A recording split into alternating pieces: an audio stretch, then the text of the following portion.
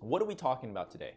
Femboys. Colloquially might be called fembology. I think technically speaking is femboyology. Again, colloquially as femboys with an I. In terms of pronunciation, I think we are talking about femboys. As most of our definitions do, coming from Wikipedia, femboy is a slang term for a young male who displays traditionally feminine characteristics. So a male who displays traditionally, right, feminine characteristics. A little bit of history. The word femboy emerges by at least the 90s, the 1990s, and beginning as a sort of derogatory term for a man who didn't adhere to, here's the word again, traditional standards of masculinity, being a slang shortening of the word feminine, right here.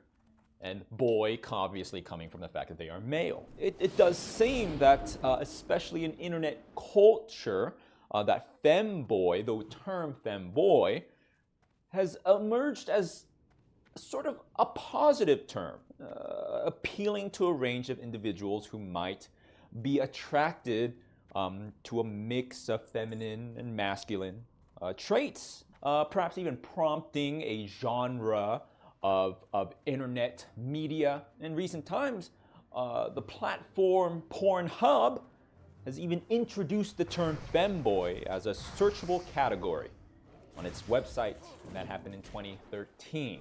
And since then, the search interest for the term has dramatically increased. So, again, we're going back to the idea of the origins of femboy being, Wikipedia states derogatory, and becoming more and more, you could say, perhaps is, dare I say, co-opted. I would like to make the comparison to like the word weeaboo, weeb, starting as something a little derogatory, but being used sometimes tongue-in-cheek, but definitely becoming a sort of positive term.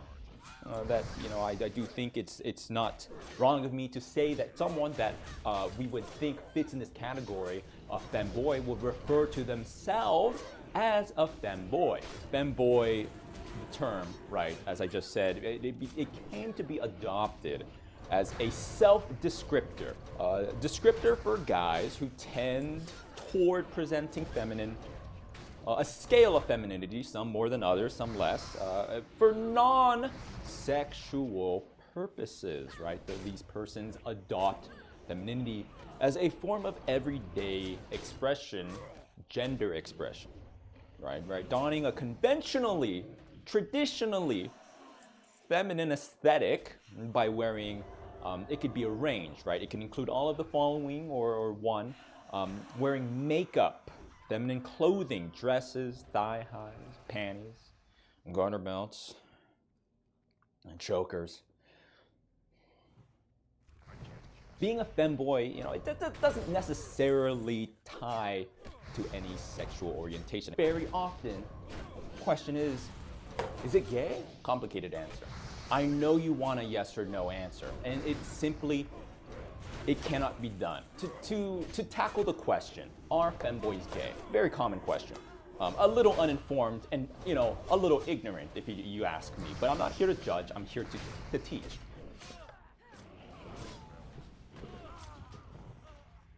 In quantum mechanics, Schrodinger's cat is a thought experiment that illustrates a paradox of quantum superposition.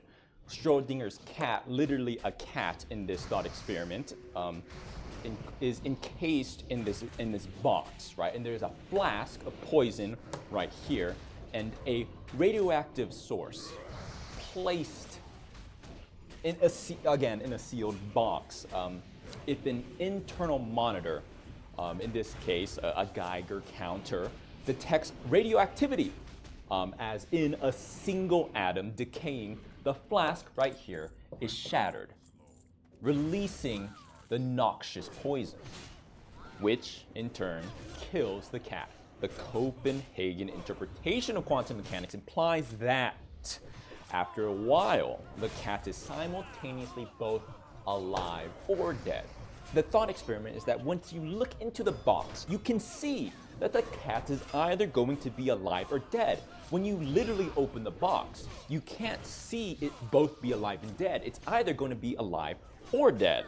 But before you observe it to be, before you open the box to look inside and see it, it's either alive or dead until you confirm it. Schrodinger's cat, or another aka Schrodinger's femboy. Gay and not gay at the same time. It doesn't feel right to say it's strictly gay, but it's definitely not straight. This harkens back to the definition of gender expression being, feminine as a guy. The world is not black and white, binaries. We work in shades of gray, or shades of gay. Moving on. Any questions about that? I think I'm being pretty straightforward about this. Being a femboy, dressing effeminate, again, can be a sort of gender expression role. It doesn't always have to be sexual. However, maybe a little misguided to completely ignore that side of things. So, we're going to be talking about, this is a subject that I'm very familiar with. In fact, our groundbreaking research on this subject is what got me my initial platform here at lvling University. We're going to be talking about the bussy. Why is it so submissive and breedable? We talk about the bussy, we talked about submissive and breedable, and that the intersection, the union rather, is bussy, but we never answer the question, why the bussy? On the surface level, one might consider a male's entrance to be the exact opposite of breedable. When compared to the conventional woman's bussy, or wussy, as I call it. But that is the exact reason why the bussy is so desirable. I think it has to do with subversion. The fact that the male entrance is not supposed to be bred makes it that much more desirable. Like a cookie jar that your mom left out. You can only have one after dinner. Don't go near that cookie jar. Don't go, hey, get away from my bussy. Again, a woman's bussy, a wussy, is traditionally, biologically meant to be bred, but to breed another male, to dominate another male. I mean, what is more masculine than that? I can't think of anything more masculine than making another male submit their bussy to you.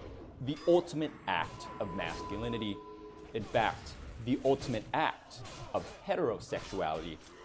If I've ever seen it. Fight or flight, you're in the wild, hunting for, that bussy in the jungle. It's about who is the apex predator, who is the apex bussy blaster in the wild. Eat or get eaten. A little bit of history. Not sure how you pronounce this. Kocek? What is the kocek? The kocek, plural being koçekler, in Turkish, was typically a very handsome young male.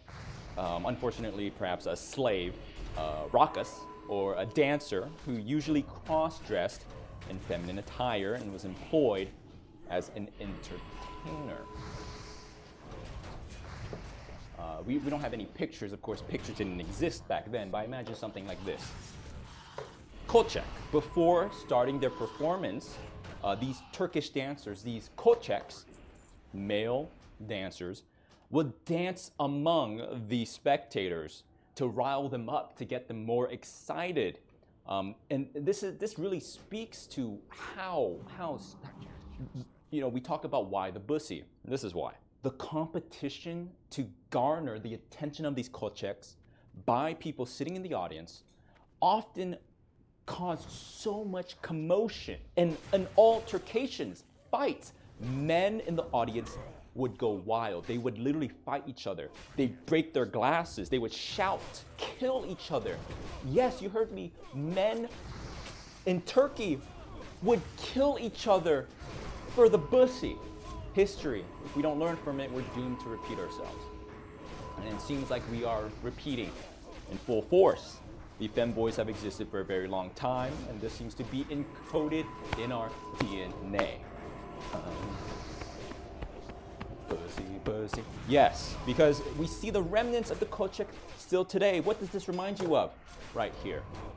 I don't think it's a rhetorical, because I think you know the remnants of the culture still today. That is Link, Gerudo Link, yes, from the Breath of the Wild. Another example could be Lilac Cookie from Cookie Run Kingdom. These are artifacts, and the reason why we like it so much is because, again, it's in the blood of our ancestors.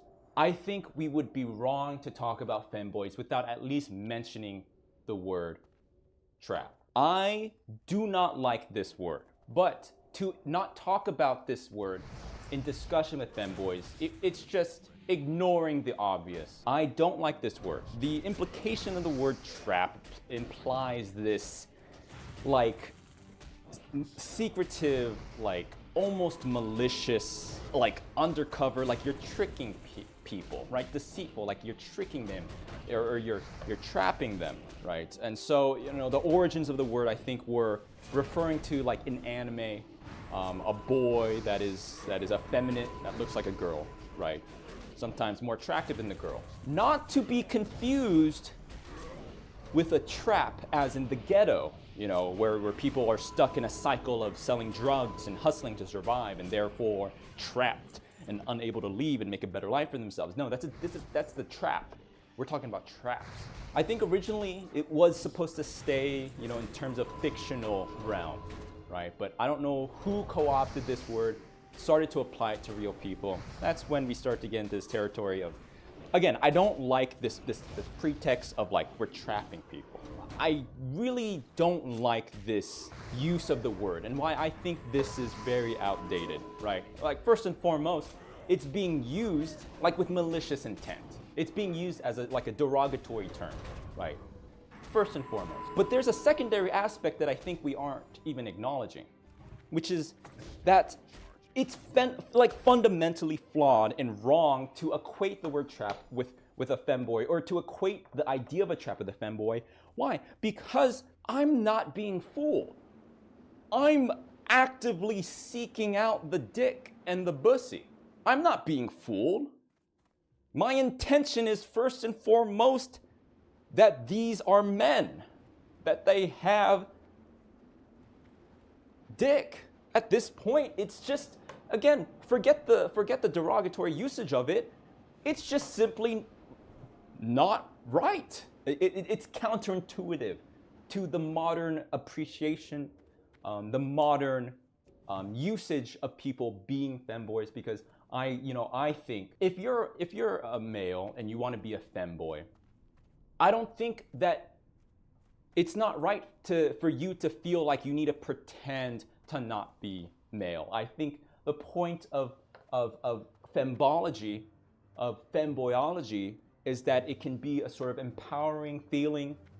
You can be a femboy and not be afraid to say that I can be effeminate and a male. I'm not trapping anyone. I'm not fooling anyone. That's not my intention. And if you're seeking it out in that term, we're not about that. Why do I feel strongly about this? Because I myself have engaged the practice, and I guess this comes to my next point. The next question is, the question is, I'm talking about femboys. We're lecturing about femboys. Professor Lando, are you a femboy? I will be providing you some contextual media for reference. So, in my research in fembology, I was in the field, some anthropological work as a femboy. And this is me practicing the art of fembology in the field, right? Some people, they join Red Cross and they go across the seas to help impoverished nations, impoverished communities. Some people do missionary work for the church. Some people enlist in the military, put their lives on the line. I dressed up as a Stolfo at an anime convention. To classify someone as a femboy, is there a ratio of time spent dressing up feminine, wearing makeup, doing feminine things versus being, masculine, or just being, themselves as in male? That seems like gatekeeping to me. And that doesn't seem right. Is every once in a while enough to be a femboy? You want to say that you can just be a femboy no matter how much, but however, If you're trying to lose weight and every day you eat McDonald's and one day out of the month you eat a salad, doesn't mean you're dieting. You know what I mean? Do I have to constantly shave my body to be a femboy every day? Do I even need to do it at all? I don't know. Saying it out loud, I want to say no. Once a femboy, always a femboy. Much like the Marines. I think a femboy lecture would not be really complete without some mention of popular references in pop culture, aka femboys. As you can see here, I have ample artifacts of a certain character named Astolfo from Fate Grand Order. I gotta make sure not to draw this too quickly as to avoid rousing suspicion. Astolfo, Rider of Black. I really like Astolfo as a character, but I would hate to boil down Astolfo to simply being the gateway drug of femboys. I do think that, we need to acknowledge that Astolfo is sort of that. Is the marijuana of femboys, the gateway femboy. Let's throw up some examples. Hidari from Blend S. I recently started playing this game. Venti from Genshin Impact. Cloud from Final Fantasy VII. Sasha from Animal Crossing. To talk about the fact that femboys come in all different shapes and sizes, we talked about, like, do I need to be shaven every day? Do I have to be, this traditional femboy look all the time?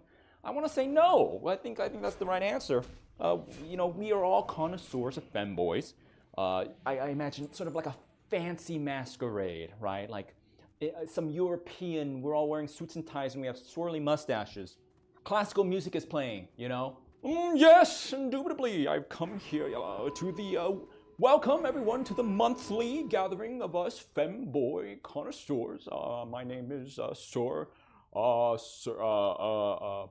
Maxwell Worthington II, and president of our here chapter of the femboy connoisseurship, and I do like to enjoy my femboys to be a certain way, and I have my preference, and you know how it is. For me personally, enjoy my femboys to be a little more masculine. So this is going to be controversial. Some characters in anime, their build and voice are basically just a girl, aka Hidari from Blend S, which is fine. To be a femboy, there's a spectrum. But to me, these characters are just femboy in name. For all extensive purposes in their media, they're simply another female character. Why even make them a femboy? It almost seems like pandering at that point or something. Where's the boy? And again, there's some men out there that are very feminine, very feminine presenting, and that's fine. But I'm just saying that in terms of being a femboy, don't be so worried about being uber feminine. Cloud is a perfect example of my ideal femboy.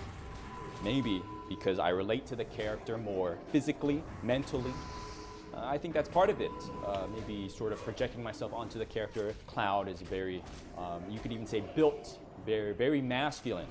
Compared to characters like Hidari and Venti, Link very much fits into this category. Not like masculine as like huge honking macho, like huge characters. To see characters like Cloud wearing the dress, cross-dressing, getting dick down in the bathroom of the Honeybee Inn in Final Fantasy, there's something more relatable to me there. I would like to cap this lecture by simply saying that I believe the taint is the male version of cleavage, where the mound, you talk about purple mountain majesty, this sort of mound, the great American dream, rather, where the taint meets the top of the balls.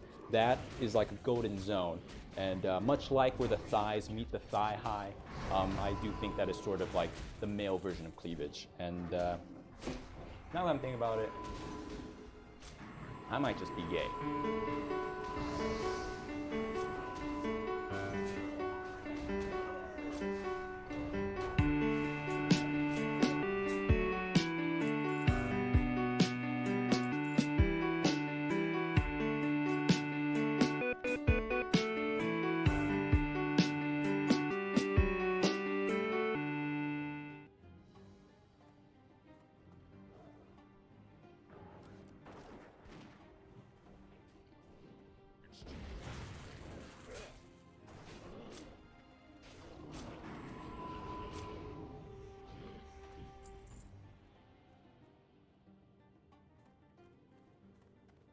Hello students, welcome to class. My name is Professor Lando, and today we're talking about three things.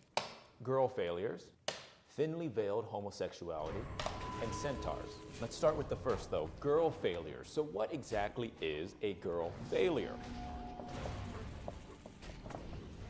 Okay, so what we have here are three examples of girl failures. Here we have Pomni from the amazing Digital Circus, Bocce the Rock, and Komeni from Chainsaw Man. We have a sense of dread coming from these faces, in the eyes, a sort of primal fear, right? And the quivering lips, shaking, perhaps some drool coming out, conveying the sense of indecisiveness, perhaps fear, largely so.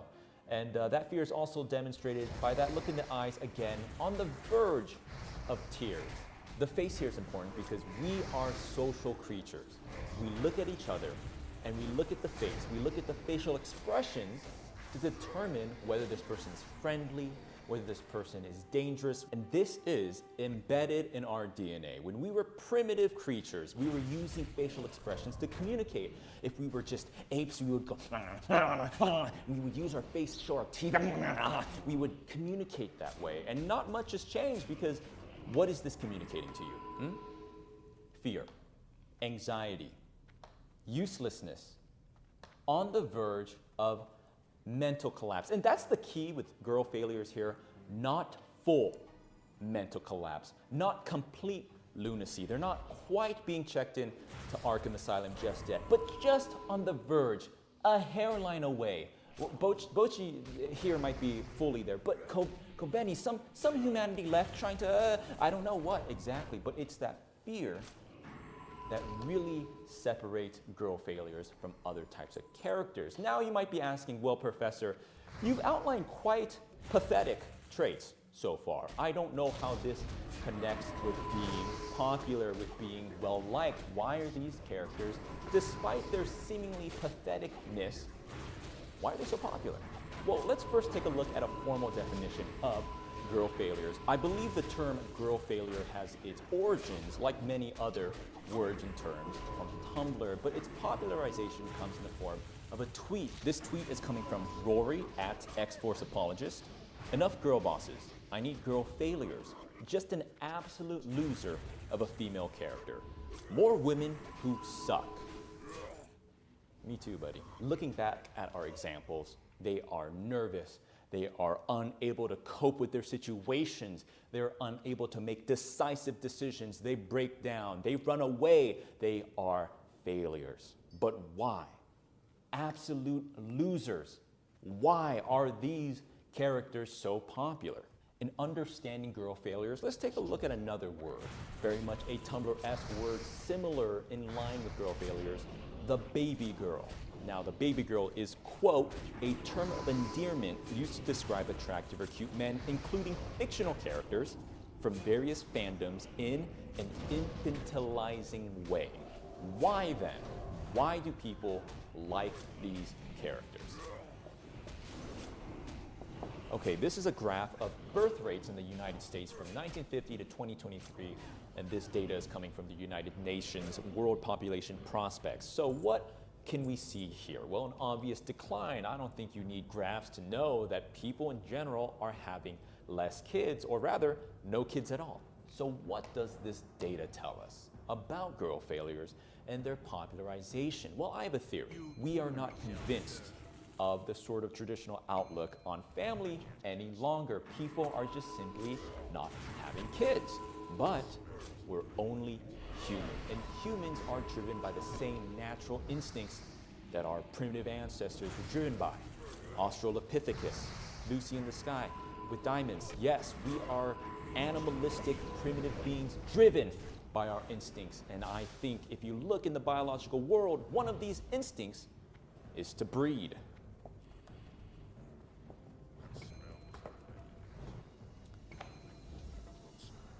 I spent so much time drawing that picture of Pedro Pascal, I can't even remember my point. Girl failure. Example, Pomni from the amazing Digital Circus, the indie YouTube animation. Baby girl. Example, Pedro Pascal, the Chilean-American actor rising to prominence for his role as Oberyn Martell in Game of Thrones. What do these two people have in common? Well, the conclusion that I'm drawing here, class, is that we have created girl failures, baby girls, and have taken various people and characters and categorized them, deemed them as so, because we as humans, as animals, have this latent desire to breed, to have children, and to take care of said children. But we're smarter than that. There's a lot of reasons, economic, cultural, that keeps us, that makes us say, no, I don't want to have children. But I think that that biological trigger, that desire to breed that's in us all, bubbles over. And it portrays itself, it comes to fruition in this displacement of wanting to take care of these characters in place of actual children. Okay, class, girl failures will be on the exam, so please make sure to study up on that. The next thing we're going to be talking about today, the cosplay paradox. Now, this is a hypothetical thought experiment of my own design, but I think there's some very key information that is of significance to us. Imagine your bro, your friend, just a dude. And for the sake of this model, we have a gauge, a level of attraction, 0 to 10. 0 being absolutely no attraction, and 10 being very, very, very attracted. Let's say you have your bro and you ask him to wear a cosplay. For the sake of this model, let's say it's an Astolfo cosplay. And now your bro is wearing the Astolfo cosplay. Now, that's not your bro, that's Astolfo. And now if we take a look at the attraction here, I would say definitely markedly more, without a shadow of a doubt. If you take your bro, who you're not attracted to in any degree, a 0, and they wear an Astolfo cosplay, that number is going to go up. Now, we might argue on what degree it's going to go up, but let's settle on a middling value. Let's just say my attraction now to this Astolfo cosplay is a 5. Now, this is where the conundrum takes play. This is where the paradox occurs. Let's say that your bro, this Astolfo cosplayer, removes part of the cosplay, undresses, but still retain remnants of the original cosplay. You would now see an undressed Astolfo, which, if you take a look at attraction, markedly increased, let's say, to a 9. Hell, let's just say a 9.5 for sake of argument here. A naked Astolfo is markedly more attractive. But this is where the paradox comes into play. Somehow, less cosplay, because there is no longer any clothing except for the thigh highs, the stock. We've got to keep the thigh high. But here's the conundrum. Based on the trends that we're seeing here, you would say that the less cosplay that is worn by the Astolfo, the more attractive it is. But there is a critical point, a turning point. Upon removing the final articles of the cosplay, that's just your bro. That's just your bro and he's naked. All of a sudden, it's gay. Okay, students, so I wanted to talk about one last thing here. Recently, something's come up in the intellectual discussion, and it involves the topic of centaurs, which is something that we've discussed at length here. But the controversy is recently there has been a new addition to the archive and collection of centaurs, and that is this. What you see here, I know, calm down, we will discuss it, calm down. This is Centaur Minerva, this character from the idle RPG called The Book of Yogg. So first things first, what do we have here? What exactly is the controversy? And I think obviously here we can see what is missing, and that is, or rather what isn't missing, there is skin, where should be hair, or horse's hair to be exact. There is no horse bottom. You see here the bottom half has the shape, has the form of a centaur, but upon inspection, we see skin. And so let's break down exactly what is causing such a visceral reaction here. Let me draw a diagram. Okay, so what we have pictured here is a simplistic diagram of what is generally known to be a centaur. So the problem with this centaur Minerva, or should I say centaur Minerva, is that the bottom half, starting from around waist, generally waist is what we see from most centaurs, the bottom half of this centaur is flesh. We see flesh, implying that it is of human origins and simply in the form of a centaur.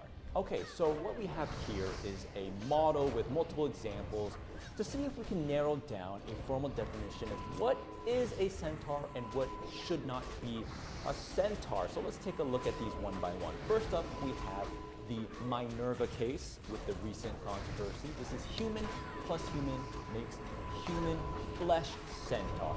And I think we found out real quickly that that does not work. Having the flesh color uniform does not inspire confidence in that type of centaur. So this is not a centaur. Next up, we have human plus horse equals what? Yes, the classical centaur.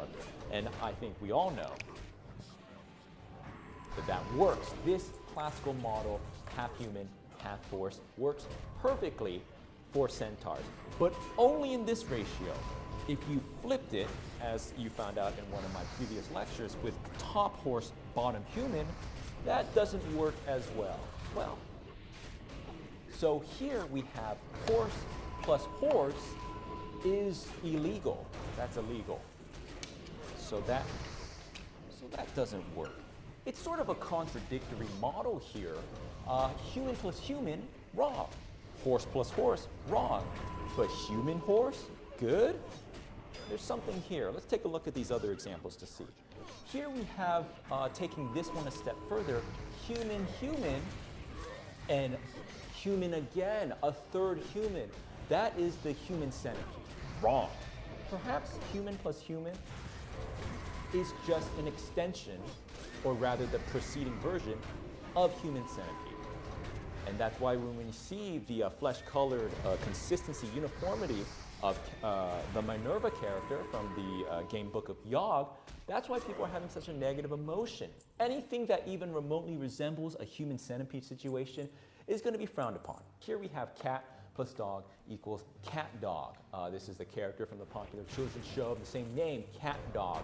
When we look at this, they are conscious beings. However, I am thinking this is not really a centaur. However, in the next example, we have half a human and another half a human.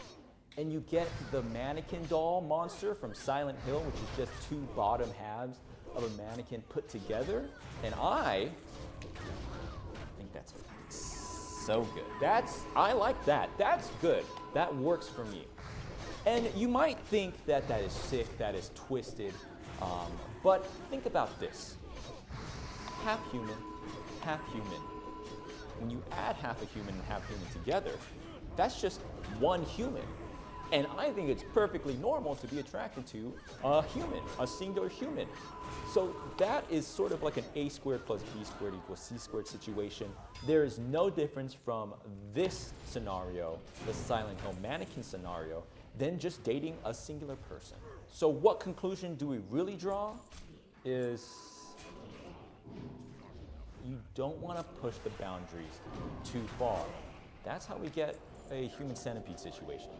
That's how we get a cat dog situation. That's how we go to jail. In some states, or all states, probably all states. If you happen to know a state that's not, feel free to message me so that I can, for reference, so I can update this lecture going forward. So please reach out. Students, hello, thank you so much for watching. Professor Orlando here with a little message. Just want to say that this video right here is going to be the last video of the school year, so that's going to be a wrap for 2023. It's been a little over 2 years since I started making videos and opening the doors here at Lakeland University and meeting all you students. So I just want to say thank you guys so much. Definitely changed my life. It's been wild. Got a lot of really weird and cool and fun opportunities thanks to all this and you guys. We've gotten to meet you guys and share some laughs and learn something, right? Most importantly, learn something. Thank you again for everything, and I'll see you in 2024. Thanks.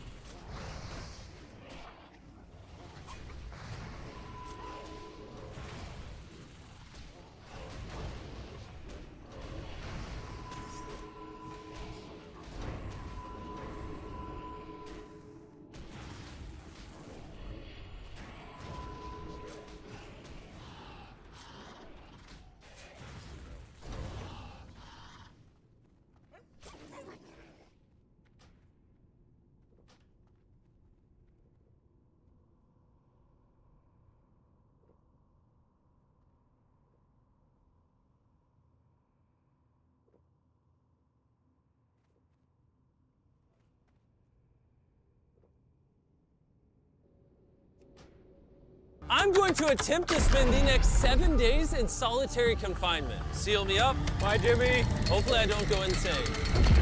For the next 7 days, I have to survive in this soundproof white room with 0 human contact and 0 stimulation. And because this is actually psychologically dangerous, the most important thing is the doctor outside making sure I don't go insane. I worked in psych hospitals for 23 years, and this is much worse than anything I've ever seen. Anything past 50 hours in a white room like this can lead to permanent psychological damage. And I'm about to do 168 hours. There is a chance that I actually start to lose my mind and go into something called psychosis. And they have to pull me out because it can cause permanent damage to me. He survived 7 days buried alive. Yeah. Is this much harder? Much harder. He doesn't have social contact. If your brain doesn't have information coming in, it generates craziness, it generates hallucinations, it generates paranoia.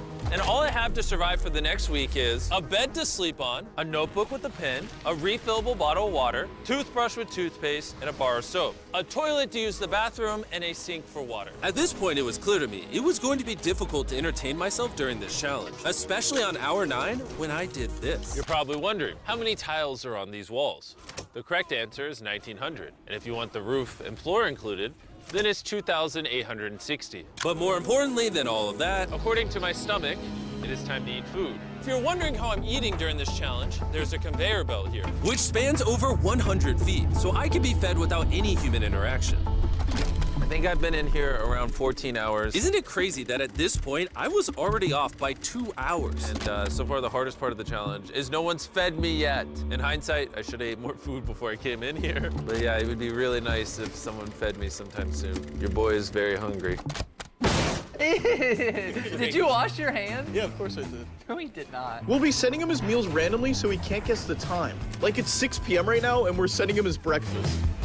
When are my friends gonna feed me? I am hungry, I am hungry. Now, because the room is soundproof, even though the food arrived, I didn't realize it until I checked 2 hours later. Too hungry to walk. That's a little dramatic, man. Come on. So when I finally checked, Oh, I was not actually expecting food. This tastes awesome. I mean, it's cold and soggy, but I'm just so deprived of feeling things. This is great. this solitary confinement set is literally wrapped in metal chains. If this set caught on fire, I would probably burn alive before they could unlock it. Anyways, I'm gonna think about other things than that. For the next few hours, I tried to keep myself as stimulated as humanly possible. Oh, that's kind of cool. He's got nothing. He has nothing to work with. If he's already resulting to this for basic stimulation, I have my doubts that he'll last 7 days. It's interesting how when you take everything away from a man, something as simple as a metal plate can be like as fun as an iPhone. He's gonna get agitated by way of boredom. This is a very dehumanizing experience. I'm just gonna go to bed and we'll see what happens. I think I'm around 40 hours into the challenge, Jimmy's 6 hours off on what time he thinks it is. which means it's around 4 p.m. on day number 2. I thought he'd be on track today. Losing my sense of time led to other problems. No matter what I do, I literally just can't sleep. These lights are just really messing with my brain.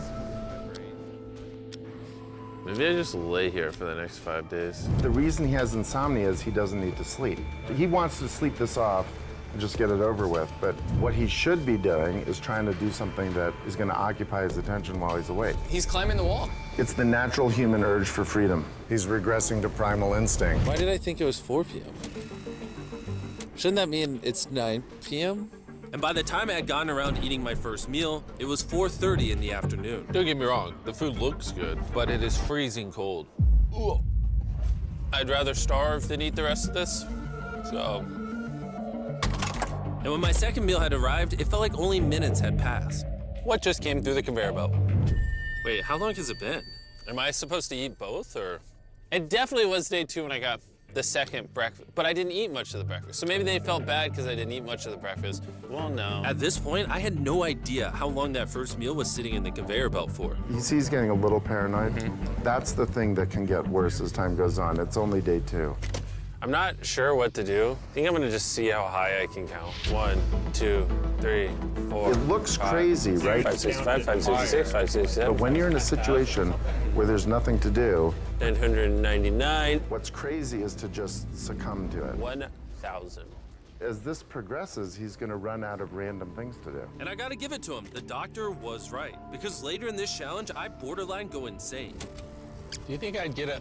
Do you think I'd...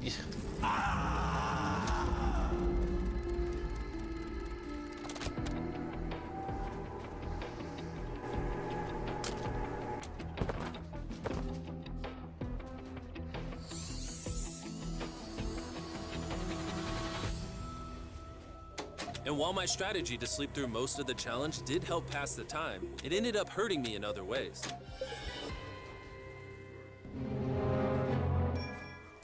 I see food over there. It's freaking soggy and cold. How long has this been sitting here? This food's been sitting there for 7 hours. Ugh. I would have given anything to eat that ice cream. It would have been nice to have edible parts of the meal, but guess I'll just be hungry again. Normally, because we're working on so many videos at once, I'm usually like incredibly stressed. As of right now, I don't really feel that stressed at all, but I feel a ton of anxiety because I have this severe FOMO that I'm missing tons of cool stuff going on in the world. It's weird. It's a different emotion than I'm used to. It's pretty crazy how hard it is to do nothing. I'm starting to get really bored. Oh, this is getting very hard on me mentally. I'm bored. Help. I was nowhere near the 168-hour mark. So by hour 65, I started to wonder, How do you do a handstand?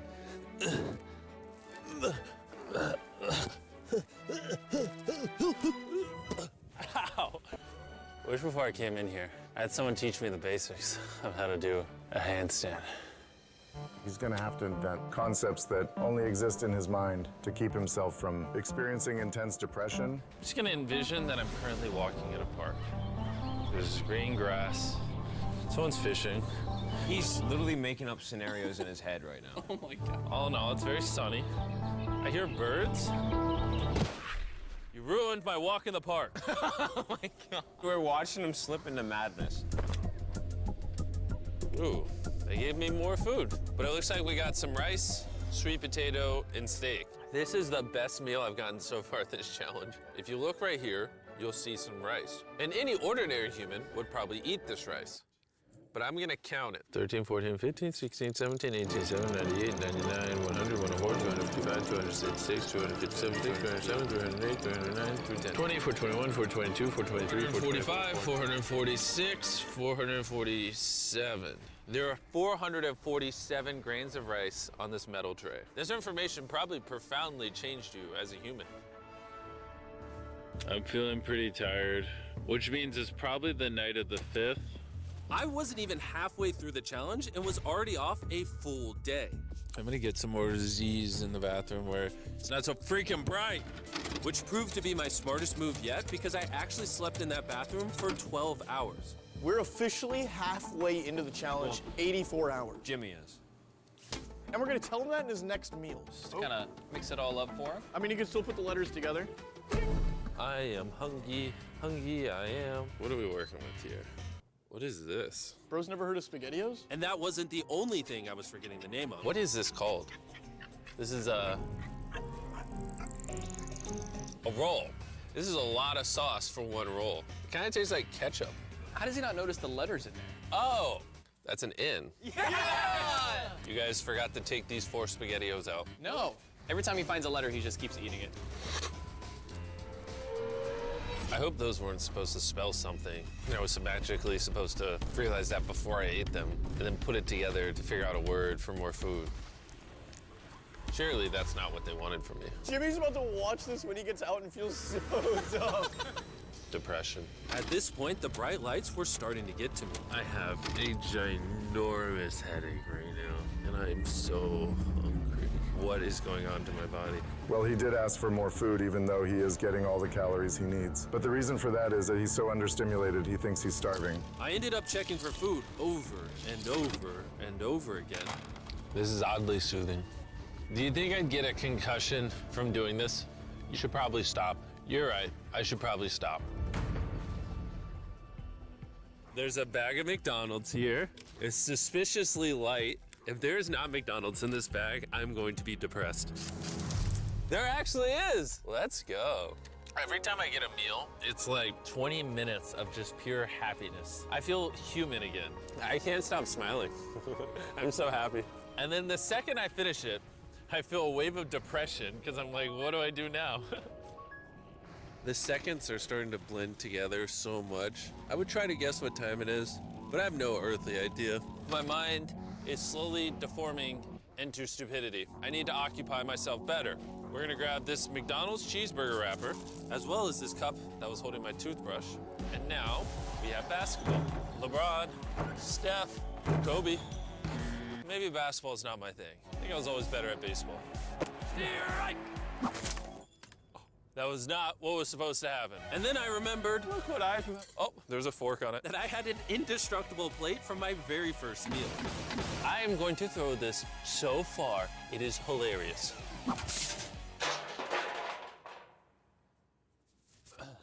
I'm bored.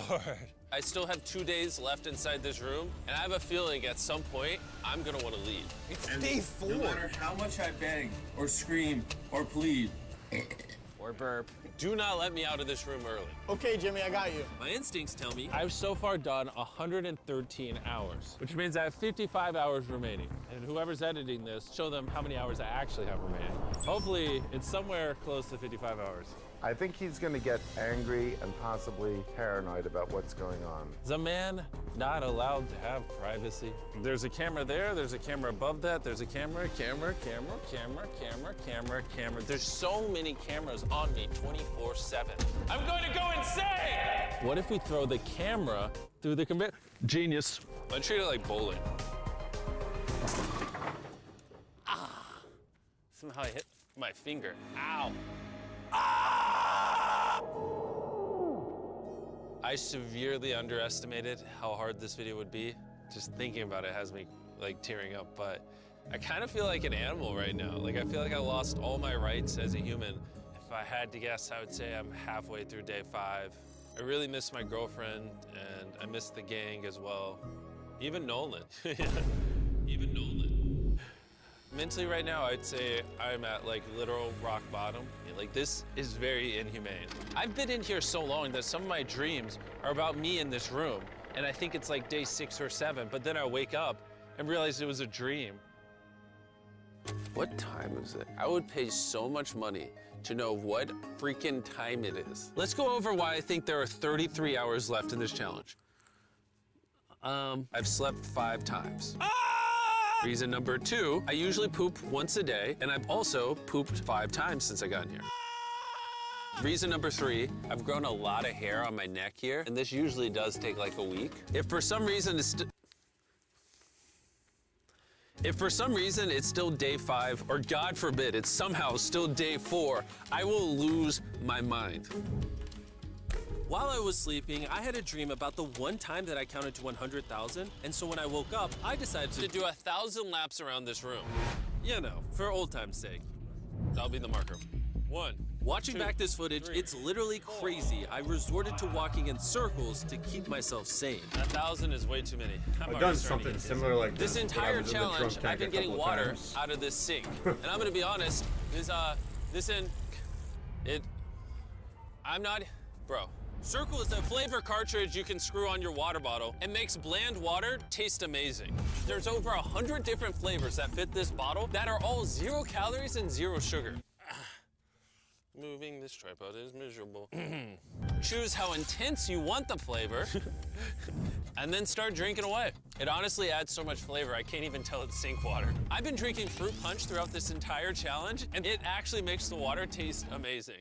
I'm gonna walk back and forth between these walls. These cartridges also last for multiple refills of your water bottle, which is good because the boys suck at sending these, and sometimes I gotta use the same one for a whole day.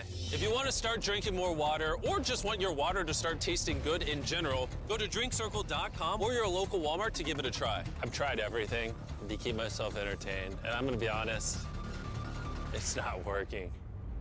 And after I finished all my circles, Carl brought back 2 people from 100 Days Trapped Together. We're here. Hey, check it out. You guys are gonna love this. That's the face of the guy that trapped you guys for 100 days. Would you say this is easier or harder than what you guys did? In comparison, I think I'd rather have like someone else in it with me. And now that the tables had turned and I was the one inside the white cube, Bailey and Susie got their revenge. So I'll show you guys how the conveyor belt works. They sent an empty tray. He's about to freak out. I don't feel bad at all. This is what he gets. I bet every dollar in my bank account. Carl just showed up. No way! You hungry, Jimmy? Eat this. No, we're not doing this again. We are not doing this. We're not doing this. This is the most stimulation he's had in days.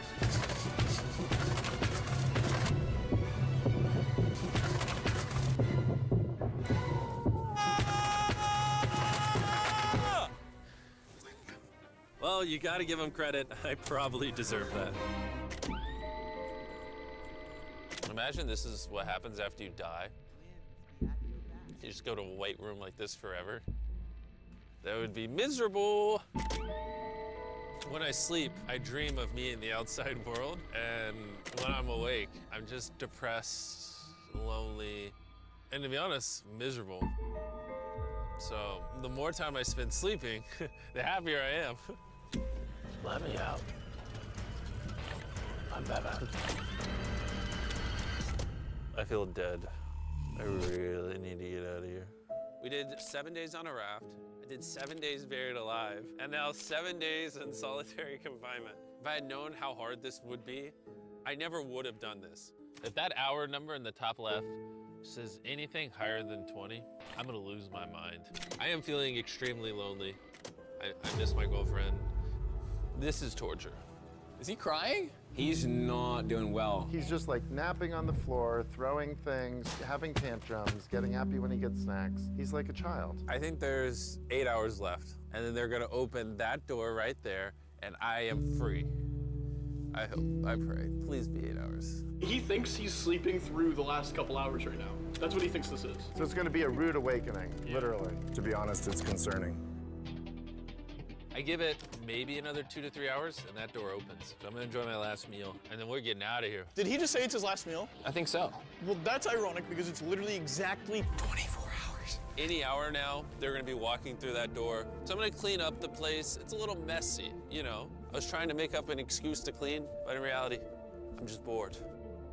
I thought coming into this experiment, I would get more mental clarity, maybe learn a little bit about myself, but in reality, all I'm walking away with is the newfound skill of being able to throw things out a conveyor belt door. Or maybe not. There is just no world where there's more than 24 hours left. I can't do another 24 hours in here. I'm at my limit, but it doesn't even matter. There's just not 24 hours left. I just don't, I refuse to believe that. So, any second now. Any second now. Any second now. To pass the time, I'm gonna resume counting. 1, 2, 3, 4, 5, 6, 7, 8, 9, 10, 11, 12, 13, 14, 15, 16, 17, 18, 19, 20. 5,423, 5,424, 5,425.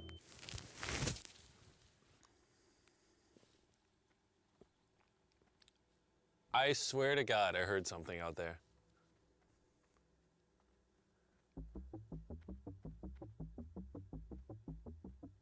I'm sad. I'm sad. I am sad. I am sad. I don't wanna be here. Get me out of this room. I don't wanna be here. I don't wanna be here. This is barely human. He's lying in bed, covering his eyes, no excitement. This is totally not what you want to see. How is he gonna act? Is he gonna be a new human?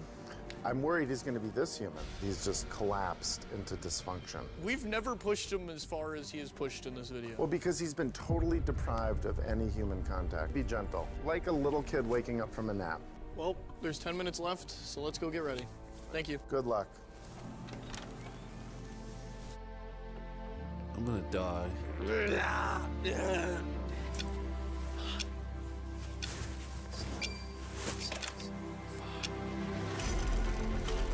Hold on. Wait, I don't even have pants on. Oh my gosh! Hey, Jimmy. Sorry, I was just putting my pants on. It's not as bright out here. How is it, dude? I'm actually kind of lightheaded. You know, it's crazy, but So, ladies and gentlemen, we are up to the last episode of Season 2 right now of Adventure Time. I have been insane. Like, I have been, like, blown away by the last 2 episodes. The introduction of the Lich and everything was such a cool way to introduce a Giga threat. I am decompressing right now, so hopefully this last episode is just going to be some casual drug trip and not actually anything too deep or dark. All right, let's go. How do you find me on Kick? I am on kick.com/Nuxanor. It is linked in places, and you can just go to Kick and go to kick.com/Nuxanor. I will be binging Adventure Time Season 3 there, hopefully. So let's see what we got for now. Let's see what this is all about. Heat signature. Okay, all right. Wasn't that the name of the movie that they were gonna show everyone on movie night, but they didn't because it was piracy? Or am I just making that shit up?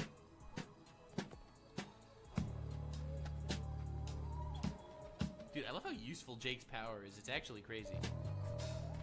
Man, I still can't believe Marceline is 1,000 years old and has never seen heat signature. Ah!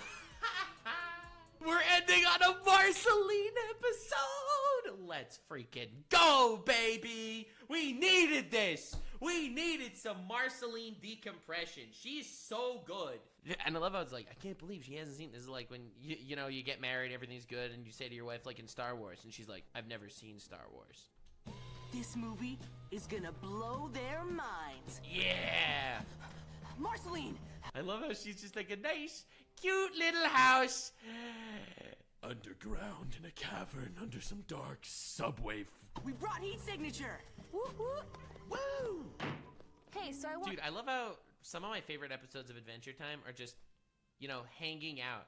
It's actually so cool. And I love that Season 2 started with a Marceline episode in her house, and it's ending with a Marceline episode in her house. How dope is that? You all to meet Finn and Jake. They aren't completely lame. What up? Based. Guys, this is Wendy. Hey. Boo. Wendy's nuts! Hello. What do you call them? What up? Guys, this is Wendy. Hey. Boo Boo. Hello. Boo Boo. I didn't even need to work on that one. Hello. And Georgie. Hey. We used to be in a gang together back in the underworld. Yeah, that's... Wait, she used to live in the underworld? Wait, so is the underworld... Okay, just random lore question that I am uncertain about. Is the underworld where death is with all the dead people, or is underworld the Nightosphere where her father is trapped? I'm just trying to figure out to get the world building of all this stuff. Pretty sweet. Hope y'all like getting your minds blown, cause it's showtime! Oh, what is wrong with this? Bro. Ouch. Yeah, that made my teeth hurt. Oh yeah, sorry. I didn't really ever sit on there. It's true, she just hovers. The couch is just there for aesthetic. It's not actually useful. I just float usually. We kinda all do. Oh, what? Man, no fair. Yeah, well, too bad you're not vampires. True, life's not fair. Learn this lesson now, people. You were born in a method, in a world where life is not fair. You will not be as rich as some. You will not be as handsome as some. Not be as beautiful as some. You'll not be as successful as some. You'll not be as smart as some, and you'll not be as lucky as some. Ladies and gentlemen, this world is just a corporeal way for us to figure things out. Equality is a dream, not a reality. You must do your very best with what you have and what you have in your possession. Because I hate to be that guy, but nothing is fair. And that is the deep metaphor behind the brick sofa in Marceline's apartment. Yes, thank you, ladies and gentlemen. Yes, this is what they were going for, totally. So anyways, Wait. Hold on just a second. Marceline, we insist you turn us into vampires. Or ghosts or whatever. We just want to fly. Honestly, so based. So freaking based. This stigma against becoming vampires is cringe. Why do you want to go out in the sunlight anyway? I get all the vitamin D I need from Pokemon's overpriced cookies. all right, fine. Yes! Come on, Marceline, you're gonna turn these goofballs? Don't worry, I've got something way more fun in mind. Oh! Marceline, if you could please, kill me, murder me, step on my face, destroy me, crush my head with your thighs, and turn me into a vampire, that would be really cool. Okay. I was just paraphrasing what chat's been saying. That's not what I'm very happy. I'm like, dude, I'm vibing. My life is good. I'm not cringe at all. Marceline, we're ready now. Okay, hold that thought. Uh-oh. I'm gonna perform the biting ritual. You guys close your eyes and don't open them until I say... Oh my god, she's so based. She's so based! So, if you do, your heads will explode! Okay, Finn, you first. Dude, I love how you see the gold hair all the time now. It's so cute.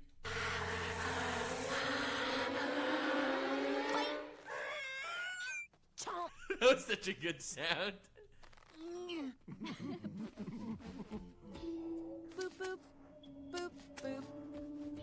Okie dokie, all done. How do you guys feel? Pretty much the same. Interesting how that happens. Because you see, everything is a lie. You think because you were born in specific circumstances or in some sort of race or in some way you are different than anyone else, but everyone is the same in this world. You should treat each other with the respect that you wish to be treated yourself. That is the metaphor behind the ketchup prank. I just want to say enough shit until no one takes me seriously. That's my dream. My neck sort of hurts. Don't you feel a little hungry for blood?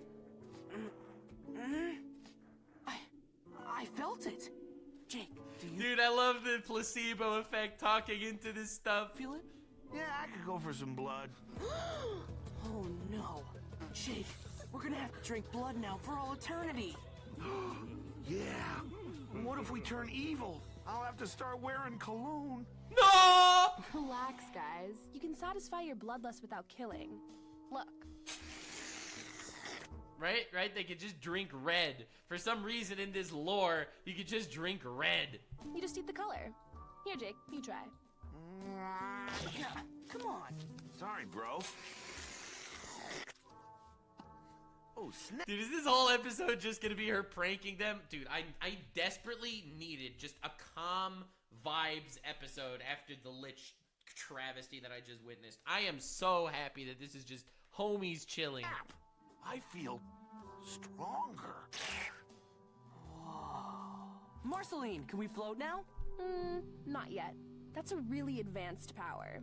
First, you gotta go through vampire orientation. Dude, she is such a fucking legend. I love her so much. I literally love her so much. Now, ladies and gentlemen at home, this is what they call gaslighting. And I'm not gonna make that joke because it's just not worth getting canceled over. Think you chumps can handle it? Oh, baby, yeah, baby, yeah. Okay. Okay, guys. The first phase of vampire orientation is learning invisibility. Yo. Hey! You ready for the power of invisibility?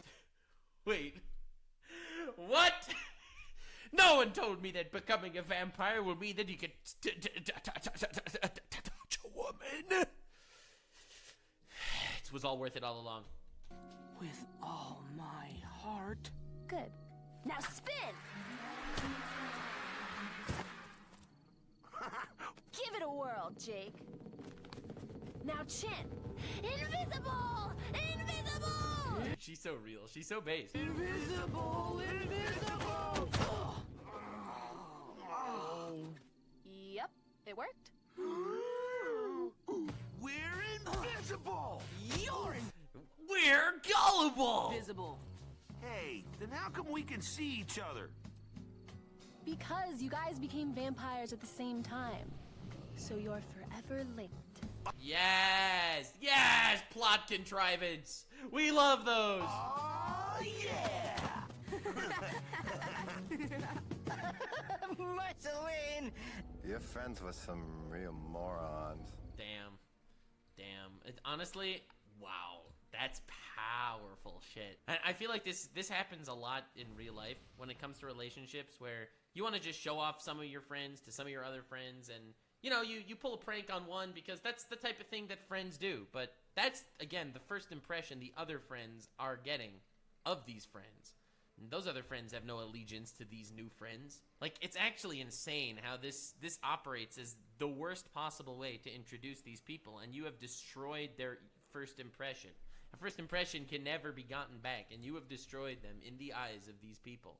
That's insane. It's not about mixing different-minded friend groups. It's about all the context between you and your friends. All of the history that you shared, that's gone. That's gone in a heartbeat to anybody else. No one knows your history. If I'm gonna make fun of my friend, oh, you fat ass, like as a joke because we're friends and we've been friends for a long time, that's funny. But suddenly someone else will see that and be like, and that's not okay for someone else who doesn't know them, you know? Like this is a really good episode, just like on a very social level. Oh my god, Melissa. Ever since I love how she's still just homeless. LSP is just still homeless. She's left the freaking, what's it called? The lumpy world. Sarah stopped eating meat. Her skin looks so good. I mean, she still looks fat, but like, I can't say that junk to her face. She's so based. Wow, LSP's a hobo. Why does he sound so excited about that? Why would you say that? Let's mess with her. I'm doing so awesome on my own. Like, right now, I found this can of beans. Then, Jake, put down my stuff. She knows it's us. She must recognize our voices. Let's disguise them. Real invisible. Melissa, I have to go. I have to go. Some rich guy that has a home is making fun of me because I don't have one. They got into my toilet paper. Melissa, I have to go. No. Give it back, you guys. Whee! Yeah! Whoa! Yeah, Jake! No, not the beans! My beans! Oh, this is so sad, bro. It's so sad. What's up, YouTube? Today we're testing out this new invisibility potion, and we're gonna be pranking hobos. All right, 10,000 likes for us to prank more hobos next time. Time to join in on the fun. You guys ruined everything. I'm gonna kill you. But we're undead.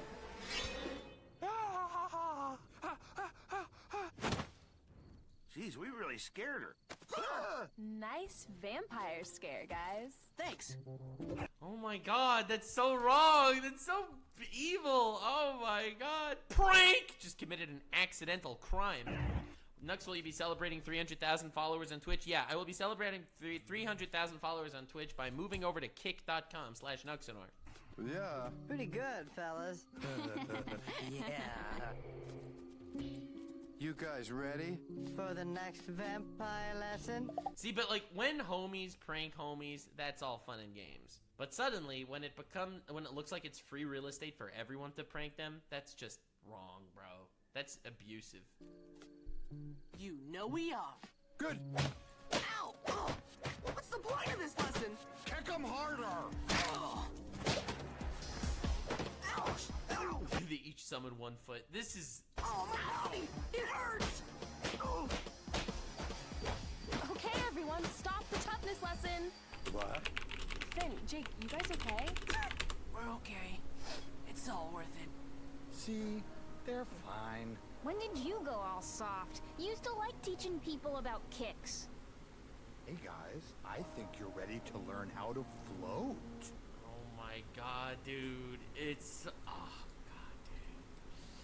I feel like this happens so much. I think this, honestly, is a great episode for kids. Kids need to see this episode. Like, there are so many, like, powerful lessons you could learn. It's not just, like, the dumb fun that you see on kids' television and kids' cartoons today. These are actual powerful lessons and powerful real-life scenarios that you could see existing. And I feel like more often than not, in modern shows, it's just, our friends are together and now we will succeed. But it doesn't actually show you about the pitfalls of friendships and how friends can actually fuck up. Toxic friendships and toxic relationships are just as important, in my opinion, to cover as healthy ones. I'm so impressed by Adventure Time, and I can't be happy enough that I started it. All you have to do is jump off that ledge. Cool. Wait, There's more beginner lessons you need to learn before floating. Like, the spooky vampire walk. See? Spooky. No way. We want to fly. Oh no! Oh no! Dude, these are just like average school bullies, like taking advantage of some kid that's just too gullible, and they got into that position because they saw one of the cool kids prank them, even though that relationship was undefined to them. God damn it, bro.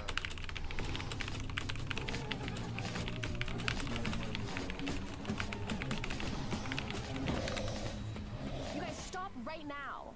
Marceline, chill out. It's going to be okay. We've got a plan. Now, get in your flying positions. Vampires forever! Oh my god. What are you guys waiting for? You said you had a plan. We do. We're gonna make them dead instead of undead. It's to let them die. Well, who could have seen that coming?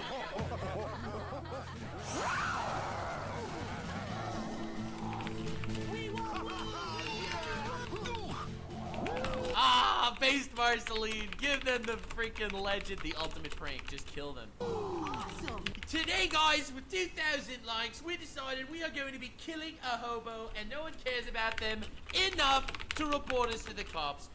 10,000 likes for us to kill multiple hobos in the next video. Thank you so much for liking and subscribing, everybody.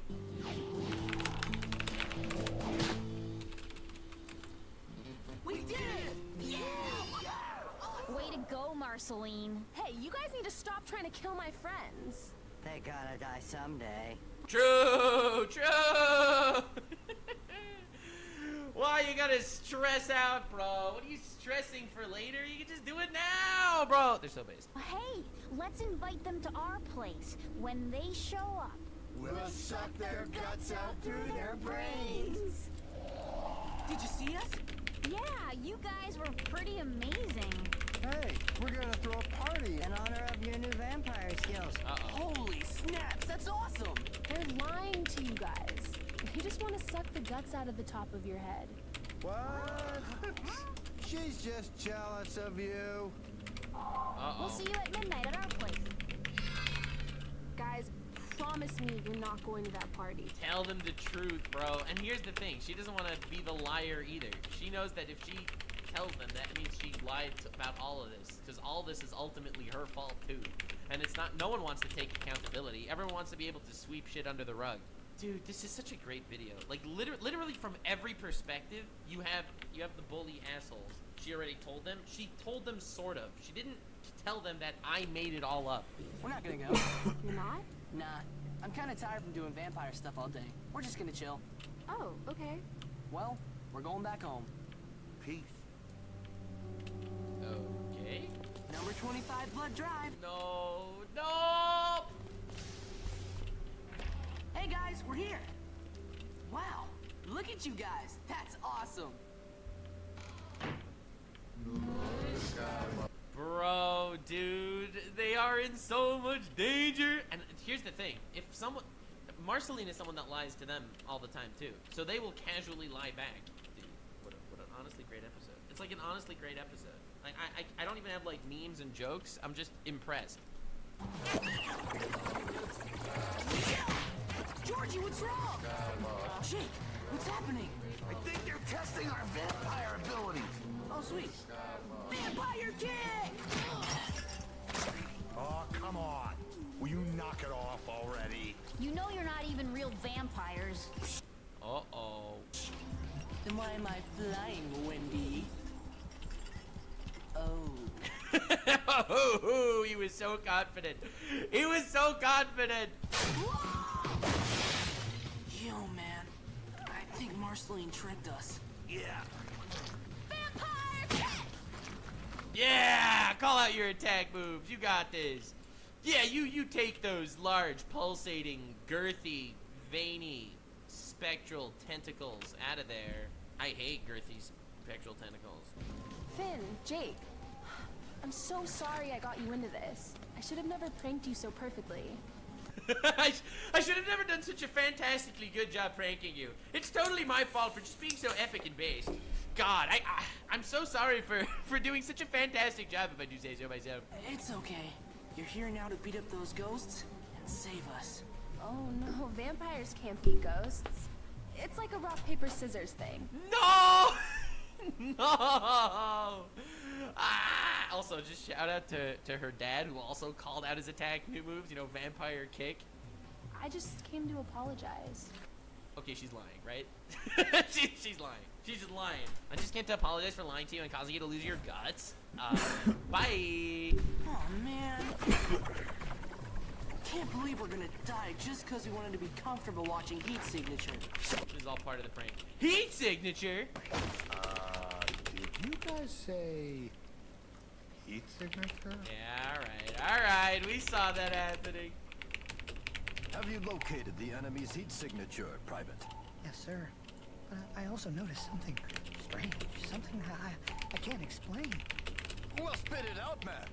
These are the humans in this show are all just part of the television, because Finn's the last one, allegedly. I can't seem to locate our heat signature.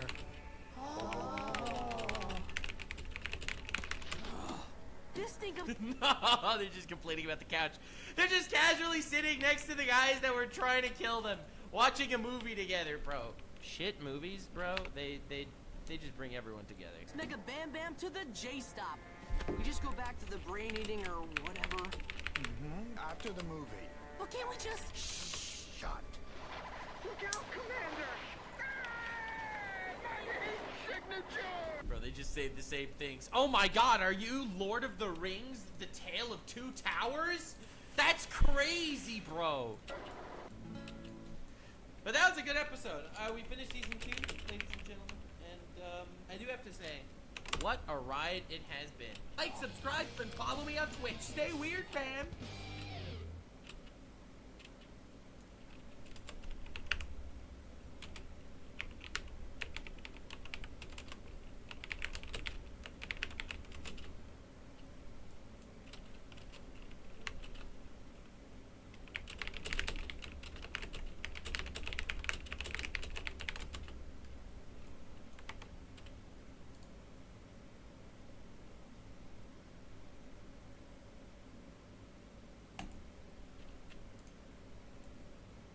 Hey guys, what's up? We're watching Rick and Morty, the funniest show on Reddit.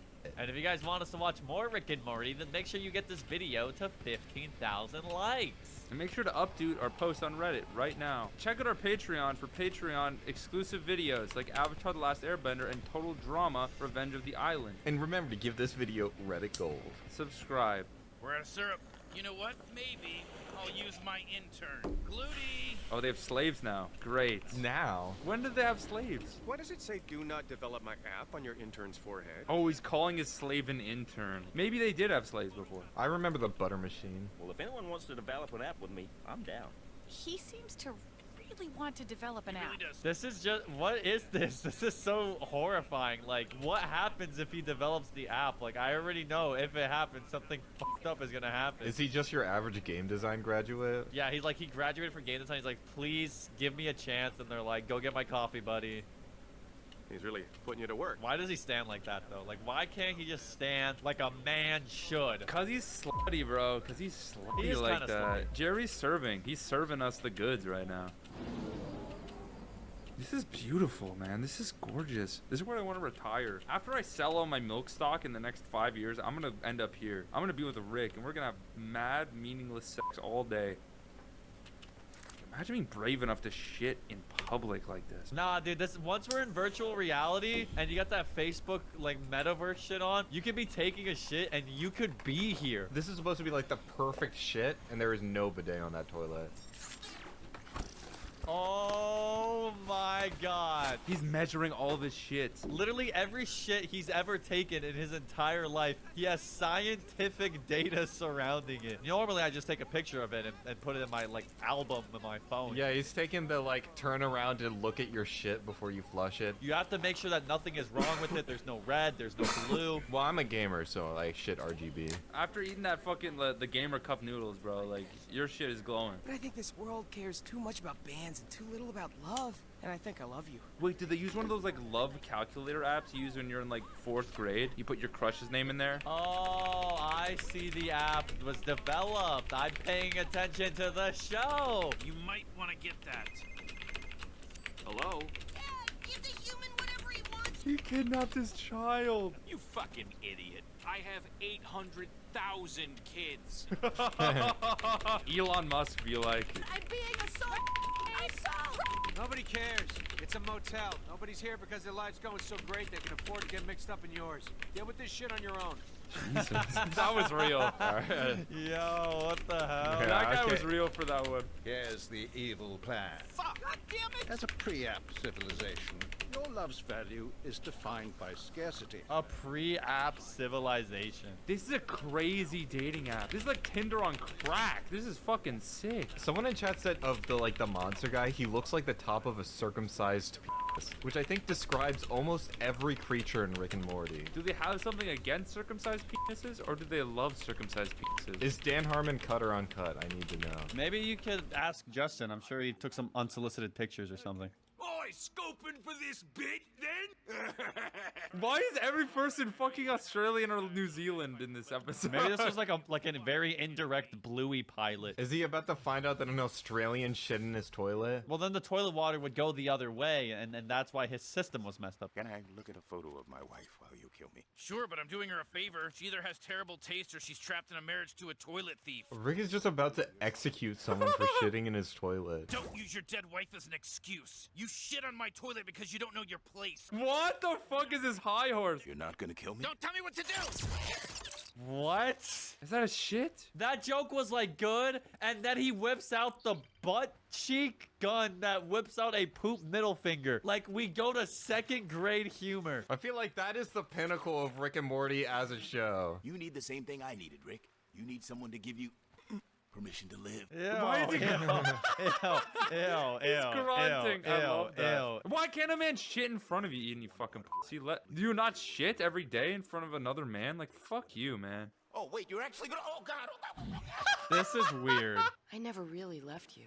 Then you'd know that a few years ago I started getting into... Strap-on porn? What the fuck? This episode... What am I watching? What am I watching, man? Like, what am I... You rang. I'm pooping too. I've never seen this episode before, and I don't know if I want to see it again. This is a wet dream. This has to be a wet dream. What? He put him in the Matrix. He put him in the shit Matrix. If you touch my toilet again, you die. You need a friend. I have a million cooler friends than you. Rick is so insecure in this episode. This episode is so bizarre. Running bird! Let's get out of here. Priest Witherspoon! Josiah? This is like the most effective dating app of all time. Summer! Yeah, where's your daughter? You're right. She joined ISIS. What? This episode is like the most like nonsensical episode of the entire show. I think that's why a lot of people don't like it, but I think it's fucking stupid, and I kind of like it. This is a Family Guy episode. This is not a Family Guy episode. The pacing of this episode is like 5 times faster than a Family Guy episode. No. You remember like some of the early season episodes we watch of Family Guy where it was like breakneck speed? I've got a date with dumping a dating app. This is so cartoony. Some Looney Tunes ass shit. Tony died. He crashed into a tree space skiing down Mount Space Everest. Fuck. There's a Mount Space Everest? That's what he's upset about first. Little bubbling crude, Texas tea. I don't know these references. Yeah, but you have a Space Everest? Yelling at the fucking audience. It's like I don't know what Rick's character is anymore. Now what? Happily ever after. And after that? Dude, she's high. They're high off love. How many soulmates is that in the last week? 4. You can't stop me from loving who I love, Mom. It's actually not that many. It's only 4. It's like a pretty modest amount. I feel like it's every second, like... Women fight. This is like a mother-daughter bonding experience when you think about it, though. Like, a little domestic violence never hurt anybody. Give me that new soulmate. Ad wall? An ad! Ad What, do you want us to pay for it now? Everybody deletes it instantly the second they have to pay. Maybe Elon should have watched this episode before he decides to make like Twitter. You have to pay to use it. There he is. There's our guy. Congrats, Tony. Oh my god. Oh my god. This is so strange. It's like, I don't know whether it should be, I should feel like this is wholesome, whether I should feel grossed out, confused. It's wholesome in a Rick and Morty way. Dude, I just realized this is a Skibbity Toilet episode, bro. Let's be real, dude. We should have gotten Built by Gamers to be on this video with us. I'm not rated to climb something this sheer. Arby's. Arby's? He's eating Arby's. We have the meat. I don't know like how to associate fast food with cartoon characters, but I feel like Rick does not mess with Arby's. Like, there's no way. He's much more of a Wendy's guy. Like, let's be honest. Is that an origami horse? It's a calling card from Miles Knightley, aka a hipster. Oh, it's like a Banksy type person. Oh, is this another episode where Dan Harmon complains about tropes in movies he doesn't like? You know, this is great source material for this heist movie that I'm writing. Don't get drawn into the culture, Morty. He's right. Why is he fucking 14? Since when does Morty write? When did this start, and how do we end it as soon as possible? You bury one of your own bodies in your backyard, you're gonna have a lot to write about. You don't need to get those feelings out. Write what you know is what they say, and he has experienced more trauma than any human being that has ever lived, so, I mean, he's got a lot to write. Or we could sneak in, like professionals. Can't wait. Oh, for God's sake. Let that ointment sit for 10 minutes or you'll die. Holy shit. Can't you just buy a guest badge? Fuck you for asking, Morty. That would be a symbolic expression of support for this genre. He's so fucking petty. He's the guy who demands to sneak into the anime convention. I challenge you to heist the crystal skull of Horowitz. In a heist-off! That doesn't make things interesting. It makes them Ocean's 12. By far the worst one. I have not seen Ocean's 12. It's worse than Ocean's 8, Rick? Really? With Rihanna? No heist is complete without a double cross. Heisting the crystal skull. What? You already did it? No. Rick is already one step ahead of this. He's gonna be like, oh, really? It's something in that bag, and then nothing's gonna be in the bag. They're gonna hype all this up, and then there's gonna be nothing there. That's this whole fucking episode. This whole episode is like a million fucking double crosses. It's like that one OKKO episode where it's the same thing. Ugh. Oh, shit. You got that skull, buddy? What? How? With a little help from some old friends. How long does this go back? It goes on for so long. Is it gonna go back to like literally before the episode even started? Man, this is really coming together. You know, Rick, I've been busy working on writing a heist script. Wait, I wanted to read a script. There's gotta be one crazy Rick and Morty fan that like actually wrote out the Morty script. Everybody's coming up to Dan Harmon and like, I've got this crazy idea for a Rick and Morty episode. You've gotta hear. He probably gets that. He's probably gotten that at least 748 times. Yeah, well, you're in good company. Right, everybody? Yes. My God. This episode is making me hate video editing as like a concept. The amount of like this, the panning, the sliding. You can't watch a heist movie for like at least a month after watching this episode because it's just like inserts every heist trope into your brain and you can't, it like overdoses yourself on heist movies. Oh, God. Hey, that's my wallet. Ew. Oh. What the fuck? Oh What my the God. fuck? What the fuck? You just murdered someone. This is like Spider-Verse, bro. They're in the laboratory headquarters or whatever it's called. This is going crazy. You're not programmed to double-cross me. If I were, it wouldn't be much of a double cross. Oh my God, the AI. You son of a bitch. I'm in. Wait, isn't that a meme where he goes, you son of a bitch? Isn't that like a GIF or something? Well, that's just this whole fucking episode is the meme. The whole giant episode is just them saying it over and over again. Oh my God, Mr. Pooey Butthole is trained in the arts of Taekwondo. He's still got it. You sons of bitches. What's the job? This feels like a John Wick character.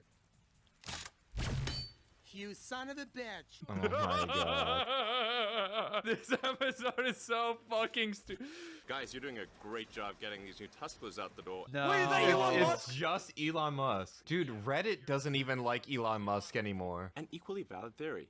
Let's talk over here. His acting is even worse than real life. Holy Even shit. worse than in SNL. His Waluigi performance was a masterpiece. Okay, shut up. I am not the evil, I just misunderstood. Executing heists. Oh my God, the cameramen have invaded. The speaker men, the speaker heads are coming. The speaker heads. Speakerhead. But why would they do that? But why would the Titan speaker head invade? Well, if that's how you really feel, I guess I should take the pizza back. Why is it playing heist music as an entire planet is genocided? At this point, heist Heistatron has become large enough to heist entire planet. This is such a shitty team he put together. Like, Rick caused the genocide of an entire race because he was petty about like one guy he didn't like. Just because he was like a slightly pretentious guy. This is the most ADHD season of Rick and Morty. It is so stupid. Every episode so far is just nonsense, and I kind of love it. He's already been here. We've been watching a recorded sky on playback. He captured the Earth. What?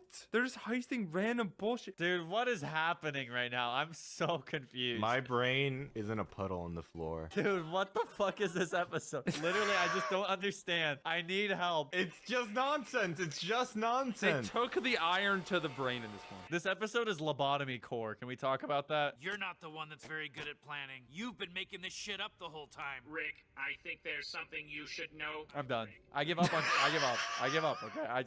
I give up.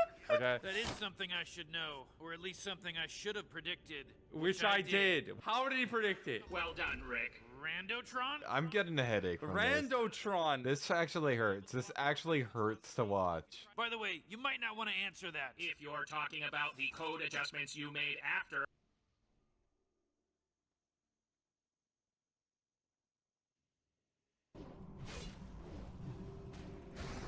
There isn't? Really? So we just didn't clear this? Oh, wow, I didn't know that. See, I never have done this dungeon that much, so I'm not really familiar with a lot of this.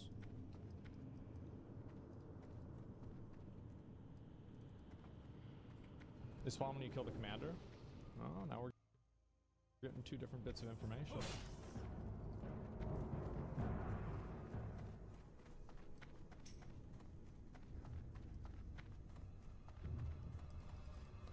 Alright, hopefully we'll be able to do it right.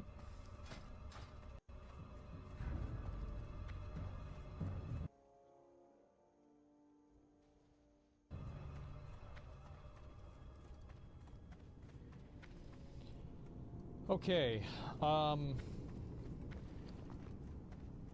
so this time I will do the pull.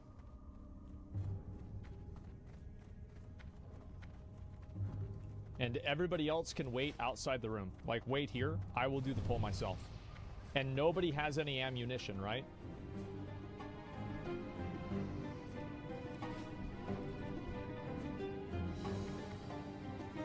Actually, Loy, why don't you do the pull? Oh, well, yeah, Loy, why don't you do the pull? Since you're 25 and you can do a ranged attack.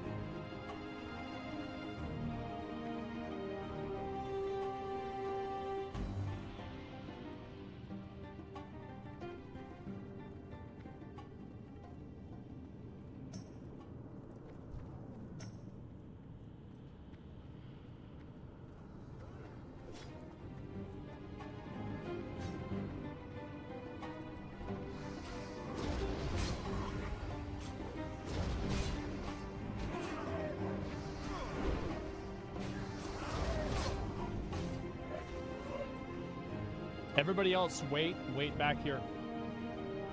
Wait back here. You're gonna aggro that one. Attila, you shouldn't be there.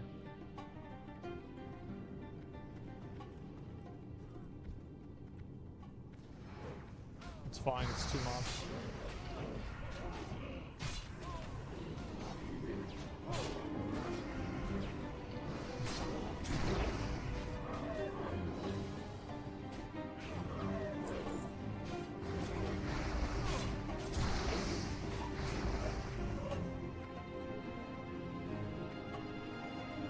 Wait. Okay, we're fine.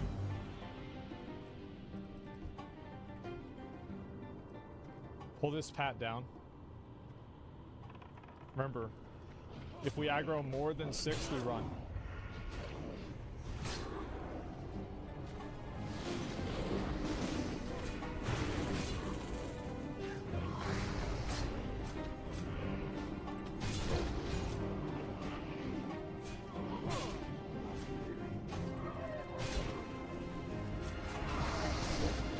Got his ass.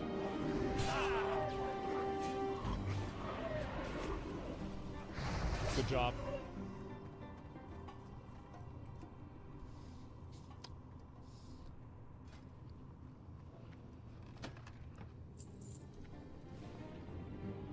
Ooh. We got a dodge ring in here. Somebody wants to loot that, go ahead.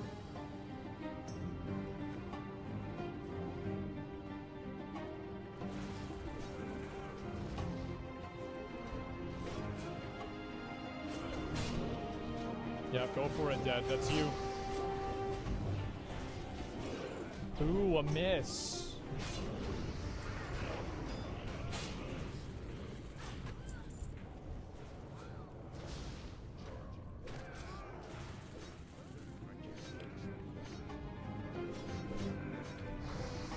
There's only 4 mobs here. This is fine. Just kill them. We're not afraid of 4 mobs.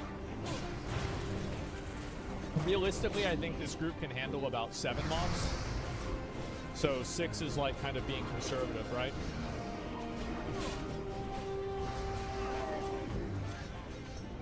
Nice. Okay. That's one hard room out of the way.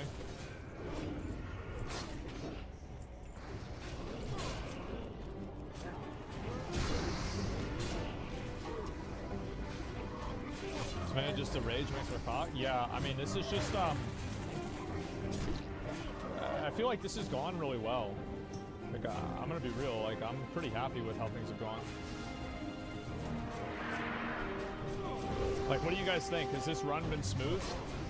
I feel like it's been really smooth so far.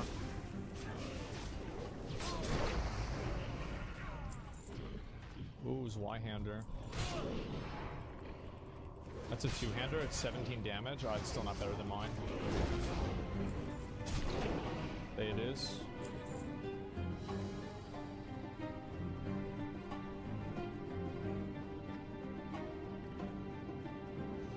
Ooh, big dog. Big dog. BFD has a big sword for you? Yeah, I'd probably just go get something. Alright. Strike of the Hydra. Oh, that is kind of a... That's a big boy, isn't it? Yeah. Alright, let's get ready. Wait, BFD. Wait, it requires level 26, though. I thought BFD was lower than this. Move in. Let's go.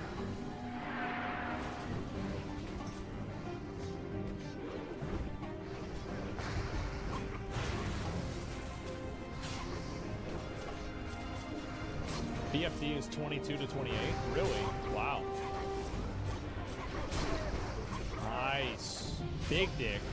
Who dares interfere with the sons of Aragal? Okay, and we'll go ahead and we'll get one more enrage.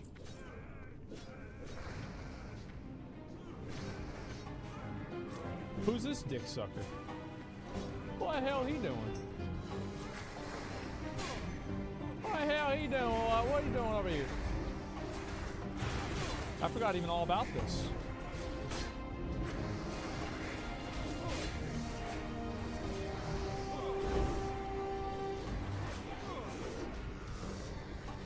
Alright, let's go.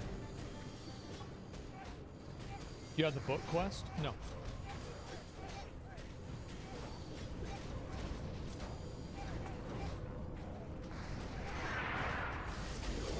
You want the shoulders? Yeah. That's a big, I think that's big loot for casters, I'm pretty sure. Nice.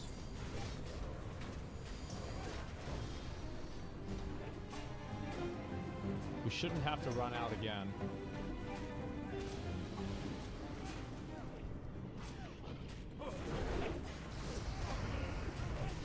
We want to see details damage? Yeah, I probably could turn that on, but right now I don't think we really need to have that. I think that we're fine the way it is. Ooh. Nando's.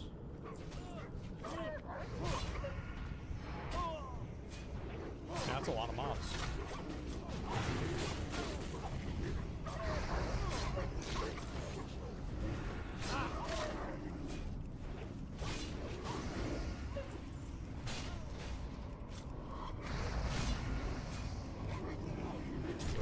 Ooh, big damage. Oh shit. There he is. Got him. Alright, so we'll talk about this just for a minute for the boss.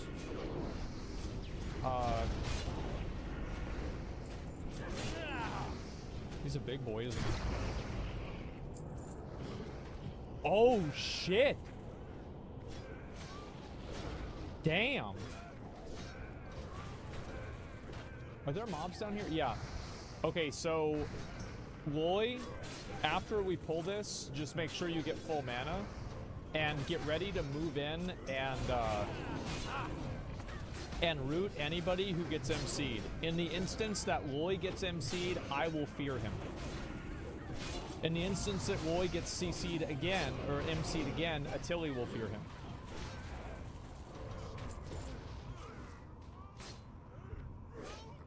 You guys understand? I think there's 2 of those down there, right? No, there's 3.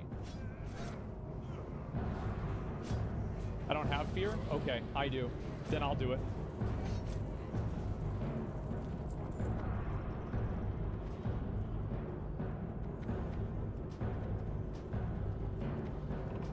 All right.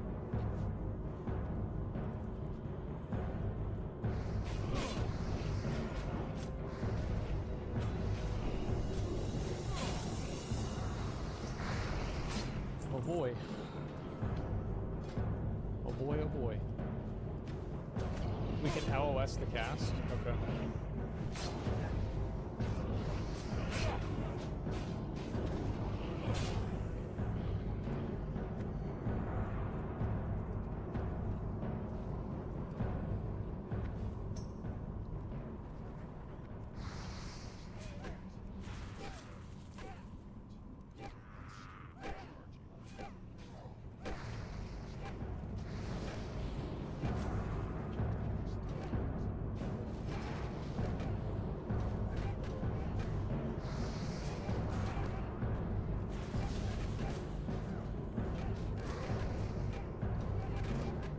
Ready?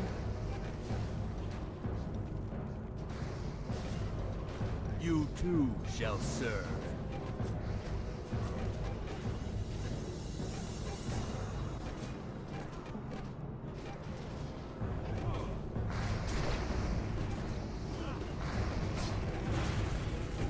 Remember, root whoever gets MC'd, and Loy, if you get MC'd, I'll fear you.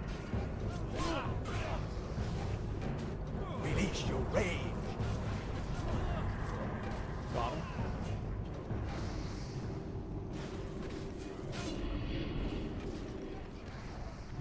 Oh, he's up there.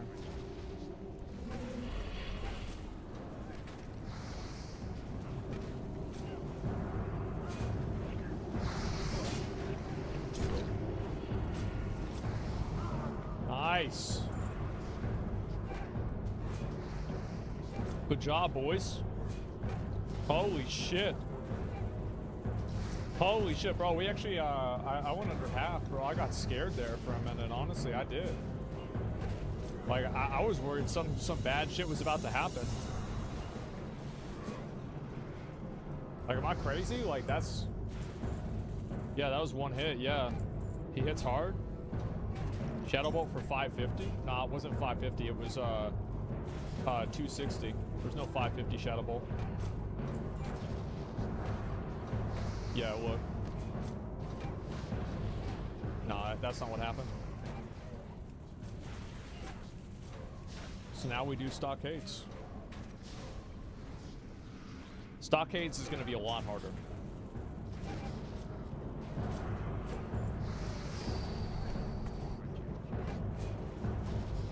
Alright, Stocks is easy. 4 minutes on Hearthstone. Okay. Stockades is easy? I don't think so. Like...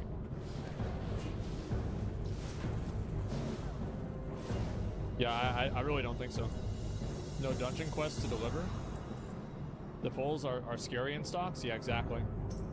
Leave group, just Ghetto Hearth? Okay, yeah, I guess we'll just... I'll give it a second. I'll just wait 3 minutes, not a big deal. Hardest dungeon in the game, just don't fuck up. Easier said than done. I mean, to be fair, I feel like we did pretty well there. Like, I feel like, yeah, like, because I insta-feared the guy that got MC'd. I took aggro. I don't know if I really should have gone defensive, like defensive, but... can you share quests for stockades? Yeah, let me do it right now.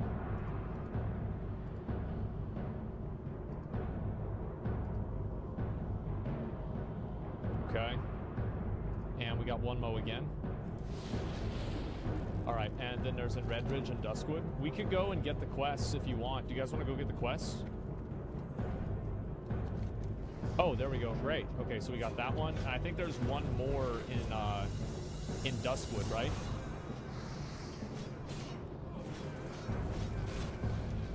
Oh, nice. Alright, we've got all 3 of them, or all 5 of them. Oh, this is going to be massive. I've got 5 quests for stockades. This is huge. We'll see how this goes. After stockades, I think Razorfin Crawl is the next one, right? What level is Razorfin Crawl?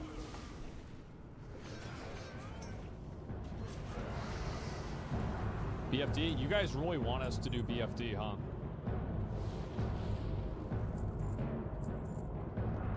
Damn, you guys really want that. Fuck. Okay. Well, maybe after stockades we can do BFD. How does that sound? BFD is easy too? I don't think so, man.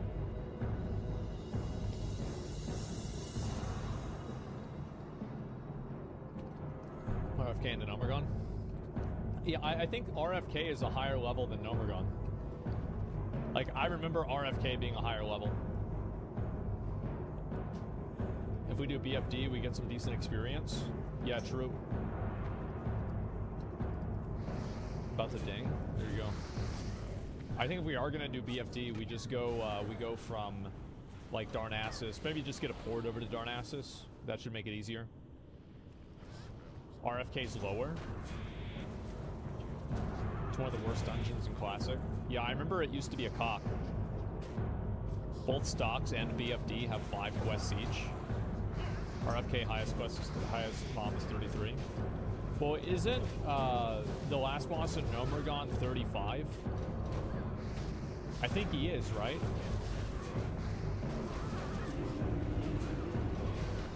He's 34. Okay.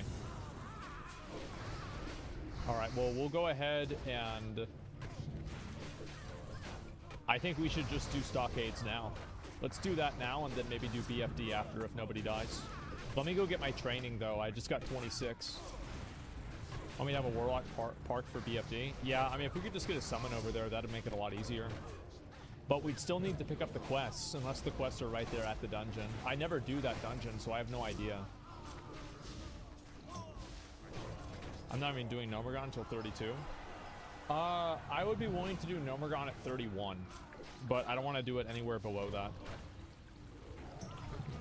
It just seems like the problem is that the way that like combat tables work in this game is that if you're lower level than the NPC that you're fighting, you man, where's the just bomb? do way less damage. It's a little like, off screen. It's right here.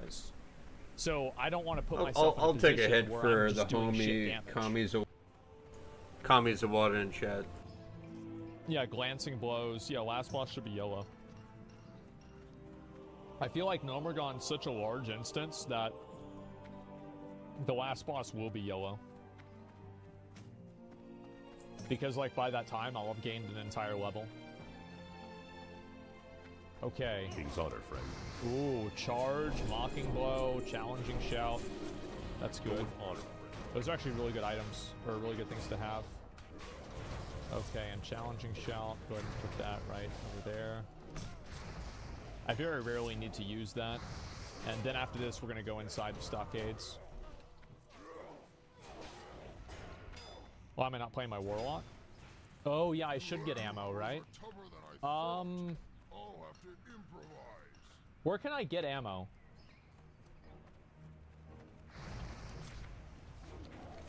Yeah, can somebody just trade me gun ammo? I'm in Stormwind. Here? Okay, yeah, I'll just go over that way. I got it. Easy.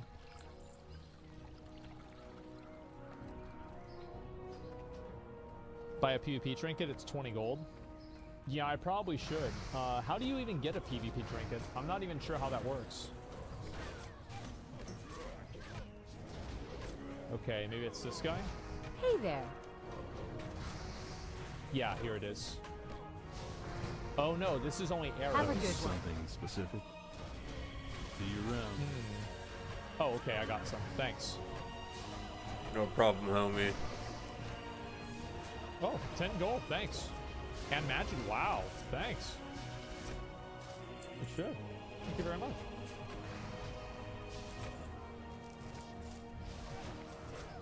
There's a vendor. Yeah, I guess I can go get the insignia. Why not? Stockade Riots. Yeah, I think everybody should have that. Yeah, I'll go pick it up right now. Install bag on? Nah, that's not a big deal.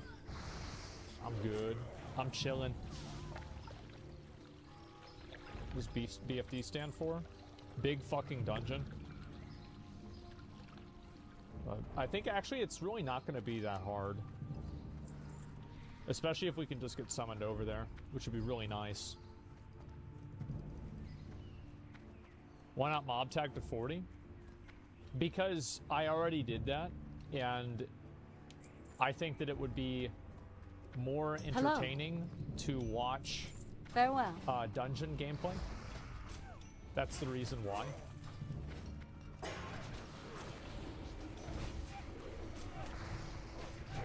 That's the only reason. Like, so he's low for the dungeon. Okay, until he's 24. So he'll be red level. Like, Basil will be red level for him. Okay, that should be fine. That's only one mob. Alright, let's go ahead and make our way into the dungeon now. It's fine. Yeah, it should be okay.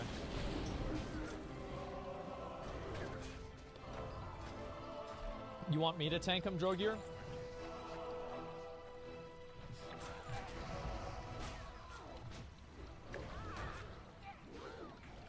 I'll be fine. If I die, I die. Okay. Well, here's what I'm gonna do. I'm gonna do dual wield on like the first few pulls. That way I can get my sword skill up. And then whenever we get up to the last boss, I'll just tank it probably. Yeah, that way it's just like easier. There's no problems. I just think that's smarter.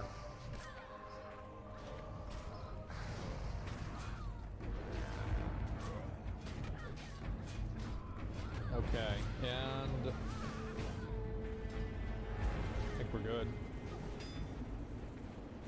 Gentlemen, this is the hardest dungeon that we've done so far.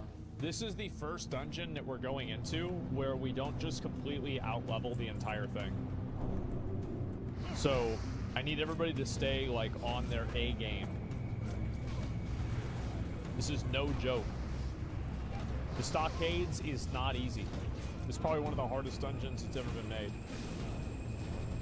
I mean, at least one of the hardest dungeons ever made, if not the hardest dungeon ever made.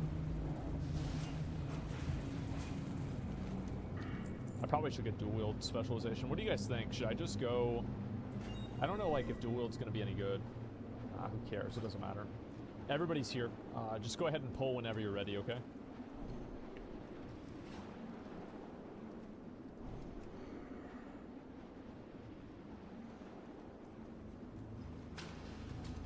Dual wield is Biss. Yeah, I just don't know if it's Biss this low level.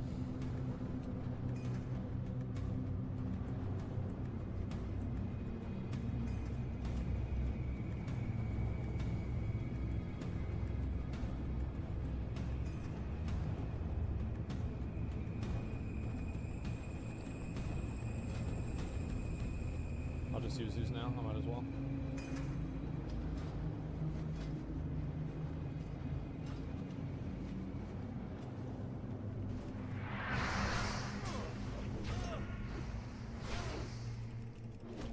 I'm gonna miss a lot of my attacks because I don't have sword skill leveled up, and that's why I'm leveling it up now. So by the time that we get to the the end of the dungeon, I'm going to have it enough to where I can take aggro on the boss. I know this is not an ideal situation, but it is what it is. Do you have weapon swap macro? I just clicked the button, it's not a big deal. Go off the quest? Yeah. Easy enough.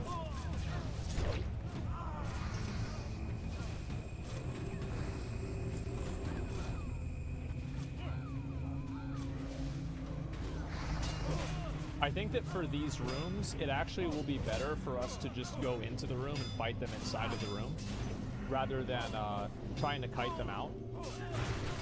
Because that way they don't run away as easily, and we also have like a large open space that we can fight them in.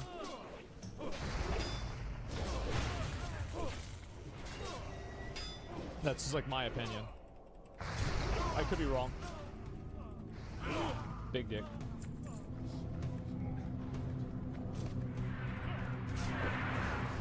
Yeah, some of these don't even aggro.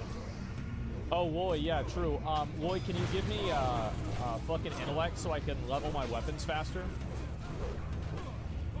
Like, actually?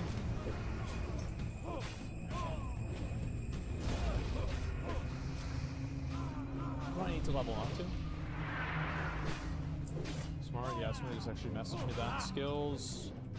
So I need to get up to 135, and I'm at 105.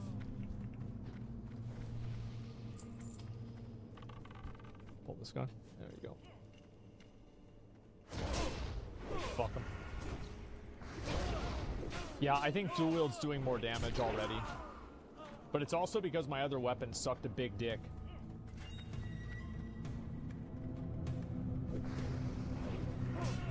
More fiery procs? Yeah. And also, like, this weapon that I just equipped does a lot of damage. It'd be nice if I could get a better offhand, but it doesn't really matter.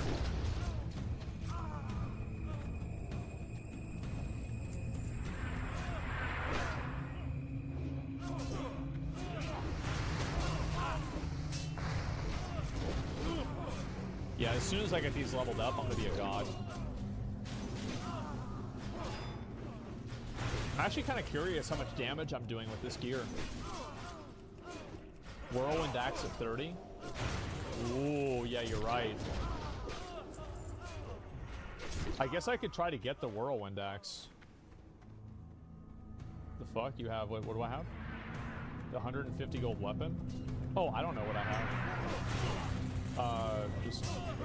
I guess probably just kill the other ads first. Is Shami tank good for tanking in Zod? It's literally like the god, like I am Jesus Christ. Whenever I'm in your group, like everyone will bow down to me.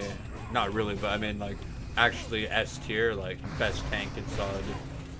I haven't played any of the other tanks, but I just know Shaman tank is like literally the best. Good fucking like job, guys. maybe Paladin tank, but I don't play Alliance. Can like do the pulls that I do as Shaman tank, but I know. I mean, I wouldn't know. I'm always tank. So I haven't seen any other tanks, but yeah, I'm pretty sure Warrior and Druid and Warlock tank aren't going to be doing big pulls and fast runs like what a Shaman tank would pull. Is it worth me going and getting the Whirlwind Axe if I'm going to be playing dual wield? Bear back, I'm taking a piss.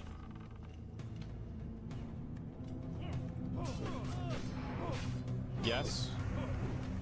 I think the truth is people want to see me get the Whirlwind Axe. Like, regardless of whether it's like a good thing or not, people probably want to see me get it.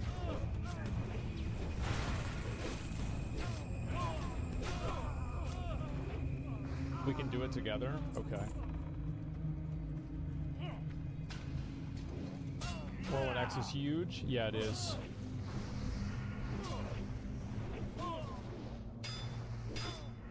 It's iconic, yeah.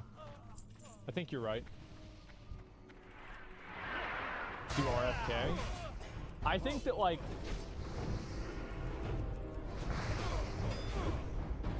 I'm actually kind of afraid of this last boss here.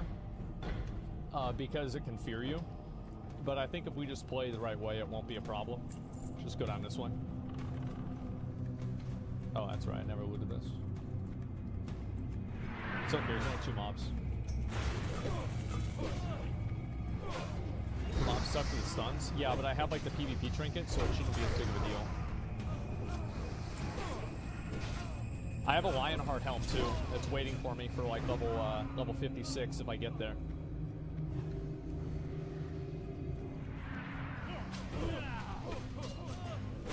Not sure if that's gonna happen or not, but we'll find out. Yeah, it's Big Dick.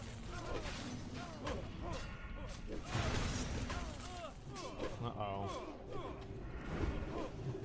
This fucking disarm is so annoying. I'm at 122 weapon skill, and I'm already doing a lot of damage.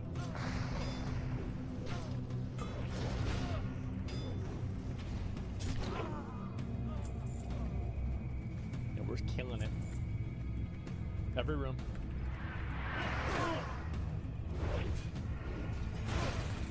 Yeah, because we need to make sure we get the bandanas anyway, so it actually just makes it a lot easier for us.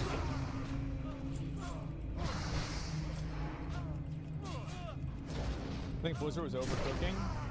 No, I mean, like, I think that honestly, this dungeon's fine. Like, this dungeon is a very,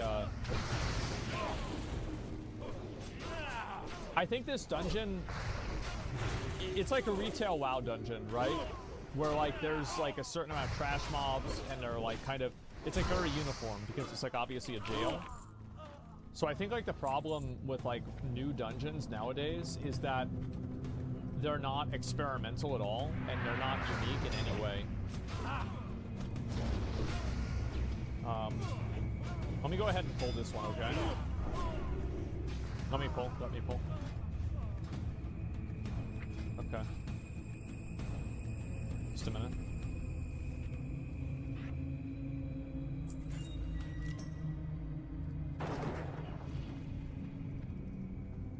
I felt like, you know, like that whole situation was just not good.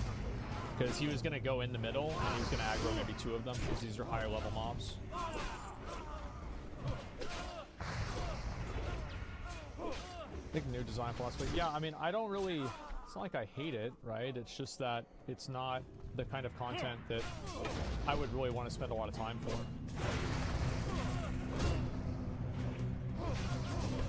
Did you see the new SOD blue post? No, I haven't. I'll have to look at that.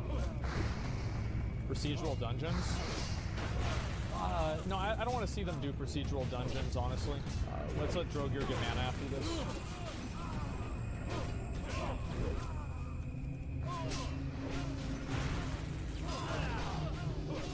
Final Fantasy dungeons? Well, Final Fantasy dungeons are meant to be more of a spectacle as well. Okay, let him get mana.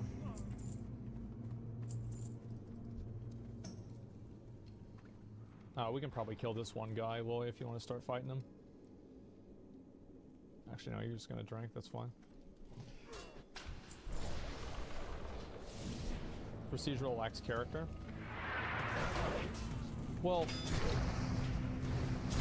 it's also that, like, there's nothing that's, like, really that special about it, right? Until you don't go in this room. Yeah, don't go in the room, man. Ooh, big dick. Alright, I'm gonna go ahead and pull some of this.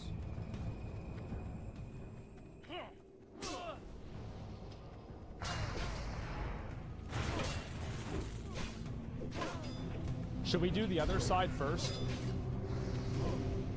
Because we can turn around and do the other side right now. Because, like, my weapon skill isn't really, like, that high yet.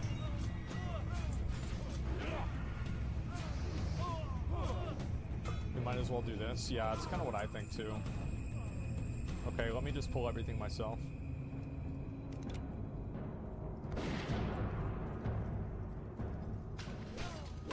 Just get it. I'm gonna pull the next one.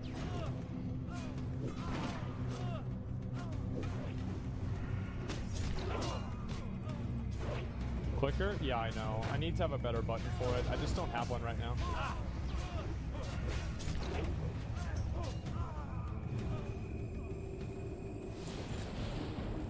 Hold up. Wait, guys. I said don't go in this room. I said, guys, don't go in this room. That means don't go in the room.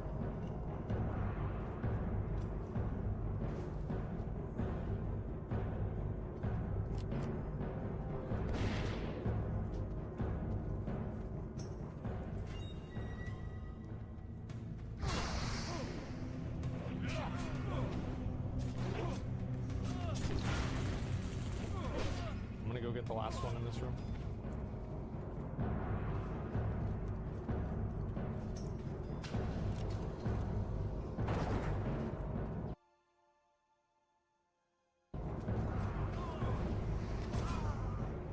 I'm just gonna start pulling these to you guys one at a time.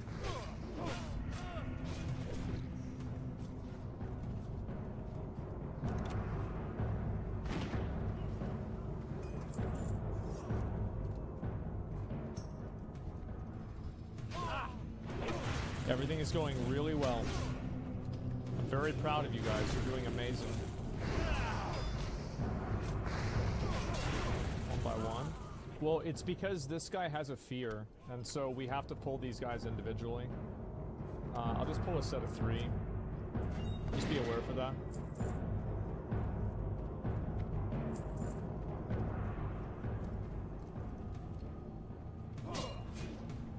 No risks? Well, like, mistakes will happen on their own.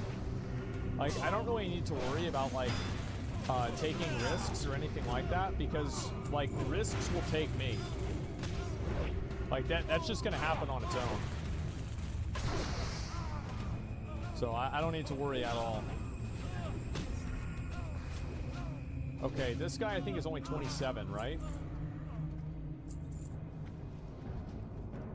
Oh, he's only 26. Attila, you can pull this one. Let me actually, you can fight this guy. Kill the non-elites, or sorry, kill the non-boss mobs first, and then we'll kill the boss.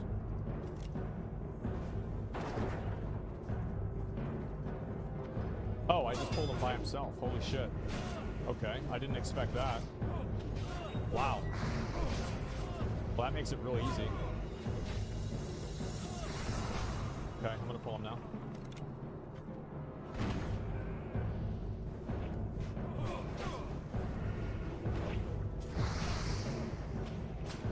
Probably shouldn't be tanking him here because he can fear all of us, but it's whatever. Got him. Nice fucking job, boys. Nice fucking job. Come in here. Kill these.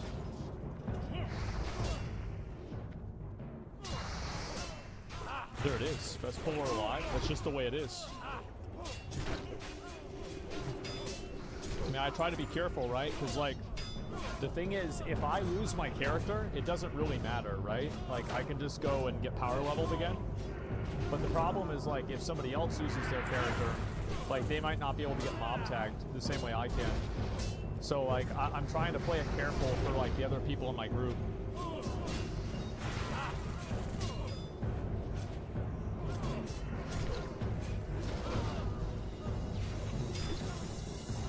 Just make the guild do it. Yeah, easy. We got 4 out of 10 for those. All right, now we fight the hard area. This next boss is going to be a lot more rough.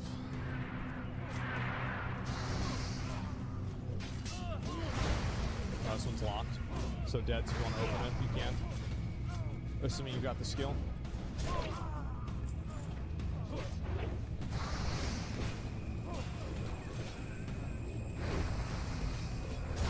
Ooh, look at that damage.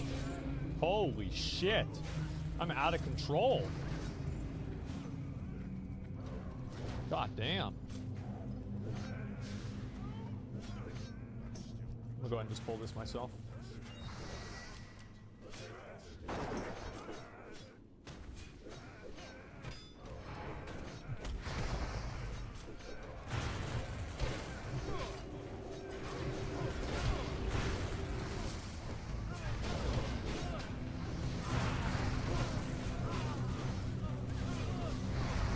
Still need to get more of these bandanas, man.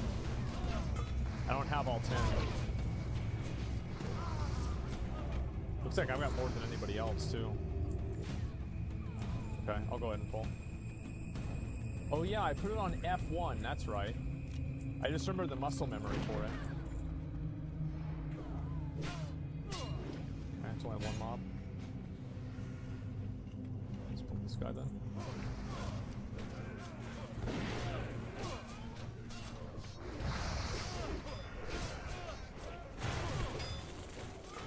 I have to run it twice for all the bandanas. Yeah, maybe at the beginning tomorrow or something like that, sure. Because, like, obviously you can only run it once a day. easy.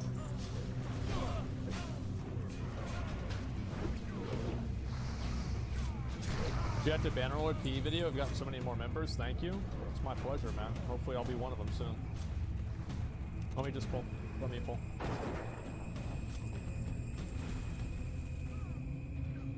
Yeah, I think at this point, Attili, just let me pull since I'm higher level. The respawns, oh, apparently you can kill the other ones, but not. Yeah. That way it's just like, because I don't think that I will make a mistake with pulling. Now, I could, right? I definitely could, but I'm pretty confident.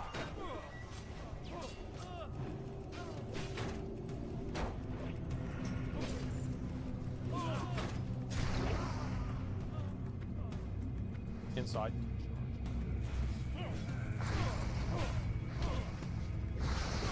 Fuck.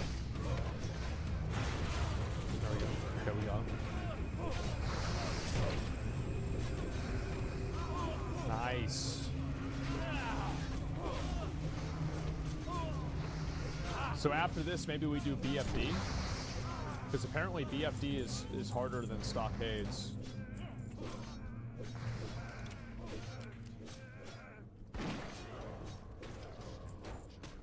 BFD, yeah. Hamcock? Oh, there he is! BFD is easy? For me, it's not. Like, I don't know anything about BFD. Not gonna aggro. Good. One quest in Ironforge, one in Darkshore. I got a Warlock outside BFD. Okay. Well, that means we need to get a port over to Darnassus, right? Okay, just a minute. No, sorry. I probably misled you guys there. I shouldn't have moved in. Bad non-verbal communication. Ooh, I got knocked down. What level is the Warlock? I'm level, what level is my Warlock? I'm level 47 on the Warlock, so I'm doing pretty well on him. Kill this guy first.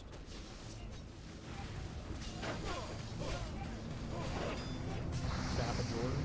Very unlikely something like that's going to drop. Trying to get someone to get the quest for us? Yeah, that'd be ideal. Go ahead and just pull these individually.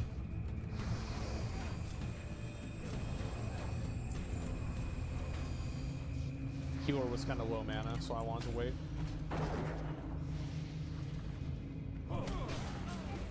Oh, wow. That guy didn't even aggro. I did not expect that. Man, I gotta get world buffs for BFD, man. Yeah, I've gotta get like world buffs or something, you know what I mean? Like, cause we want to really show up, like let everybody know like that we're good. Dukera? Oh, really? Got it, nice. 2 and 4. It's still not better than mine. Mine has a really good enchant on it. Let's move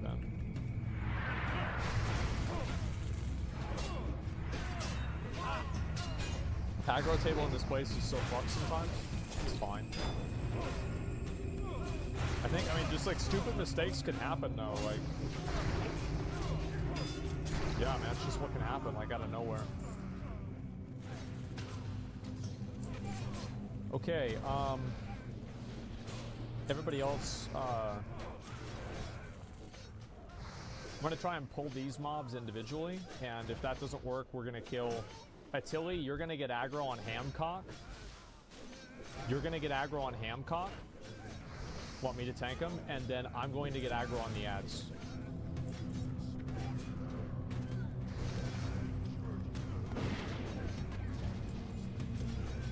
Yeah, all 3 aggro. I'm gonna just try to line of sight that.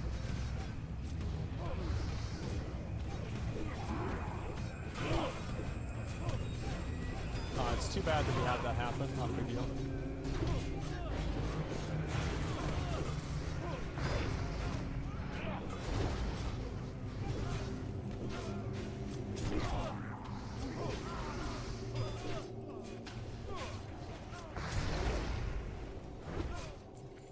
Good job.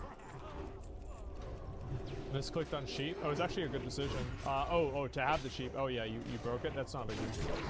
Nice. Congrats, dude. Okay. It's pretty good. Everybody wait in this room. Ooh, that is the cocksucker. That right there, gentlemen, he is the cocksucker.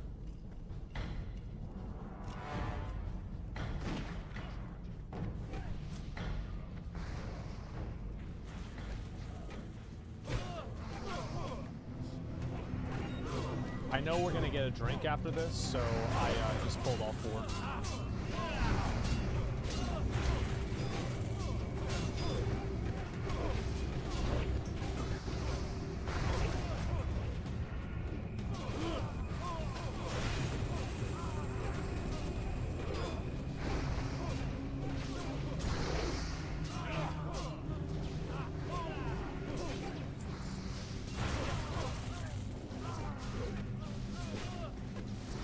Shout? Yeah, I usually tank was doing it, so I didn't do it. Just give you guys a second for mana. Is Dead Mines harder than BFD?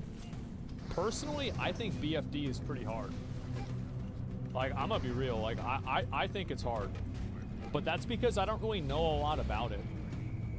So that's why I think that I consider it more challenging, is because of that. Is party right there? Yeah, something's annoying? Yeah. This is harder than BFD? You think so? I hope you're right.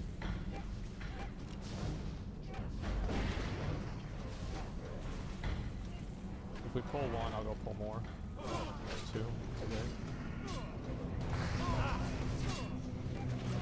I feel like my dual wield damage is actually really good.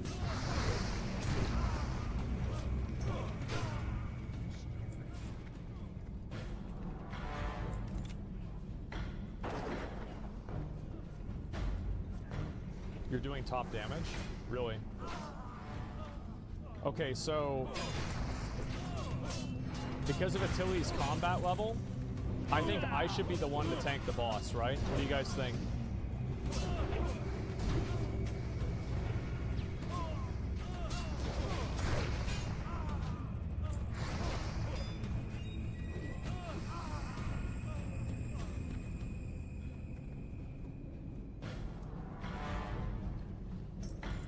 Okay, so, wait, Drogear, why would you stand that close to the boss?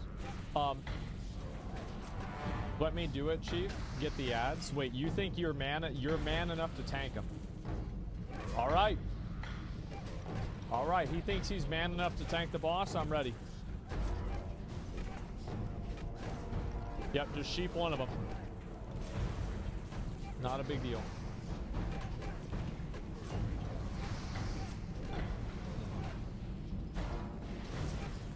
I can't tank the ads. You have to manage. I will.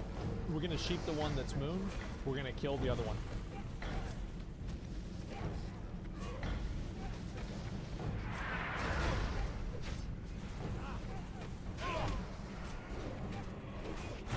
And we're going to kill the boss after this, not the other ad. Just keep it cheap.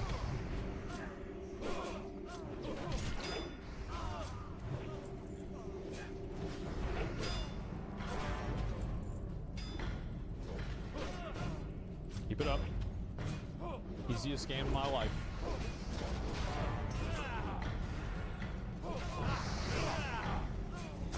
Nice.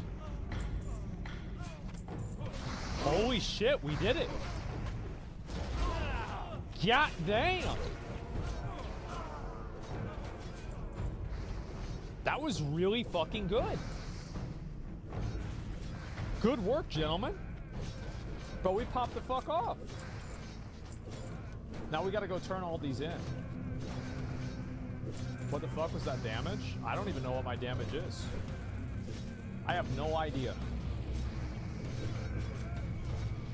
Why is this so easy for you? I always see people dying here.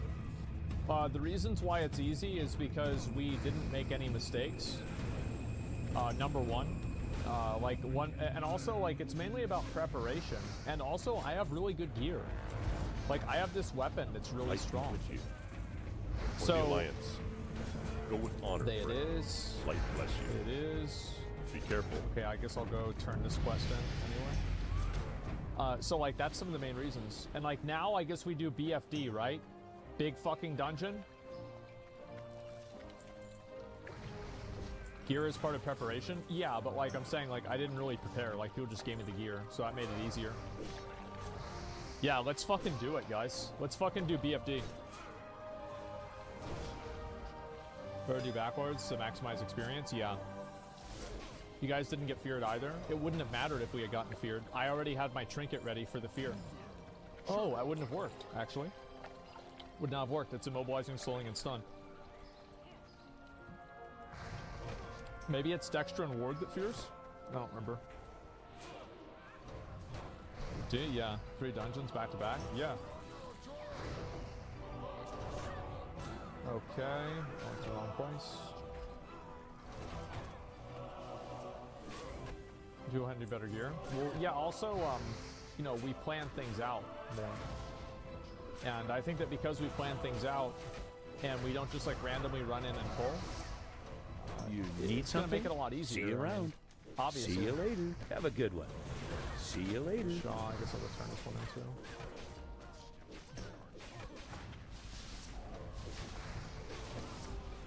Yeah, I want to go and get all these turned in real quick. And then we can get ready to go over to BFD. Being on comms helps 90% of the issues. Well, it's also because people, as I said, they know what they're doing. That's the big reason. And also, like, I understand, should we fly to Duskwood and Redridge? Yeah, I'm going to. I want to turn these in. Because I know, especially for you guys, the levels are more important. And you guys can invite and get ready, get us ready to get summoned over there too. It's a chain for the blue ring. Yeah, I know. I'll eventually get the blue ring. Finish your silver ring quest line before going. It's Abyss ring. I'm not going to worry about finishing it right now. It takes a lot of time to finish. And also, like, I think some of the mobs are like level 31 or something like that, and I don't want to take a risk. Boots are enchanted. Yeah, my boots are enchanted. That's why I've kept them. And I got these legs too. They're actually really cheap. You saw Tectone hit 60? Yeah, he did. It was good for him. I was proud.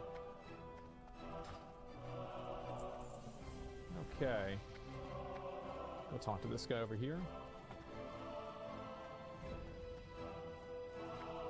Hopes you have one veteran. Yeah, because like I played the game a lot, and so like honor, friend. Be careful. There's a lot of mistakes that people make because they haven't played the game a lot. And it makes sense, right? Like, you know, for example, walking into guards. Imagine that! So whenever you have mistakes like that happen, well, guess what? You know, now you've learned. But because I've already made a lot of these mistakes, or I've seen other people, really with a lot of them, I've seen other people make the mistakes. I don't really need to make them because I already did it. Almost ding. There you go, dude. Yeah, too soon? Yeah. What does roach out mean? It means to run away and let everybody else die. I should probably download Atlas Suit so I can look at what these different bosses drop.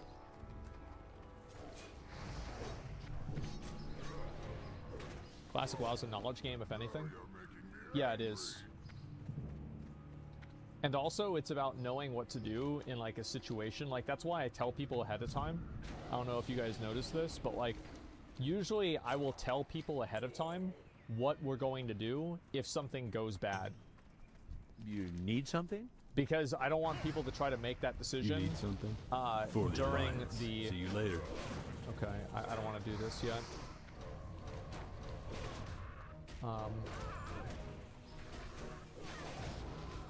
Algae Fist, what are these? That's not good. Strike at the Hydra, the sword. Yeah, I mean, I can, like, I'll do it. I don't think I'm gonna get those items, though. Okay. In Maxi, do you think SOD will be at the start without beta or PTR? It will immediately be min-maxi. People always try to min-max stuff. That's just how it is. It's not like a, I'm gonna go over to Redridge and Duskwood. It'll take me a couple of minutes.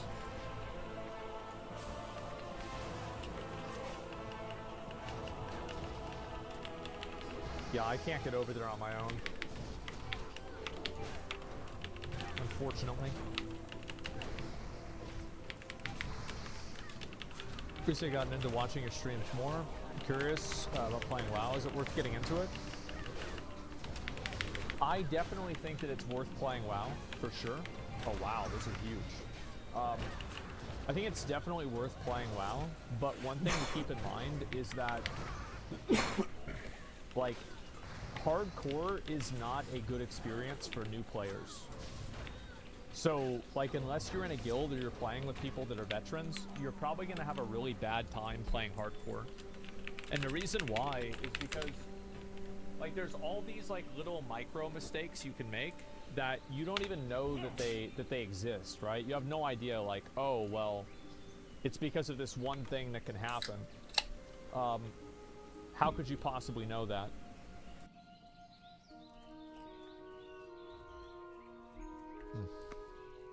Classic eras popping off? Yeah. Like, my best advice is that if you really want to play hardcore WoW. And whenever your character dies, your character just goes to classic era. And so either play again on hardcore after your character dies if you want to, or go over to classic era, finish leveling your character, get an idea for like how the game works, and then after that, then you can play something else.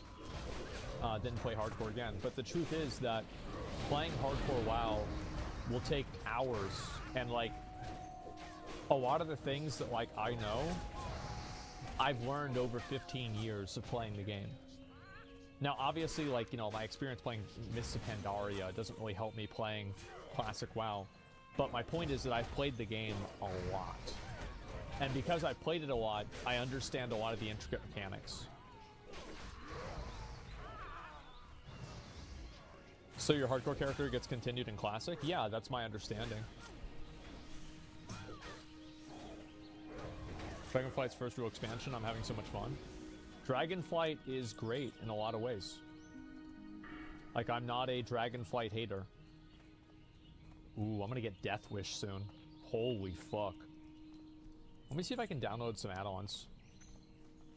I have to download a WeakAura to tell me, give me cooldown timers for the level 20 bosses. I actually just want to download Atlas Loot.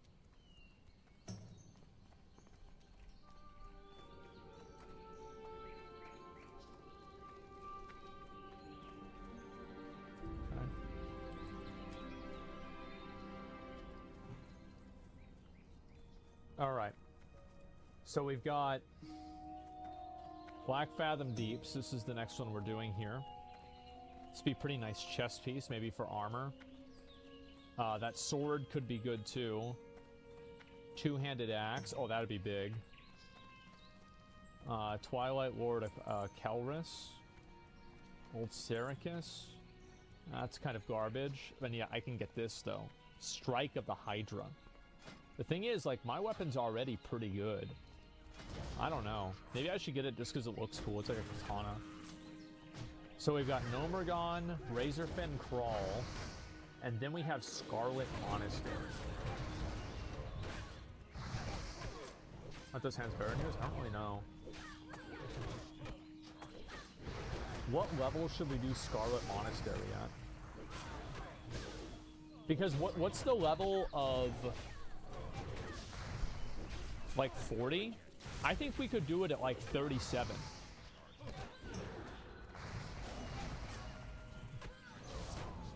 Yeah, if we start at 37, we'll level up to 38 doing like armory. Because I know Herod is level 40 and the boss is 42. Yeah, if it's 42, that'll be fine.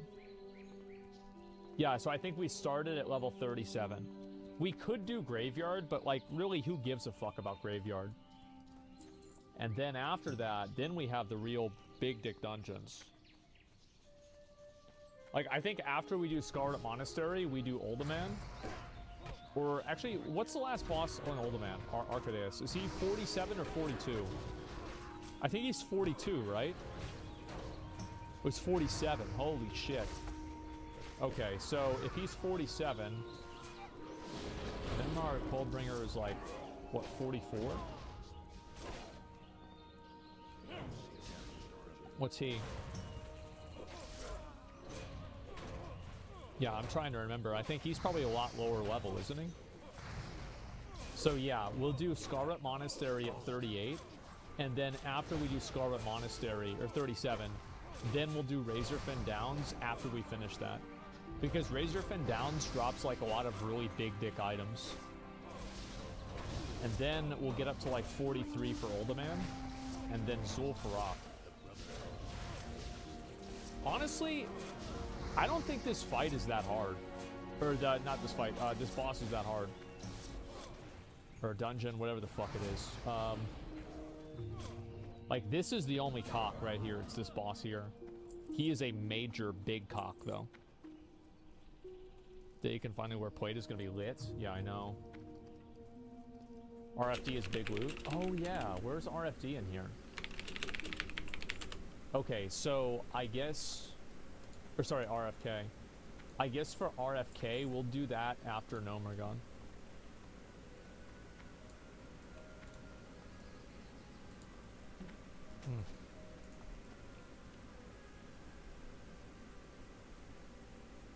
Do you have a good feeling about WoW, World of Warcraft, The World Within? Do I have a good feeling about it? I mean, I have a feeling about it. Like, I think that The World Within is going to be another expansion for World of Warcraft retail. That's my general opinion on it. I don't feel like they're really transforming anything fundamental in the game, and it seems like it's just going to be more of the same. Now, that doesn't necessarily mean that it's bad. And there's a lot of people that are like, oh, wow, more of the same. That's great, because I like what the game is. But personally, I actually like... Hey there. You know, I like kind of how... See you around. Like Cataclysm was, or how Legion was. Well met. Like Cataclysm and Legion were not well received in a lot of ways. But at least they tried to break the mold of what an expansion is. And I wish Blizzard would be more experimental with what the expansions are. So yeah. Turn on boss levels in Atlas Loot. Do I do that? That's whatever. I'll just remember the numbers now.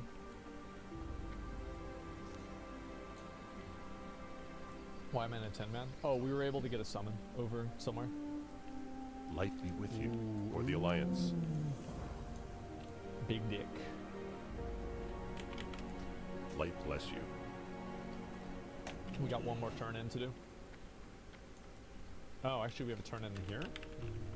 Your ass barley brew. Wait, what? Oh, okay. What's on your mind? No. Great. Safe travel. Yeah, I didn't even know I had to do that. Okay, we've only got one more turn in to do, and then I'm ready to take the summon. Isn't there a quest in Ironforge? Should we go get that? Yeah, is there a quest in Ironforge that we need to get?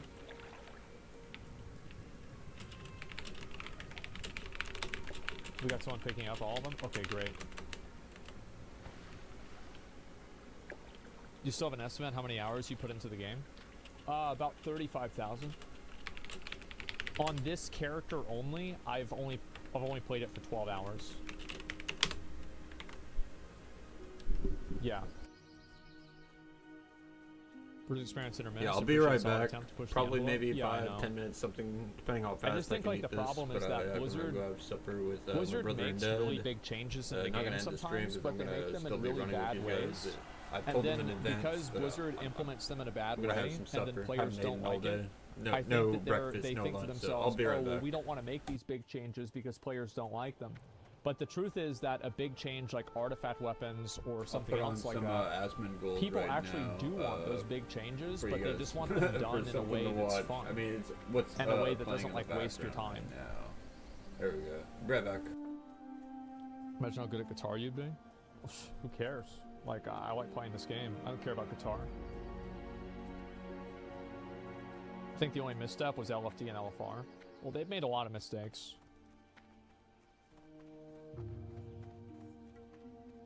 They take their ball and go home with it whenever we don't like it. Yeah, it's kind of like with Dragonflight right now. I think that again, like, why do we have Mythic Plus keys getting depleted? Like, everybody knows the Mythic Plus atmosphere is really toxic. Like, this is like a defined thing. everybody knows this is a problem. And I think that even the people that don't, well, actually, yeah, everybody, and I think everybody admits this, right? It's not like there are some people that don't admit it, or some people that are like, oh, I don't agree with this. No, I think everybody thinks this. And because they think it, why haven't Blizzard changed this? Why haven't they made a change? And I think the problem is that Stitches getting summoned. Oh, really? Ooh, exciting. So I could have Stitches attack me. PvP is more toxic? Oh yeah, no doubt. Has there ever been an MMORPG hardcore mode before WoW? Or is WoW the first? MMORPG hardcore mode. No, there's always been games like that.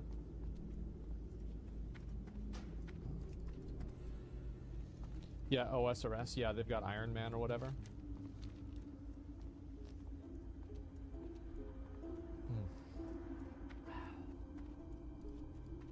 See if this guy's got anything good here. Yo!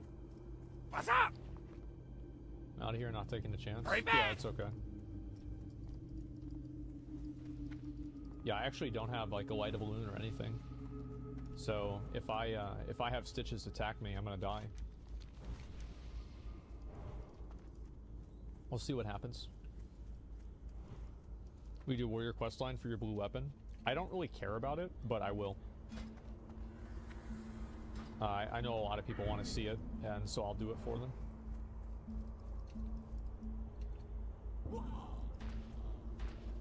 I wish I had gotten only 1 point in improved battle shout so I could get more blood grace. But that's okay. You should have a rare alert add-on. I'm just, like, I mean, it's obvious if he's going to be there. He's, like, massive, right?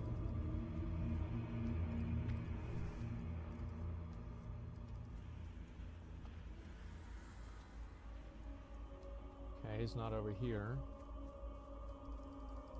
I'm almost ready for summon, by the way, guys.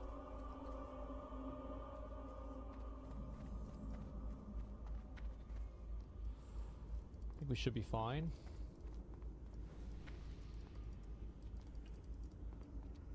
Okay. Looks like we're safe. Not too bad, all right.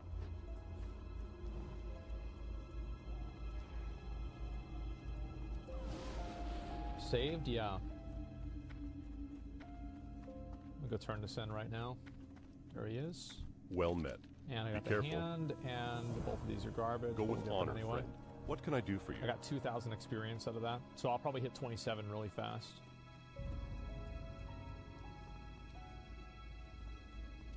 Okay. I'm gonna go ahead and get on the flight path right now, just in case he tries to attack me again. I can take summon whenever, by the way.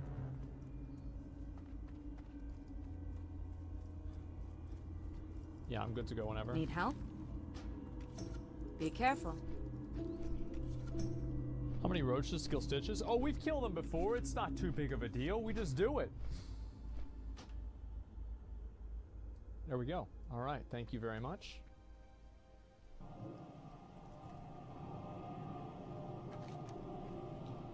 All righty, gentlemen.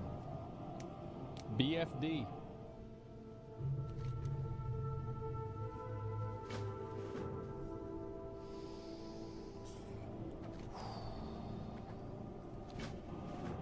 Shameless plug, I'm sorry. It's okay, you helped me summon. Is everybody else here? Oh, we got one mo. One mo. How many roaches does it take to crash a server? Well, I actually do know the answer to that. Probably about like 2,000. Yeah, we tried that. So, this is the first time I've ever done this dungeon.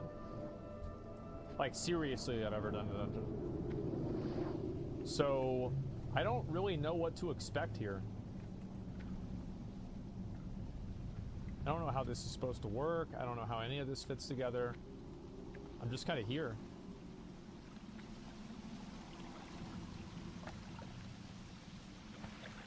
I guess we go underwater. Yeah. I'll let you know if there's danger. Okay. I just realized I don't have an indicator for... Oh, I do, but I have underwater breathing. Okay. Ooh, these are already level 21. There's been some people that have treated my whispers as like their own personal chat to me. If you're sending me messages regularly, I'm just gonna put you on ignore, unless I know you.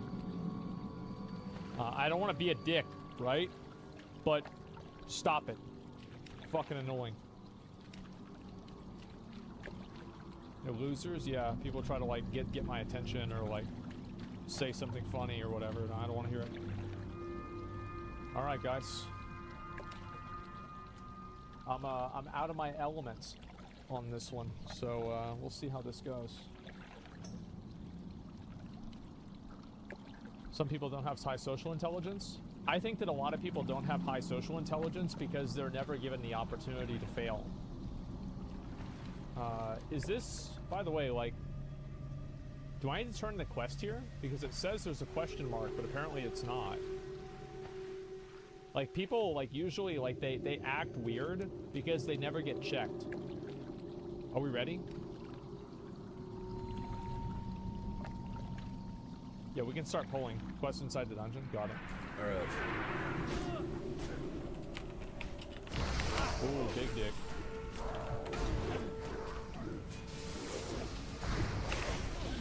Too much smiling and nodding.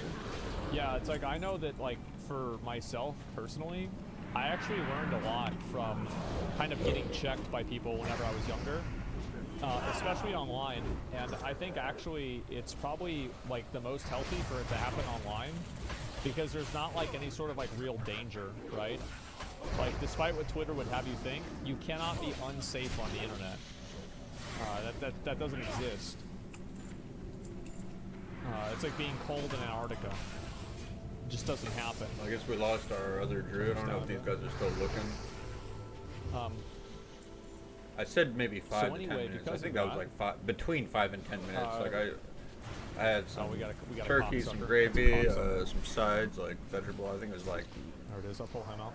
What is that? It's like the orange color, false? like I mean, vegetable, possibly whatever. I had be that. unsafe on the internet? I think it's like carrots and something else, squash. I think carrots and squash mixture.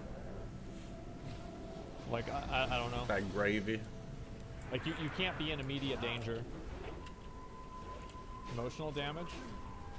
Hopefully I can get this leather chest. I guess actually we're getting into like an abstract. Because this is a boomy, so he shouldn't. What I'm saying is, if like, anything, like no one here right now in the current group needs it. Like, if we do get another druid, like they want. I don't know if this druid also wants what you call it, Smite's hammer. No, he wants something else. I think the druid wants the ring, right? Well, anyway, my point is that we'll definitely get like 25 tonight. Like, kind of probably do like a pug acting weird or antisocial or doing something that people don't like. I actually think that it's like really healthy for people to have that happen. Looking for non-warrior. Because it gives them the opportunity to. Your BFD. Okay, yeah, I think we go this way. Yeah. Corrupted brain stems. Oh, am I supposed to loot these? Or actually, no. They probably already have a warrior tank. I could probably tank this shit at like 24. Keep going. I think. I think it gives them the opportunity to have like a negative interaction in an unironic safe place. Honestly, before I even do any of that, I'm gonna have to go back to Mogar and do the dual they world learn quests. how to act. So I think there's a big problem with like people that just straight up don't know how to act. I don't know if this person is looking or like they'll say things that are like really awkward or like weird, and it's like, you know that the reason why this person says this stuff is because nobody's ever kind of checked them. I don't know if they're looking or anything, or they went AFK as well.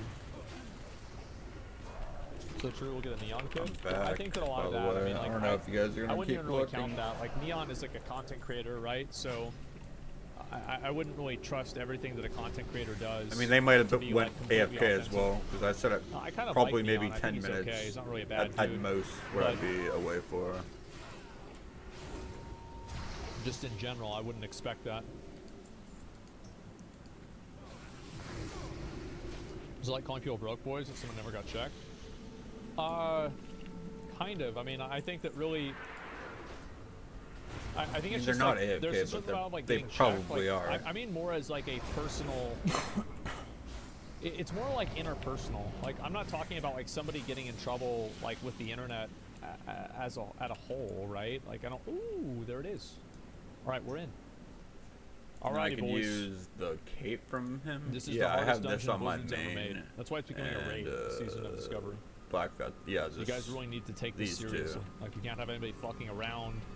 No games, no fun, no enjoyment. At this point, as long as they don't, I mean, I don't know if Warrior wants to come in, but like at that point, I'd have like within your circles. absolute Yeah, zero I mean, like, personal things. people going after the gear I want. Because like I'll like for example like I'll have people Oh yeah, that he's AFK. What do you call it? That like will act like weird, and it's because they just don't even really know that they're being weird. Because nobody ever told them that. Because most people don't want to have they don't want to have some social negative interaction with this person, right? And so they just kind of let them be weird.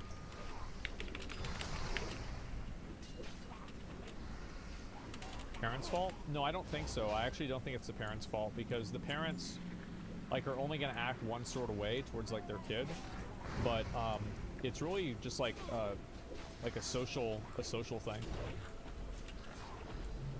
At least that's what I think.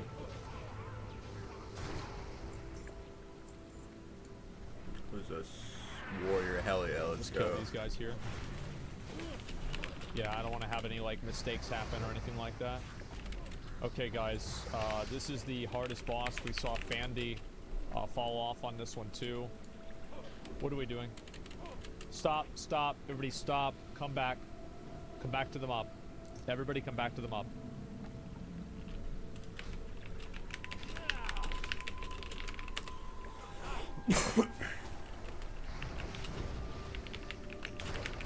You let something like that sit there, and then somehow it's going to bug out and aggro more mobs, or it's going to appear on the healer whenever we don't want it to.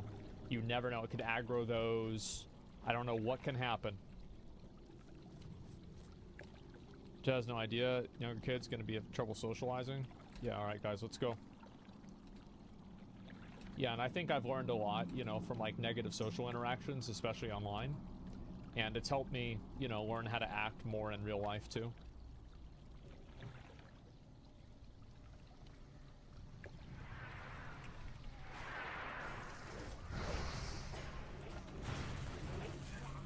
Is this hardcore? Yeah.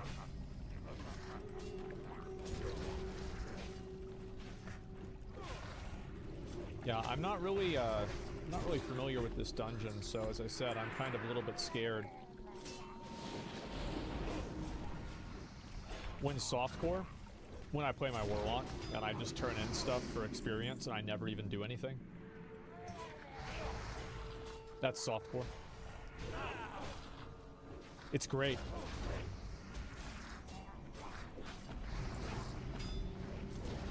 Seen a lot of clips from here. Yeah. I don't know. As I said, this is all kind of like new to me. You plan a Warlock tank in the Season of Discovery? I'm gonna level up 2 characters. I'm gonna level up the Warlock. Wow. Ooh. Ooh. Any needers? Okay, let's go. Ooh, that's a big boy.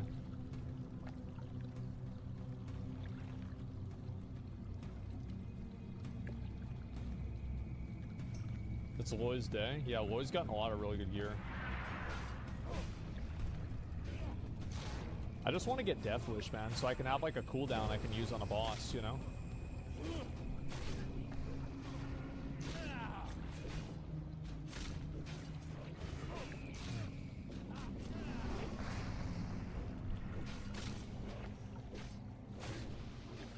Hopefully we get a critical strike for Executor. 60 damage? How does this turtle have so much fucking armor? Jesus. Okay, are there any other bosses that we need to do here? I don't know, like, isn't there like an area that we go down this way and there's like Naga or something?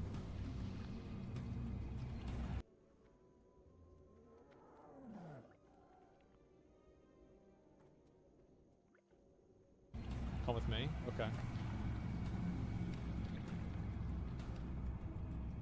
Guys, I swear to God, if you fucking drown, I'm going to lose my mind.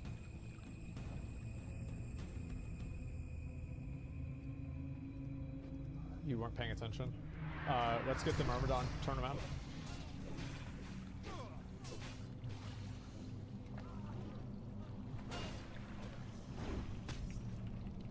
See, it's just, not only do you have to know what the right option is, you also have to know that other people don't know what the right option is and know exactly any possible outcome that could happen that would be negative. That's about being a raid leader in a classic WoW. You're playing everybody's account. Ooh. Okay, let's talk to this guy. I am on Vishnu. Ooh. Darn ass. Oh wow, I get a blue for this. Holy shit. Farewell. Nice. I didn't even know that.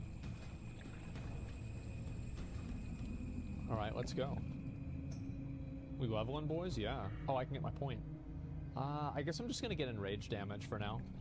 That way, like, I mean, I think Flurry is more important. Like, dual-wield specialization is okay, but 5% offhand weapon damage isn't really that much, I feel. Because, like, offhand already you lose, like, damage with it. Hydra? I don't know where we're going. Okay, kill this guy.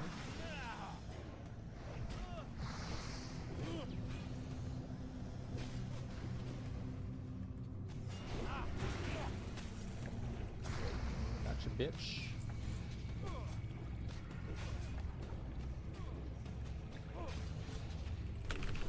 Down? Yeah, alright guys, I'll be right back. A second.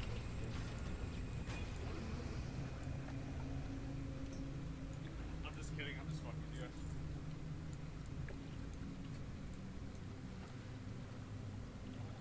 Right back.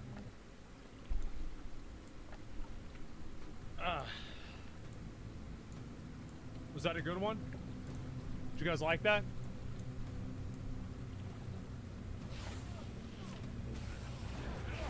Yeah. Oh, so I have 5 brains? I don't know. Yeah, I only have 1. What the fuck? Okay, what's this? 5 strength, 5 stam. That's garbage.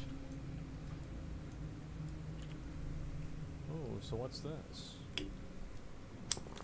Ooh. This way.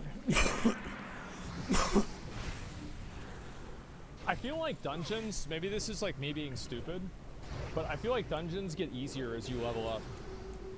Because you just have so many more tools to solve problems.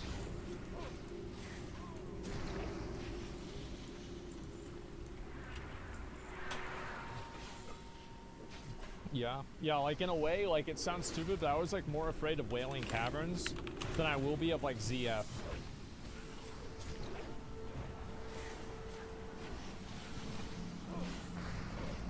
RFC, hardest dungeon confirmed? Yeah.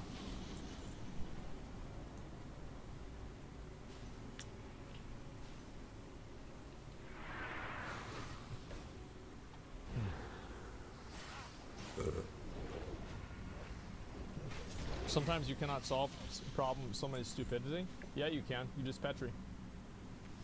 Problem solved. Yeah, I don't see the issue there. Yeah, somebody's stupid, you just Petri, and then it's not a problem. What's wrong with that?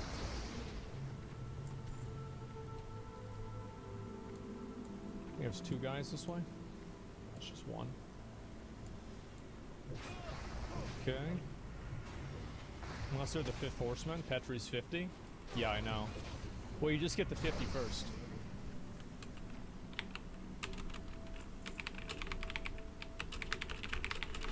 Should not be here. All right, let's do it. Slay them. Big dick.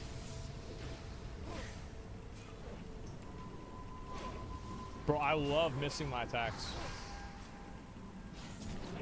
That's so fun. Gotcha, bitch. 3.4%. That one's not as good as what I have. I'm just gonna pass on that. It's like maybe a side grade, but this one This one has fiery, and it also has 4 strength, or 4 stam. What is it? Yeah, 4 stam. We'll just leave this.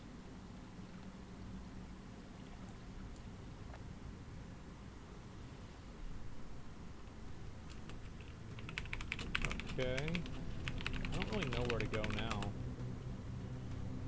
Maybe we go this way? I don't know. Guess we'll figure it out.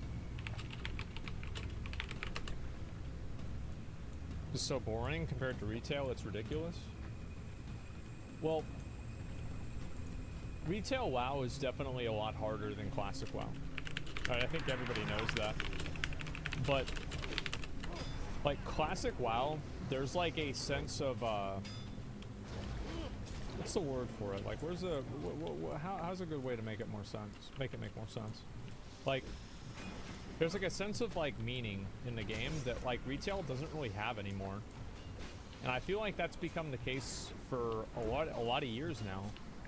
Like retail has just kind of lost a lot of like its meaning. Just pull the yellow thing.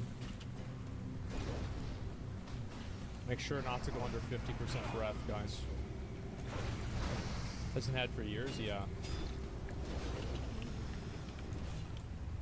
Retail feels heartless. Well, it either feels heartless or it feels too emotional. You know?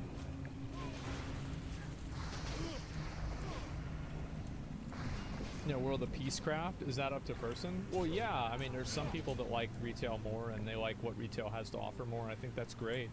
You know, and I think the best thing about the fact that classic WoW exists is the fact that retail WoW can exist. And, let's pull this guy too. Wait. What?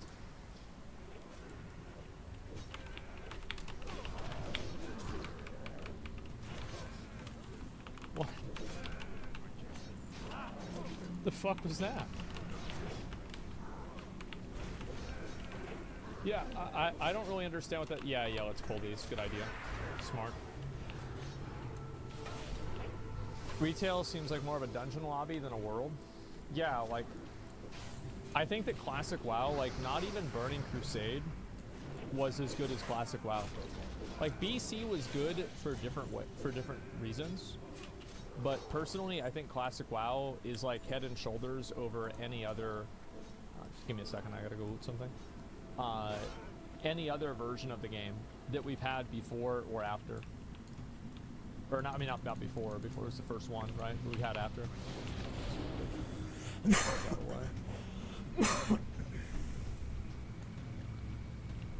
Wrath? I don't think Wrath was very good. I think Wrath had a lot of problems. Wrath had Old War, which was, like, in my opinion, probably the best dungeon ever made. But Old War isn't really that much better than, let's say, Throne of the, what's it called? Throne of Thunder. I think Throne of Thunder was, like, the second best raid ever made. And Throne of Thunder, in a lot of ways, is better than Old War.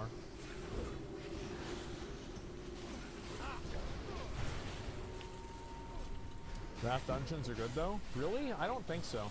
I think they're boring. I think the only dungeons that are interesting are classic WoW dungeons, and some of the new ones. Like, I think Mechagon was really interesting, and I really like the Return to Karazhan dungeon, too. Tazavesh, I didn't really care a lot about. It wasn't really that appealing to me.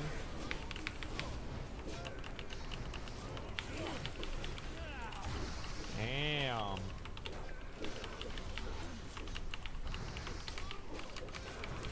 Tazavesh was great. Yeah, that's fine. I just didn't really care about it as much as the other ones. I'll make sure there's no... I'm just pulling right now. I can detect them since I'm higher level. Makes it easier for me. See if there's any more.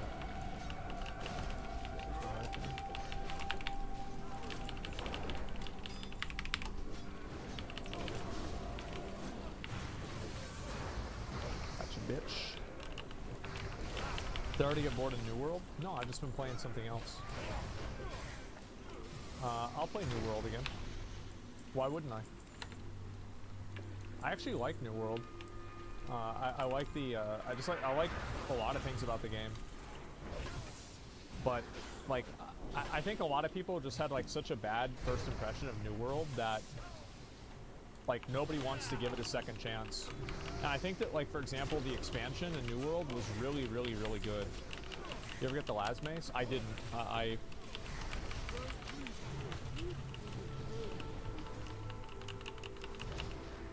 Maybe that's why I stopped playing. Yeah, I didn't get the Lazarus Mace. The economy is shit in New World. Is it? I don't know. I think it's pretty much fine. Make sure we don't have any bad boys. I bought New World, played it for 3 days, and I never went back.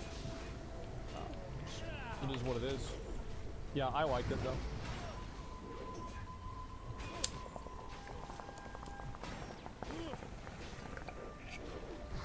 New World's cool, but the economy and player cap sucks. I think the player cap is the worst thing about the game. Other than that, I think it's actually a pretty good game. Like, New World had like one of the best implementations of an expansion that I've ever seen. Such a bitch.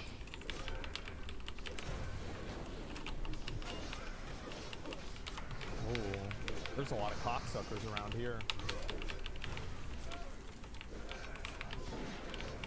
Make sure we pull these guys here.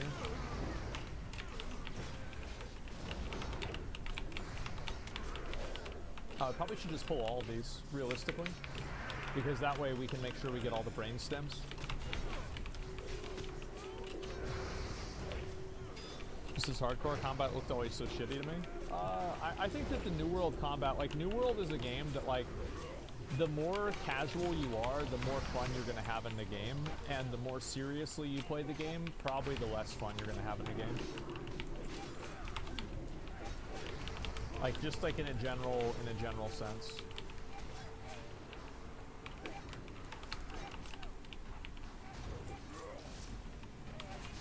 They threw buff? Okay.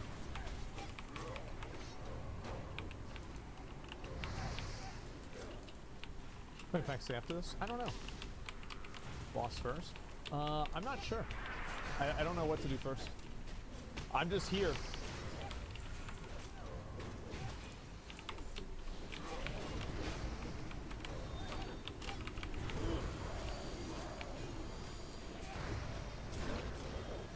Got him. On the left side? Okay, well then let's do that.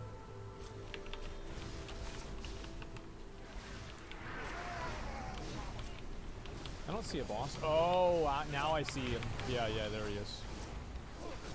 New World needs is really big raids. Yeah, also, like, I think that, like, there are just some, like, some fundamental problems that, oh wow, that's actually really, those sell pretty well.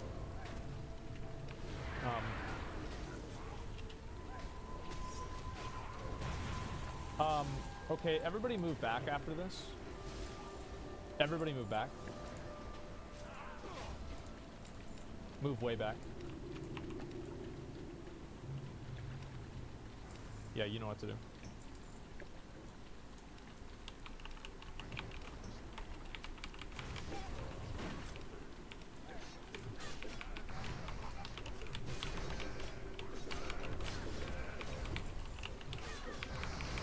Yeah, I didn't want to have, like, everything get pulled at the same time, you know? Because I could tell, like, because we were going to aggro casters, they were going to start running after them, it was going to be a bad time. Let me just pull. Let me pull.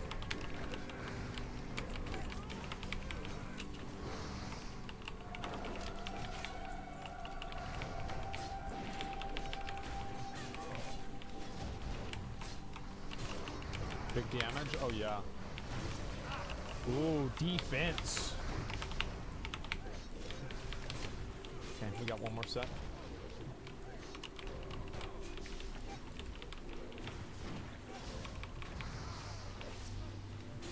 Alrighty.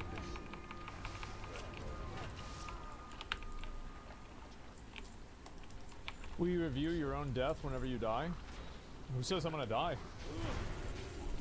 Like, I haven't died. I've never died in hardcore. Actually, no, I died unofficially whenever somebody pulled a mob on top of me. So, like, yeah, I technically did die. But besides that, I have not ever died. So hopefully that that stays to be the case. All right. Sorry.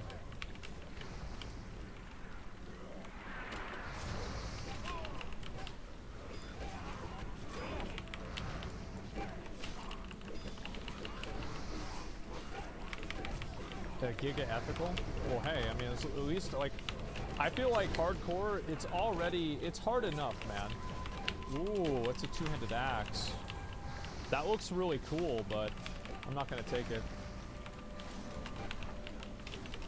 I feel like there's already enough stupid things that can happen randomly that I'm not gonna take the chance by not putting myself in a really advantageous position with hardcore WoW.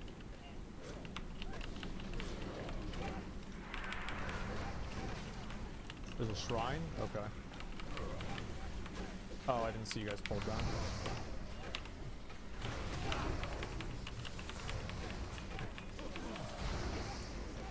That's my bad, I should have been paying attention.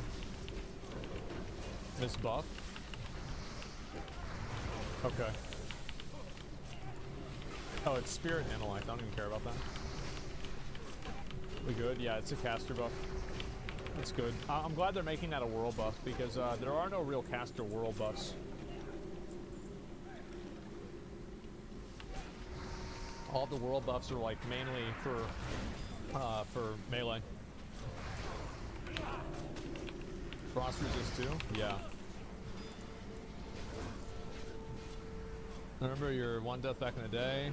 Assmonger and MF Jones? Yeah, I really fucked up. Like, that's the thing is that the one thing I'm afraid of is, let me just get this guy.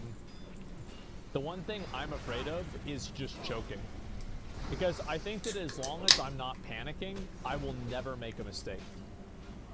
But I'm worried that like something will go wrong and I'll just turn off my brain and go into panic mode and then make a mistake. That's the only thing I'm like generally afraid of.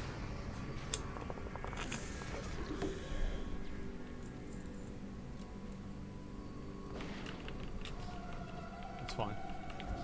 Let's make sure I pull him out of stealth.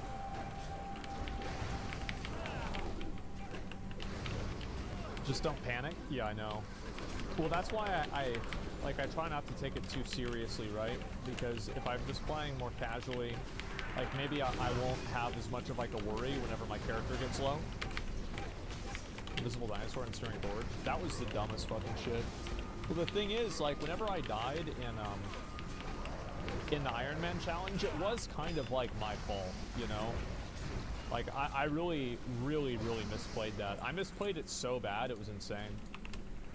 But, like, that's just what happens, right? It's like, I have, you know, like, you just go into panic brain. And, like, you just stop thinking.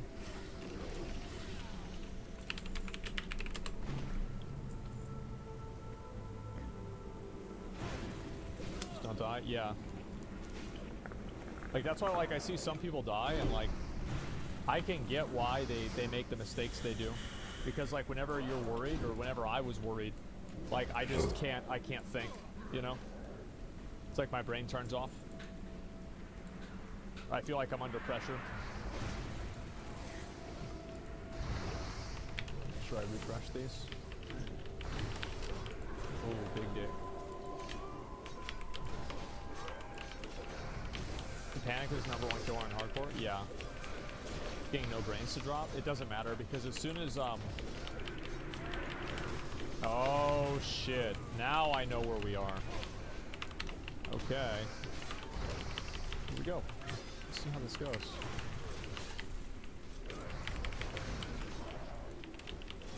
Instincts kick in, reasoning goes out. Yeah.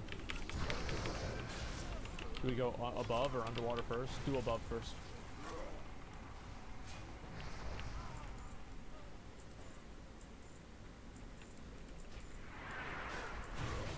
Yeah, let's do above, obviously.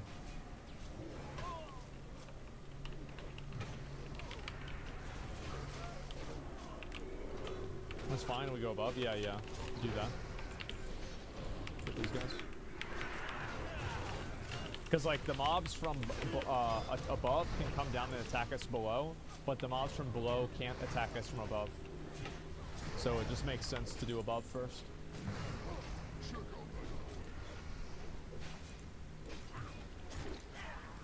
There we go.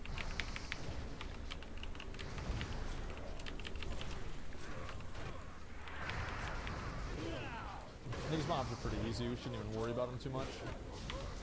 We can kill 2 packs if we accidentally aggro one, so it's whatever. Let's get these guys up here too. Ooh, actually these are way higher level. I just noticed that. Oh, we got some extra ones. There it is.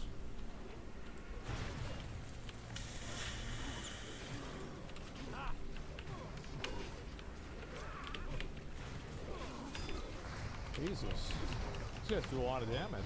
What the fuck is this?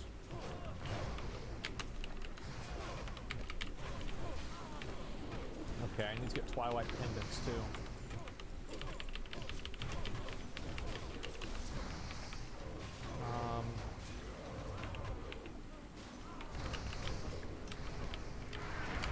Yeah, we got it. It's no big deal.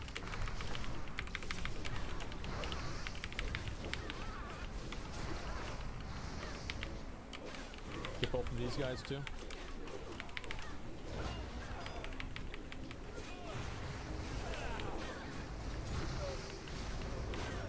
There's no mobs that way.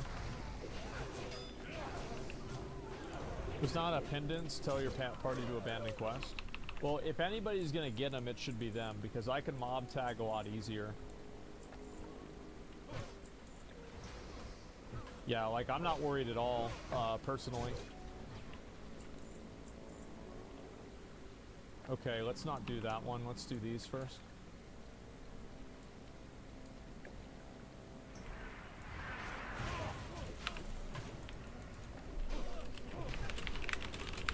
I'm gonna be so happy whenever I can get I do Fury. I can go water after these. No, let's do the ones on top before water. I think we're gonna aggro the ones on top if we're in the water. I don't know how it's gonna happen, but I know it will happen.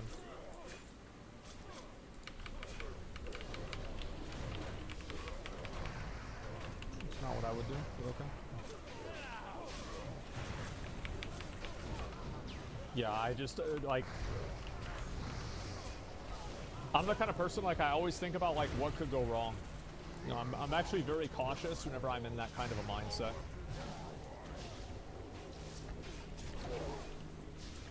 Oh, defense.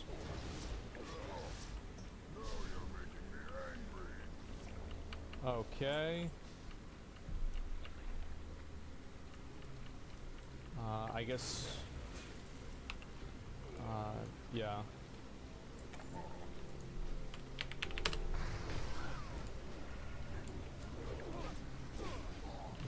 Missed looting a guy. Oh yeah, you're right. We also missed a chest.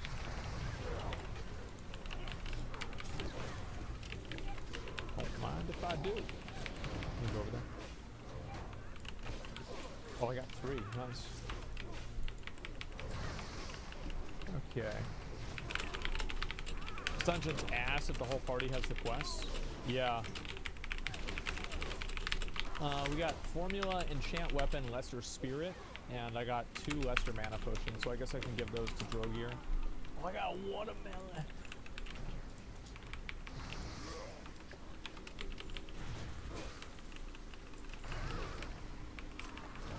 Just one at a time.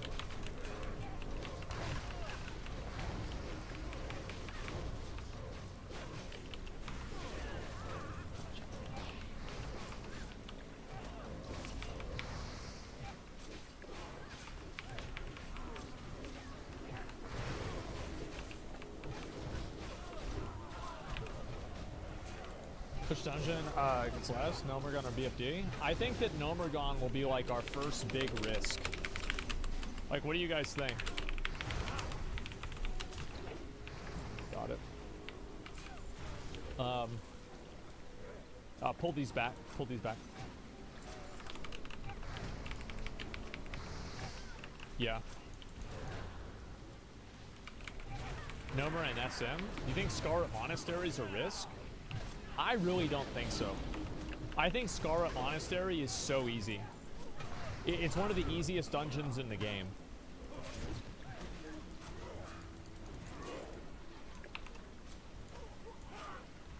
Yeah, it's super clean. Yeah. I just can't imagine, like, something going wrong. Like, I mean, maybe it could. I just can't think of it. Let's pull these.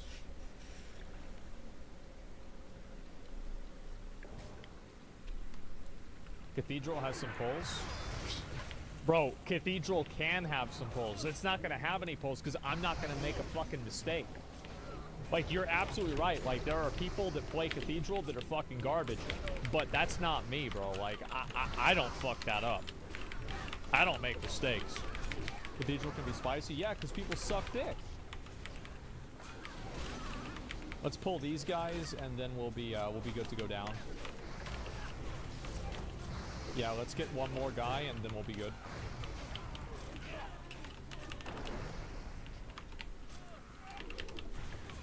Yeah, just this guy.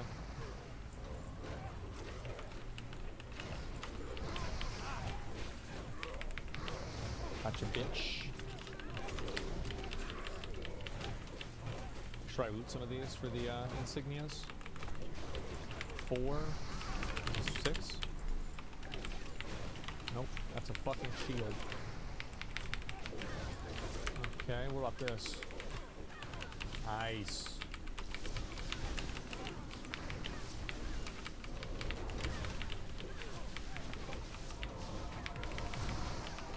Okay. Everybody group up over at Drogir. Next boss will be a cocksucker. Is he really?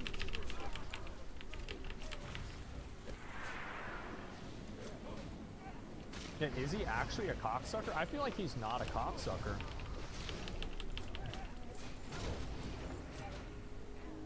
He has a lot of single target damage? Really? I don't know where to go, by the way. I'm just gonna follow you guys. Okay.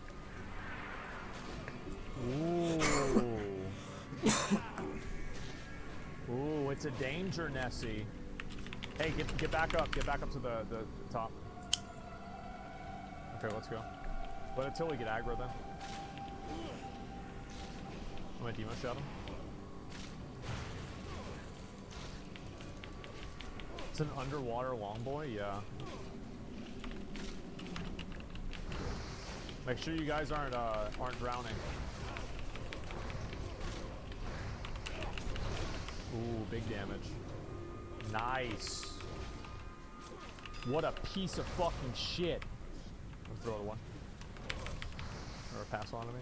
Let's throw the one. Yeah, it's no big deal.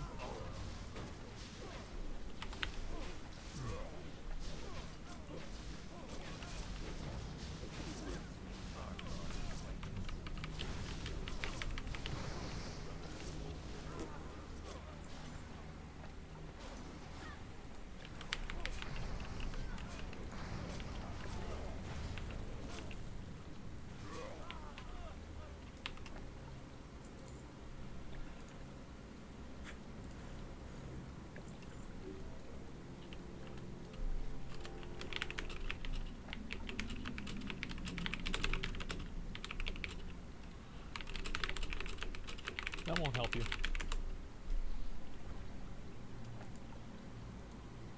You guys will get it.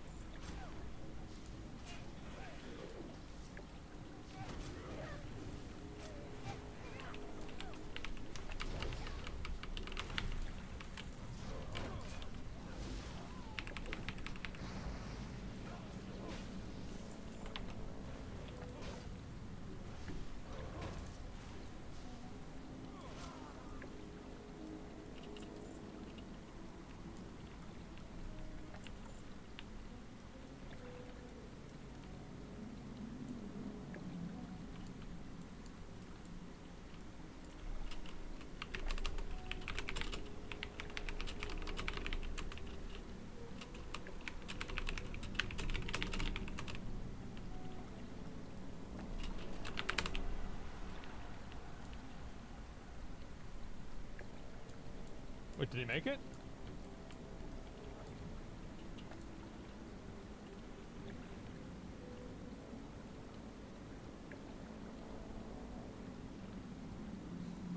Oh, alright. Good job, guys.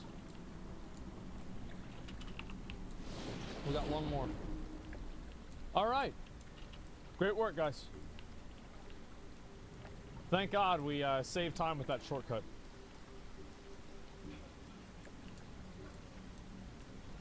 Oh, I pulled a mob. Oops. I didn't know there were guys there.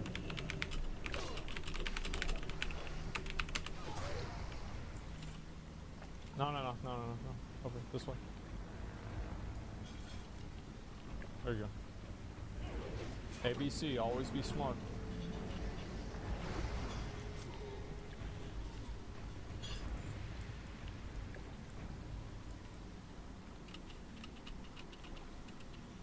Y'all want me to pull? Let me pull. Okay, that's fine. That's fine. Just LOS. Yeah, if you guys want me to handle it, I can handle it.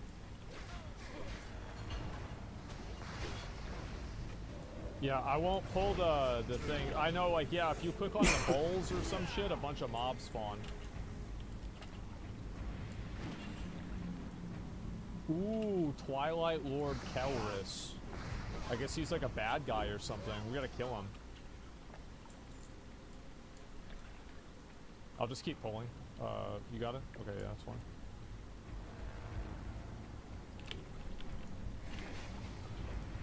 Don't touch anything with the foot. Yeah. I remember watching like that one video of the guy that summoned all the ads at the same time and like everybody died. That was a great video. Yeah, you got it. I'm just gonna pull the Shadow Mage too. Cody did that too. Yeah, I mean, to be fair, like the reason why I know it's a bad idea is because I've done it. But I did it on retail when it doesn't matter. Other side.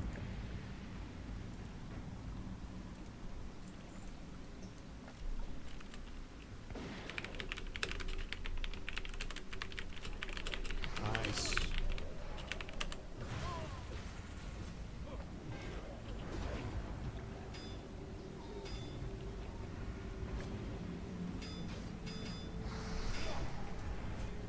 Small F, yeah, it is what it is. I'm not worried about it.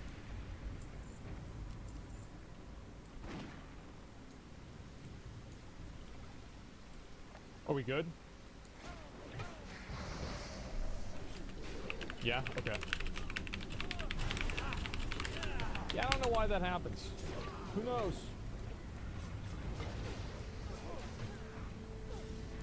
Really good. Wow. Wowee. Wow woo woo woo. Oh wow woo woo.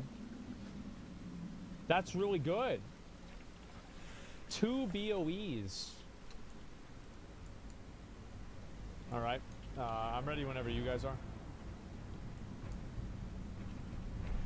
Need? No, there's no reason to need on it. Like, I've got infinite gold. Some of the people in the group don't, so I just pass on everything. Interrupt to sleep? Yeah. By the way, I can't interrupt, so just keep that in mind. Oh, I got 9? I might not get 10. Who dares disturb my meditation? Alright, big dickin'. Big dickin'. Don't click nothing. Ain't nobody click nothing. Fine, well, just blink. You're good.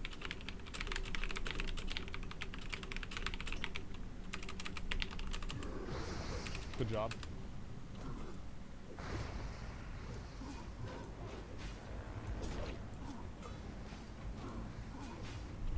Easiest game of my life. And then we also got Rod of the Sleep Wakener. Okay, so how does this work? So we have to light each fire one at a time, right?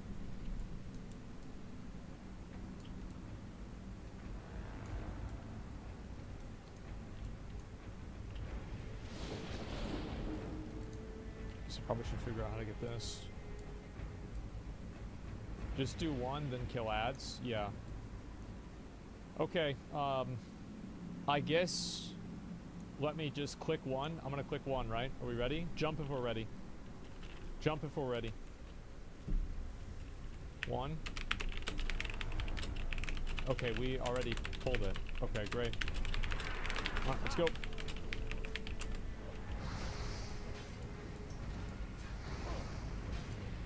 Okay.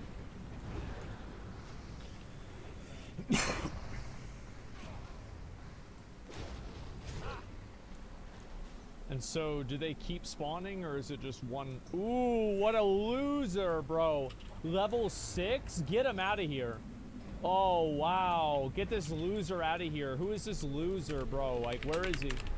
Where is he? Like, dude, this guy sucks. Kick him out of the guild right now. Kick him out. Get him out of the guild right now. I don't want to see him.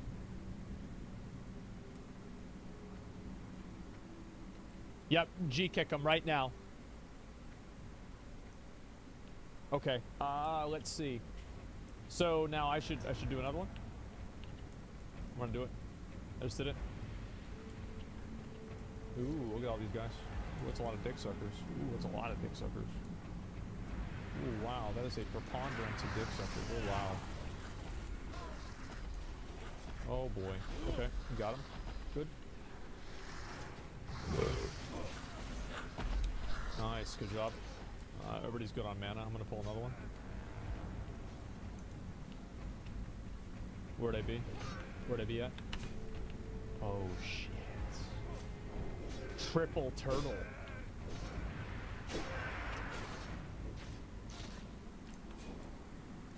Oh, Dixers? Yeah, there's a lot of mobs. I think we probably could have done all of them at the same time, but it would have been like super rough.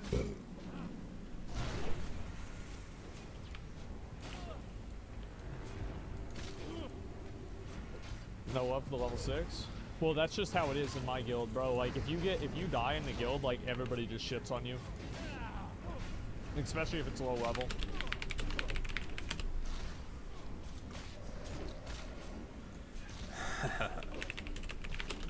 Okay. We got one mo again. Let's see what this is. Ooh. 4 crabs.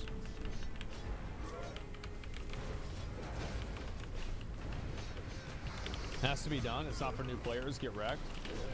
Well, yeah, I mean, hardcore is definitely not meant for new players. You're right about that. A lot of people don't realize that. Like, I feel bad for any new player that, like, starts the game and starts with hardcore, you know? It's a big fucking mistake. Alright, we gotta kill this last gun.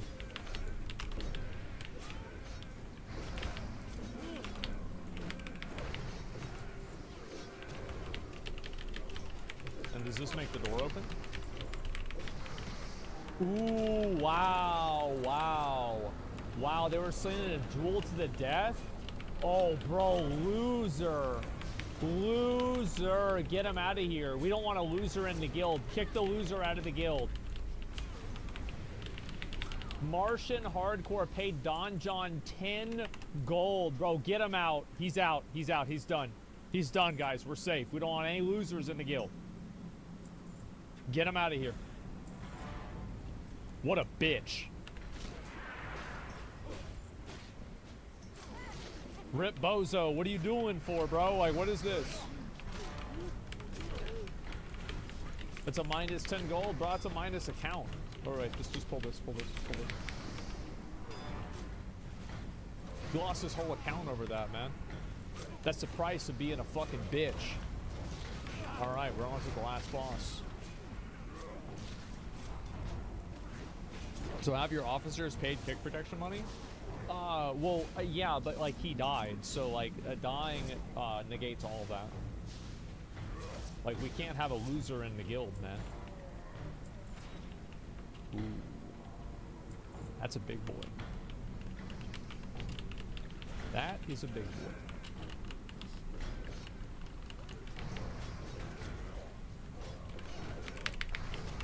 Play it safe, play it smart. Hope the sword drops? Yeah, me too. Me too. Get him out of here. Just let him pat back. Let him pat back. We're gonna deal with these turtles. That's a big item, right? See, I could get this right here. Strike Hydra. I could get that. Now, if I get it, I don't even know if I'm gonna use it, but I want it. It's a 332.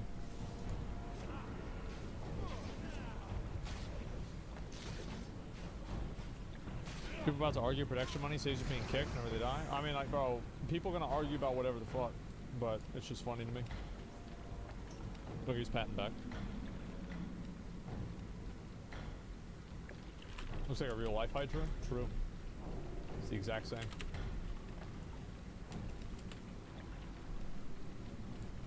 Now for this boss, do we know anything on this boss? Like, do we need to know anything? I don't think so, right?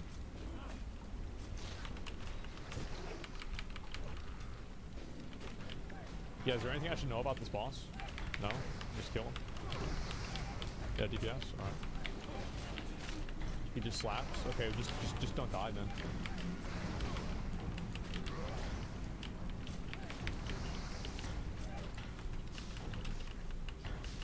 Alright.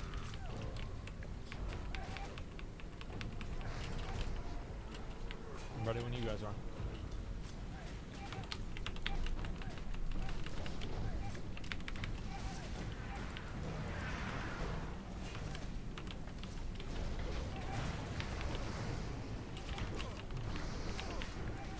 Okay. Get a rend on him. Big damage. Big damage. Let's go. Keep him up. Come on.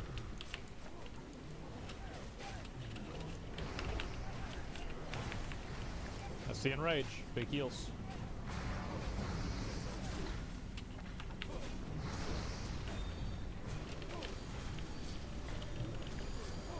Ooh, what? Damn! Damn! Look at that shit, boys. Oh my god. This is a big dick situation. I actually got the fucking sword. Wait, I didn't loot it. Okay, I gotta... I actually got the fucking sword. Look at that. Holy fuck, man. Let me loot this too. Ooh, blessing of Black Fathom. Wow, that's huge. Speak with me to hear my tale. Please port me to Darnassus. Okay, let's port to Darnassus. That's like the right decision, right? Yeah, I'm gonna do that. Interest you on the fight? Good. I feel kind of bad because, like, look at my quests. 9 of 10, 7 of 8. Like, I actually just got dicked, man. I got cheated so bad. Ouch. Yeah, it feels real bad. Fucking quest. Yeah, I know. That's just the way it is, though. That's life. I need to fix those. Maybe if they increase the drop rate by like 20% or so. So people don't want to have to run the same dungeon like that 2 times in a row. Use the sword. You guys want to see the sword? Can anybody do fiery enchant on my sword?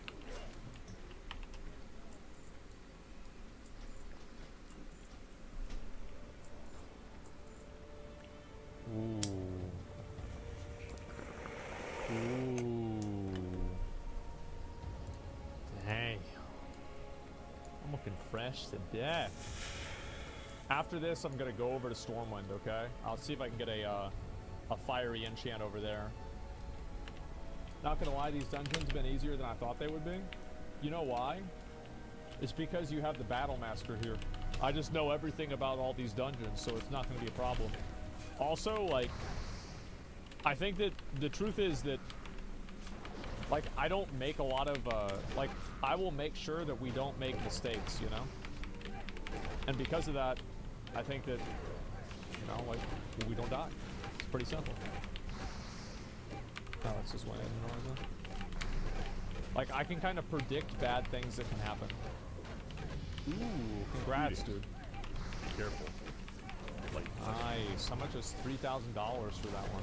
That's a lot of money. Okay, I'm gonna go ahead and port back. Oh, actually, let me go ahead and get the flight path here. Yeah, I might as well get the flight path here and at Duskwood or Darkshore. Not a lot of WoW shit. Well, it's not bad. It's that I know what can happen that's bad. Like, for example, like I can try to prevent us from running into bad situations.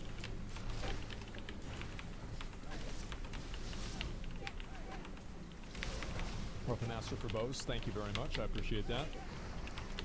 Forgot all about that. What's the end goal of this character? To defeat everything, kill everything, do everything, and win on a level that nobody's ever won before.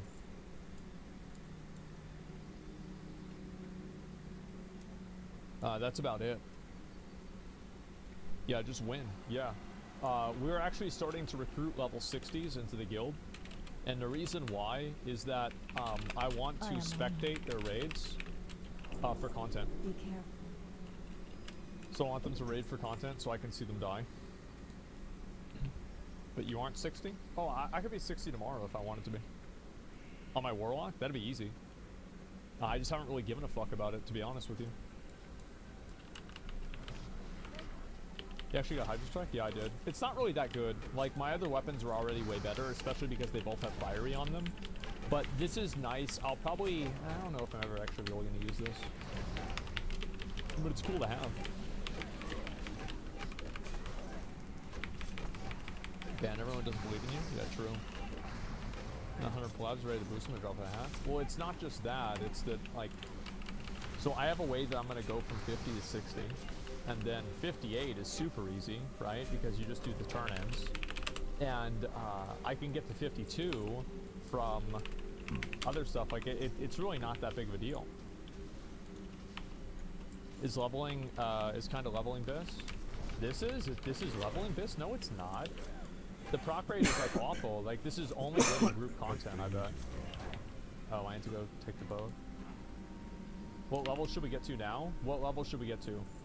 I'm thinking that the level that we should get to is level 30. I think 30 or 31. I might go for 31 since I'm melee. And we're going to do Razorfin Crawl, and we're going to do Nomergon. We're going to do both of those dungeons. I know DPS meter, by the way. The reason why is, like, I don't even really think it matters. I think that it gives, like, more of a authentic experience not having it. But I'll probably do DPS meter at some point. It's not like I don't... It's not like I'm against it.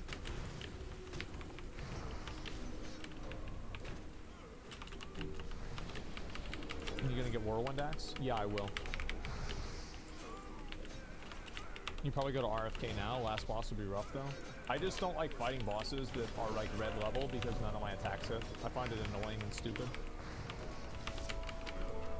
So I guess what we're gonna do with, like, talents is I'll go to Enrage, and then I'll get Death Wish, then Improved Slam.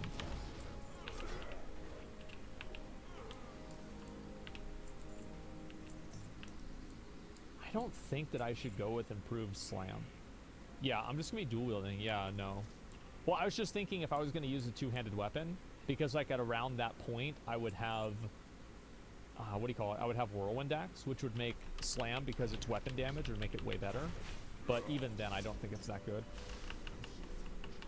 I think we do Death Wish, and then Dual Wield to 4, and then Flurry to 5, then Bloodthirst, and then probably just Impale as fast as we can. I might go with Improved Intercept. I don't know.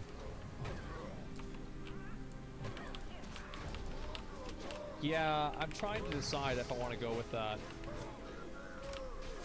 You should go Arms. No, Arms isn't that good. I think that Fury is better because it gives me health back, and so does Bloodthirst. And I think Fury is just better. Intercept is really good. Yeah, it's literally 10 seconds on a cooldown for a charge.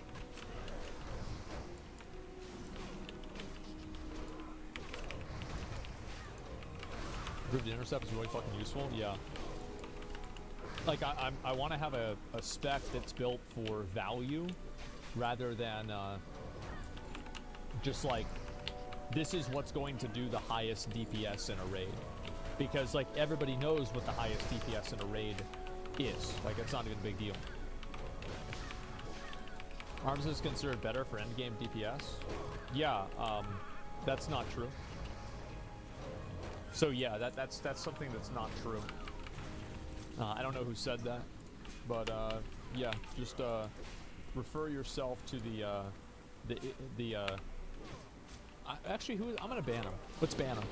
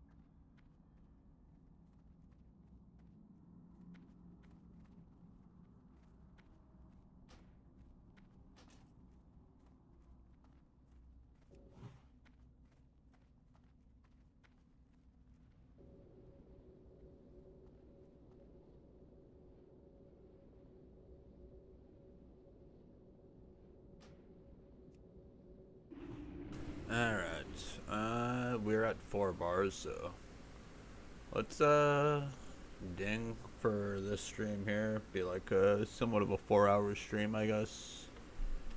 What are we 4 bars away? So I'd just do like a few quests. Came right in time for the bin to drop, and yeah, I'll be 25 on my second shaman tank. I could raid on this guy tonight, but it's like I want to get a dual wield in case I got like really like high DPS like raid group members, so I can like actually hold threat on bosses. That's probably the way to go, I'd imagine. I didn't do that like on my first shaman tank because everyone was still not like BFD geared, so it's like I could still just go with the shield and a thingy here. Oh shit, yeah, okay.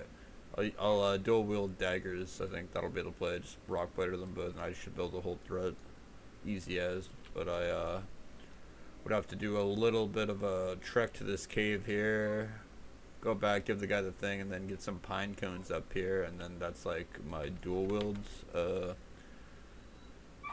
Dual wield like just unlocked. It's not even a rune. It's just like a baseline thing you learn as shaman. But I get the lava lash rune as well with that, but I'm not going to be using that shit. I'll be going between water shield and molten blast.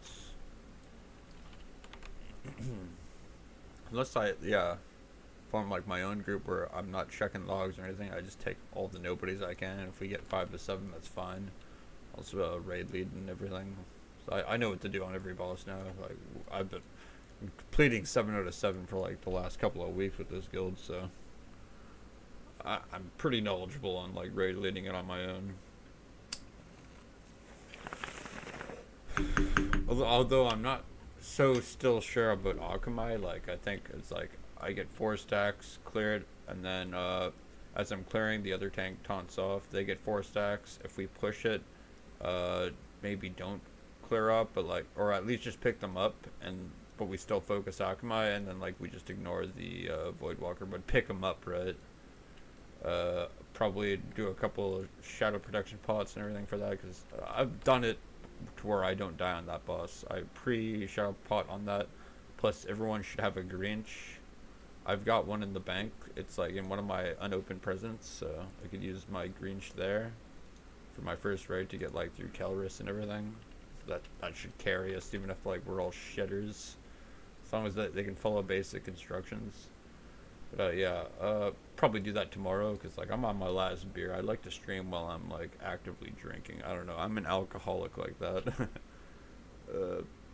They only bought me 4 beers. I was gonna go out until I saw that they already brought me some. I would have got myself a 6-pack, because then I would have had 2 beers for like raid here, but and like decently half in the bag. Not even half in the bag. Like I'm still good, even though I'm like I've been sipping these. Plus I just ate, so it's like 4 beers. I'm not super drunk. I'm like maybe tipsy, but like I'm talkative is how I'm feeling. But yeah, we got like another like half an hour of stream here for me to get these 4 bars. I'm gonna head back to Hillsbrad. I'll go do some quests there, get these 4 remaining bars, call it a stream.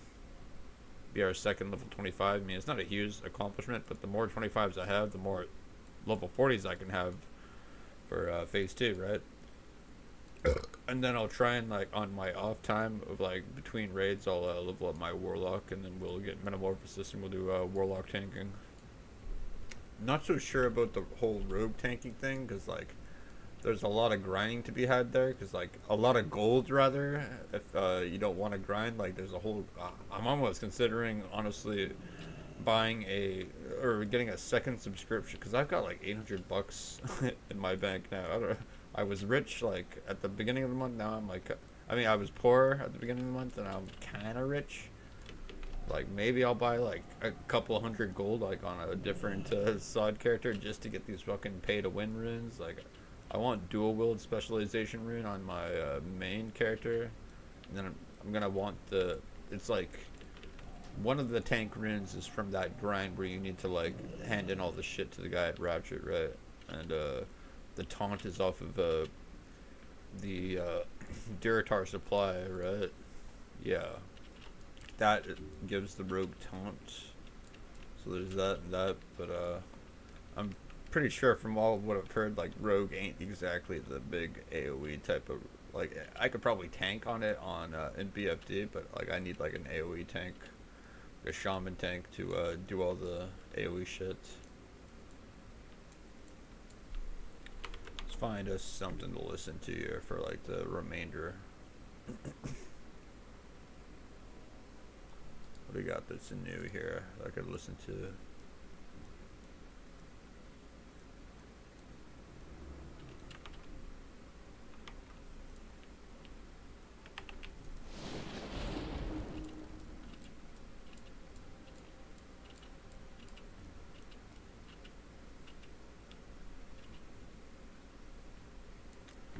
Plus, I'd have to probably trade gold from. I'd have to like mail gold from my main to like get this guy some supplies. Cause I mean, I could just buy like a FAP and a couple of other things, but like I wouldn't have all my other consumables. But I mean, at minimal, just shadow protections and FAP. Like shadow protection for Murloc Boss, shadow protection for Akamai, shadow protection for Calibur. Pre-potting for that fight, then you FAP phase 2. Like I know what consumes I need. I don't need all of them. Like I shouldn't need to be pumping like as this new character. Like as long as I'm like raid leading and I'm making the group, I wouldn't feel that bad not having that shit. Look at this shaman tank here. Hexy.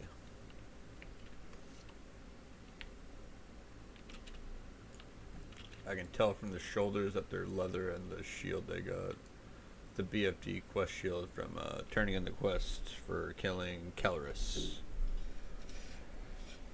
Just gotta make sure I pick those quests up in advance before I do a BFD. I don't know. I don't feel like waiting till Monday because for New Year's Day is when we're gonna do it on last day of reset type of deal for holidays instead of doing it right on reset.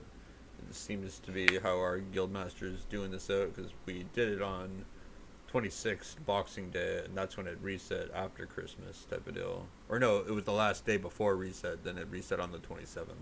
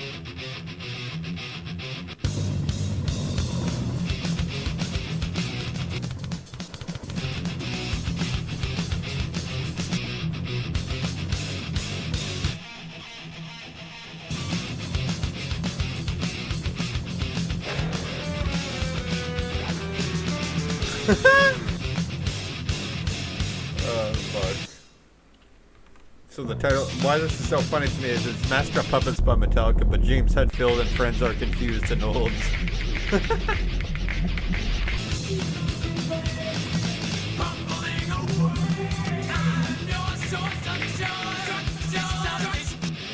Cliff, get back here!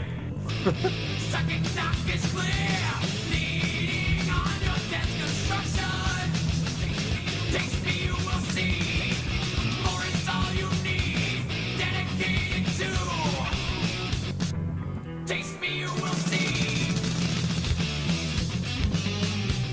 Come on, faster!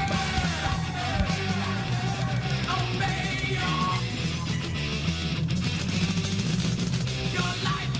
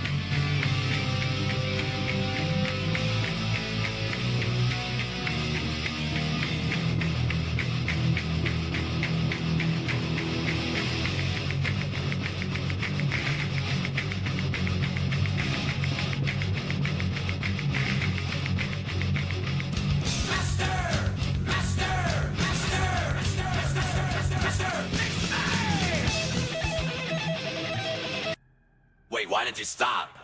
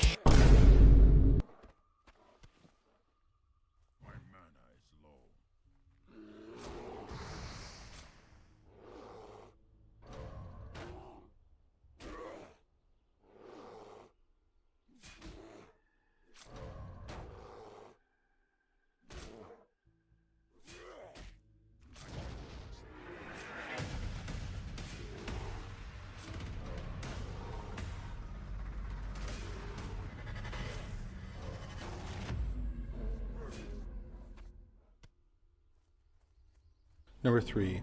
Yvonne LaRue. On the morning of November 30th, 1971, a person who worked as a caretaker on an estate in King, Ontario, was driving to his job. King is north of Toronto. The estate was on a dead-end road, generally only used by people who lived on it, people visiting them, and people who worked for the residents. The caretaker heard a car leaving. He decided to investigate. He found the dead body of a young woman lying on the road. It appeared she had been shot in the head, and the frozen road was splattered with blood. The man called the police. The body was identified as 16-year-old Yvonne LaRue. It was determined that Yvonne had been murdered a few minutes before her body was found. She had not been shot. Instead, she had been beaten in the head with a blunt object that was never found. The strikes were intense and fractured her skull and lacerated her brain. She also had been sexually assaulted. It did not appear that the motive behind her murder was robbery because her purse was found with her body. She was last seen leaving a youth counseling clinic the night before in Toronto, about 14 miles from where her body was found. Before her murder, Yvonne had a difficult life. She had lived in Toronto with her parents and her 3 siblings. When she was 15, 4 young men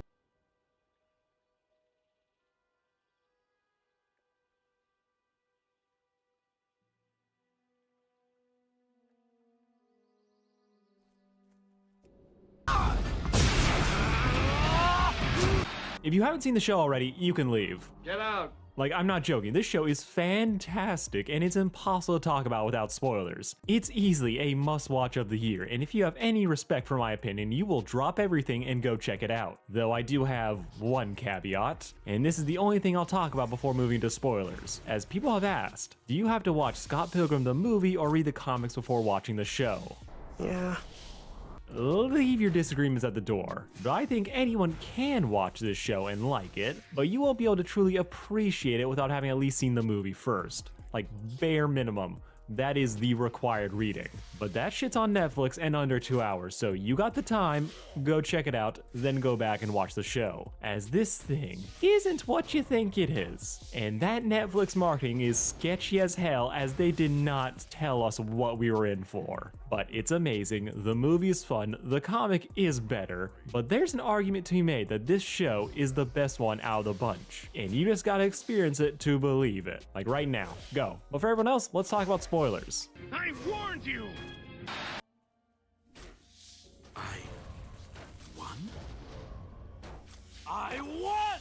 Oh my god, I love this show so much. Like, I was dying for this thing all year, and it was nothing like I expected, but I adored everything about Scott Pilgrim Takes Off, aka Ramona Flowers vs. the World, aka Scott Pilgrim vs. the World Unlimited Blade Works, aka Rip Bozo, Rip the Friend Group, Matthew Patel, and X Supremacy. Like, truly, this show was an experience. Some would say it was my everything. I'm a longtime fan of this story, for mostly the right reasons. Watching Scott's dumbass finally come of age in his early 20s was a story that I feel like is sorely missing in our media. You either get your shit together when you're a kid, or you get your shit together in high school or college. But no one ever talks about that point after the fact, because we're all broke, we don't have money, so they don't really make stories catering to us. But after I saw the movie, I read the comic, and I loved it. Yes, he did date a high schooler. It was weird. But truly, I fell in love with this world and the characters,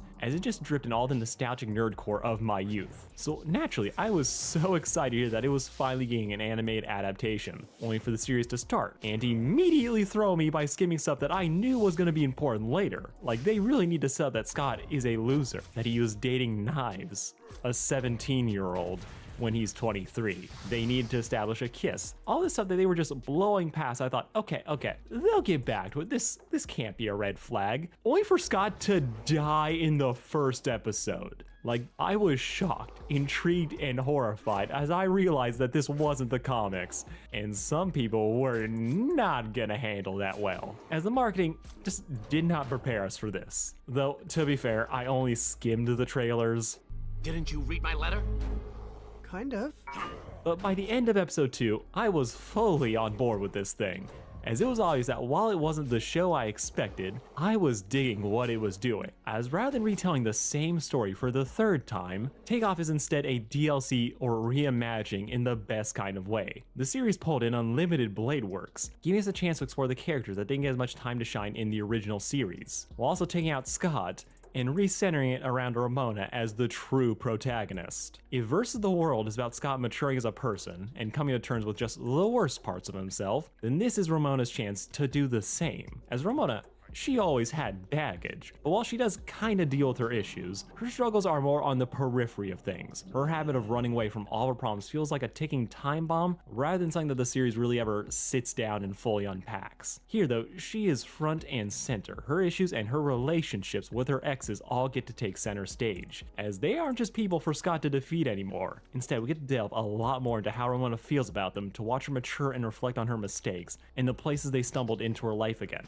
We watch her figure out who she thinks is worth fighting for, who she thinks is worth staying in touch with, and those she can just live with them just being here. This isn't a full apology to her for all of her actions or theirs, but it feels like they took the neglected parts of the story and just fleshed them out, and everyone hugely benefits from this. Ramona is fantastic as a lead. I honestly love her way more in this than Scott, who, love him or hate him, he stumbles through the story in his own lovable way, but her chill energy vibes really well with all the crazy people she's usually interacting with. And not to mention how this series, despite being partially inspired by the movies, is able to pull Ramona out of the depths of stoicism, as I love that movie, I really do, but they played her way too animatically. But that more dives into how she wasn't endgame in that film. No, the writers thought they could hook up Scott with the high schooler, but then the test audience said nah, so Ramona and Scott became endgame again. Truly, this series does such wonders for Ramona. I love her. It is at Scott's expense, but honestly, I am fully okay with that for reasons I'm about to get into. But the other biggest beneficiary of this shift in focus is the exes themselves, who move from standard antagonists to way more just well-rounded characters, which they were fine in the original, but I think what they do here weirdly works super well. And it kind of feels crazy that they didn't do this from the start, as in a series all about giving a fuck up grace and the chance to be better, extending that same idea to the evil exes feels so natural that it honestly feels shocking that it didn't happen already. Before I jump into singing all their praises, I do think it's also fair to address the complications and shafting that this shift in focus also creates. Firstly, Scott. We'll actually wait to talk about him, but the rest of the supporting cast, they, and not to sugarcoat it, once upon a time, a man got fucked. Like, truly, one of the biggest positives about reading the comic is how it just is able to give a more holistic look on who Scott actually is, and how his behavior affected all those around him. In the movie, it skims, but in the comics, characters like Kim, Knives, and Envy all get so much love and closure versus their movie counterparts. They all feel like their own characters rather than kind of one-note jokes to fill space in Scott's world. If you want to example this, even Stefan has his own little arc about coming out and reorganizing his friend group. The comic gave everyone so much time to be more, but this show, for all the love certain characters get, a lot of the other ones, there wasn't enough left. Envy is still just the rich bitch pop star who dated Scott, and not the complicated woman who got pushed away and wasn't handling the breakup well either. So if you're looking for redemption or like to have these character stories told, I kinda don't know what to tell you, as it's not really there. You're really just gonna have to stay mad or accept it. Because outside of doing Kim marginally better than the movie, but not as well as the comic, most of the supporting cast... A man got fucked. And here's the thing, I'm fine with that. As yeah, this was a little bit distracting as I'm watching, like, are they gonna do this? Are they gonna do that? Only for them to not to. But watching this series for what it is, realizing who it's giving more love and attention to, I can accept it. As yeah, it would have been nice to see an animated retelling of their full story. But the truth is, those stories have already been told. You can read the comic, it's great. But this isn't their story anymore. So it's a bit bitter. I think it was the right call to make, to reshuffle the spotlight and to give characters who had less more time to shine. Everyone is still here and being given stuff to do, but it's less than some people might have wanted. In some cases, you can be a little bit salty like Envy, but then you have weird cases like Knives, where we get to sidestep Scott dating a 17-year-old high schooler when he's 23, which fits his man-child never-grew-up mentality. But from every other angle, it's yikes. But Knives, after his death, is given her own subplot about her flourishing, learning that she loves music, playing in the band, working with Stefan to write and create a musical. And it's cool to watch her character grow without having to obsess over Scott. But while great and unique in its own way, it's still less than what she was given in the comic, and she is not as much of an active participant as you might expect. She is very much in the background, but given the context of the story, I think that's okay. But that is something that I feel like unless you can accept it, you realize what this show is doing, it will be a little bit grating. I know it bugged me a little bit in places, but in hindsight, I get it. I understand. Rip Lisa Miller, you will one day be in one of these adaptations. Oh, also, of course, gotta praise the visuals of this thing. This whole show is a feast for the eyes. It is consistently over the top and crazy, but then it's able to flip to suddenly being intimate and homey. This show can do it all, and it was able to do so without abusing its staff. I hope. I love the show, rather than just blurring out the out-of-focus parts of a shot, we'll go the extra mile just overlapping the same visual to create the same effect. And this extra mile just gives this show such a great sense of identity. This could have just been the comics. It could have been animated any certain way, but as soon as it looked like the thing, no one would complain. But this anime, this cartoon, whatever you want to call it, it looks great. It is its own unique thing. And every second that I'm watching it, I am never bored. The soundtrack is full of bops, nothing that I'm like, I need to rewatch and play that scene in my head again type music, but there are so many moments that are just iconic. And come on, you guys know the one. Takes Off was everything I wanted when I think Scott Pilgrim anime. As the fights hit hard, the chases are a roller coaster where rule of cool is king. I hope everyone got paid properly and the whole production was done ethically, as nobody slacked on this thing, and they all deserved full respect and their paycheck. Shout out to the shots of Ramona changing her hair every morning, and of course Gideon's lair. I don't know why, but those ones they spoke to me somehow. But to move on to more story-related stuff, let's talk exes. As in a show where Scott's dead, Ramona told them to fuck off, it really created a fascinating space where we get to see these butthurt dorks without an obvious goal, where the obvious comes true, as these guys were just here to fuck up Scott originally. Roxy had more going on, but we don't talk about that. But for them,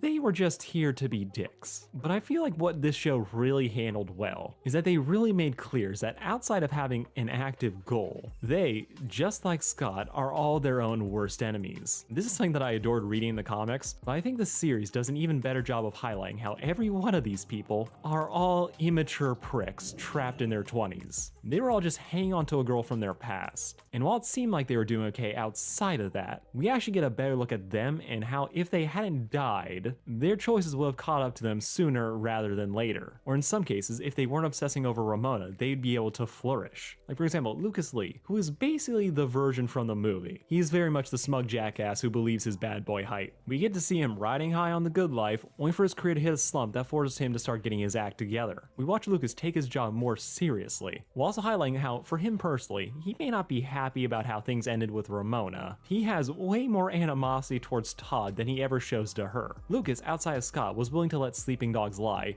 and to just try and move on with his life. And for that, we were able to watch him drop a lot of that fake bravado, and you watch him find a smaller but more fulfilling career as a barista. We watch this man grow and change, and this is all out of a character that was very much just here to die. And that is applied to pretty much everyone. Like Roxy, easily best episode of the series, as it's here that really forces Ramona to own up to her actions, that she did a shitty thing in breaking with Roxy by just leaving without saying goodbye, something that, while not fully stated in the comic or film, does track with how Ramona just referred to the whole relationship as just a phase that she was going through, which is very dismissive and a little fucked, especially when you see how much it meant to Roxy. I honestly think that the fight and their reconciliation was too good for how early it was in the series, as none of Ramona's moments with the others hit nearly as hard, though the surprise Kim Yuri was nice. No sparks. Worth a shot. Honestly, I would have loved for Roxy to stick around longer, but everything that had to do with her was a highlight, so maybe it would have been better that they just kept it light rather than overindulge. This whole episode is a highlight for me, and really does solidify to me that this is Ramona's story, and why that it is something of value to see her confront her exes, and to actually grow from the experience alongside them rather than against them. Though I will not lie, not all the shenanigans on the movie set hit for me. Like, Lucas, pretty solid, not the tearjerker, but it is very fitting. But the stuff with Todd and Envy, there's a critical mass point where the story is fun. This story is never boring, but it doesn't have that same emotional catharsis that we got here. As the mechanics of what happened to Scott, and Ramona figure out like who, what, and why, does tamper what I think is the strongest hook of the series, which is Ramona meeting her exes again and maturing from it. I think maybe this is just my bias, as I kind of don't care for the Todd stuff. Like, it is so funny that Todd hooks up with Wallace, that he leaves Envy, resulting in Ramona having to be the adult in the room and realize just being direct gets her results way faster than all these other hoops she was jumping through. But Todd's episode is just, it's a bit of a hitch, as it does make Envy the third wheel to shenanigans while not giving Todd the same glow up that all of the other exes got. Everyone else kind of has sympathy, relatability, even fucking Gideon you're made to feel a little bit bad for. But Todd, he's still just the same idiotic douche who thinks he can do whatever he wants, only this time he felt an emotional connection rather than a physical one. I do think tracks for a guy who just consistently is head empty and uses acts of service to make up for the fact that he really doesn't actually care. And on one hand, I do think that works, overall, as Todd, unlike Lucas or Roxy, doesn't have the same emotional depth to his breakup with Ramona. They just kind of dated in high school, were assholes together, and then they broke up when they went to college. Not to mention Todd is more of a foil for Scott, as he is also kind of the worst. So while this whole scene is very fun, doesn't have the same spectacle as what Lucas did, I wouldn't call it bad, it just didn't wow me like the rest of the show. Todd is just a fun prick. Wallace, he's Wallace. But Todd again got caught cheating, but the difference this time is that he caught feelings. Though I feel way better about how they handled Todd than what they did with Gideon.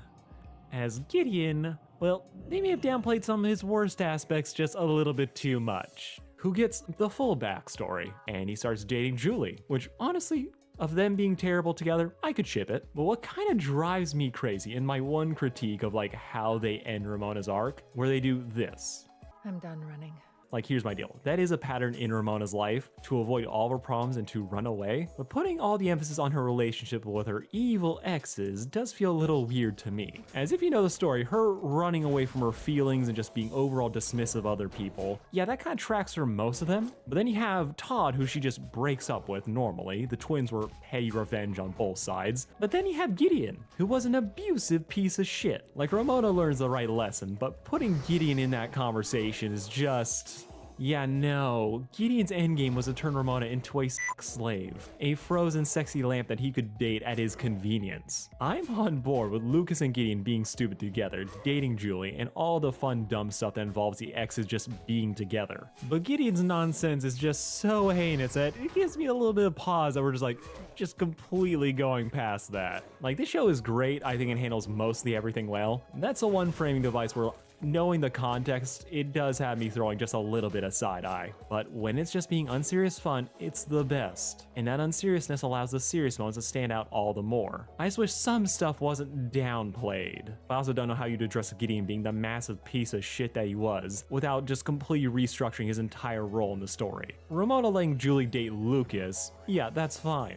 Dating Gideon feels like it would involve an intervention. Though I do love the extra lore of how Gideon was always an unaware loser. Only difference, he got money, and that's what made him dangerous. But once he loses that, he's back to being just a little bit more manageable. But of course, we can't talk about the show without giving just a massive round of applause to the glow up that was Matthew Battelle. Dude literally shows up just to get beaten, only for him to think he won, beat Gideon, take his company, his look, and pursue his dreams of performing on stage. He's not pivotal or like really important to the story, but this whole situation feels like a massive apology just at how little we actually saw of him in the original. Dude went from a nobody to a highlight, and I just love seeing me an underdog story, especially when he gets a call at how dumb the League's actual plan is, of how they would kill Ramona's boyfriend and she would just somehow magically date them. These dudes did not think it through, and it shows, making the time we spend with them trying to take that next step in their lives just all the better. Also, the twins. I honestly thought they were gonna do something with them this time around, but it's almost a meme how they are just perpetually in the background. They are never like the thing that is important in their scenes. They're here to set up something else, and what they do, they're good at it. Also, I think I've been avoiding this subject enough, but Scott didn't actually die. No, instead he was kidnapped by the series' real big bad, Scott Pilgrim, but older. Now this is the thing that really makes me love, hate, and dread people's reaction to the series. As some people, they're gonna take this personally and hate how the series was recentered around Ramona, while also making a villainous version of Scott. But I personally love the idea that at some point in the future, Ramona and Scott backslid into old habits, and their relationship suffered because of it. That Scott would go back to being a full man-child again, and would do something excessively stupid like try to change the timeline rather than deal with his emotions. I love the idea that after they got married, and then they seemed like they were divorced, Scott would truly become Ramona's worst evil ex, as his tunnel vision on his own well-being blinds him to the consequences of his actions, with him insisting that he's not the problem through all of it. But while I appreciate the vision of this is one of those things that make me think like, low-key, you need to read the comics to fully get this series, as we aren't really around Scott enough to really see this idea, and the movie doesn't do nearly enough with it as well. But it is an integral part of the story, and you only get the context of it if you read the comics. So while the finale is amazing, that final battle is great. This as a whole leaves me with a very complicated take on the series, as I love this thing, but I've also done the required reading. So when I look at something like this that wasn't billed as a sequel, I wonder how somebody who just hasn't seen the movie or comics is gonna react to it. And while for the most part, I think if you've seen the movie, you're gonna be fine, the comics in this case just feels like it's essential reading to fully appreciate what it's going for, what it's doing with future Scott, what it's done with all these characters, and why it's fully okay to just sidestep some of the baggage that was initially set up. The finale to the series is amazing. Ramona meets herself and is able to accept her past, present, and future. That she did have a problem of running away, and that she, despite all that, still wants to stay and fight for Scott. That this is something that she's come to her own conclusion about, and that she was able to make amends with so many people in her life. That she gets to choose who she will be, and even though she knows what this could end up being, she's still gonna stick around and find out. Scott may be the titular character of the series, and while he may not get like the full lesson I think he needs, having him fight a broke evil ex version of himself is very fitting, and I think that's the kind of scare that really works for the story that this show is telling. I don't want to go into any real conspiracy theory nonsense about this retconning the comic or the movie, that Ramona and Scott broke up because of this series. Like, just remember, multiverse is a bitch, and in this one they got the bad ending,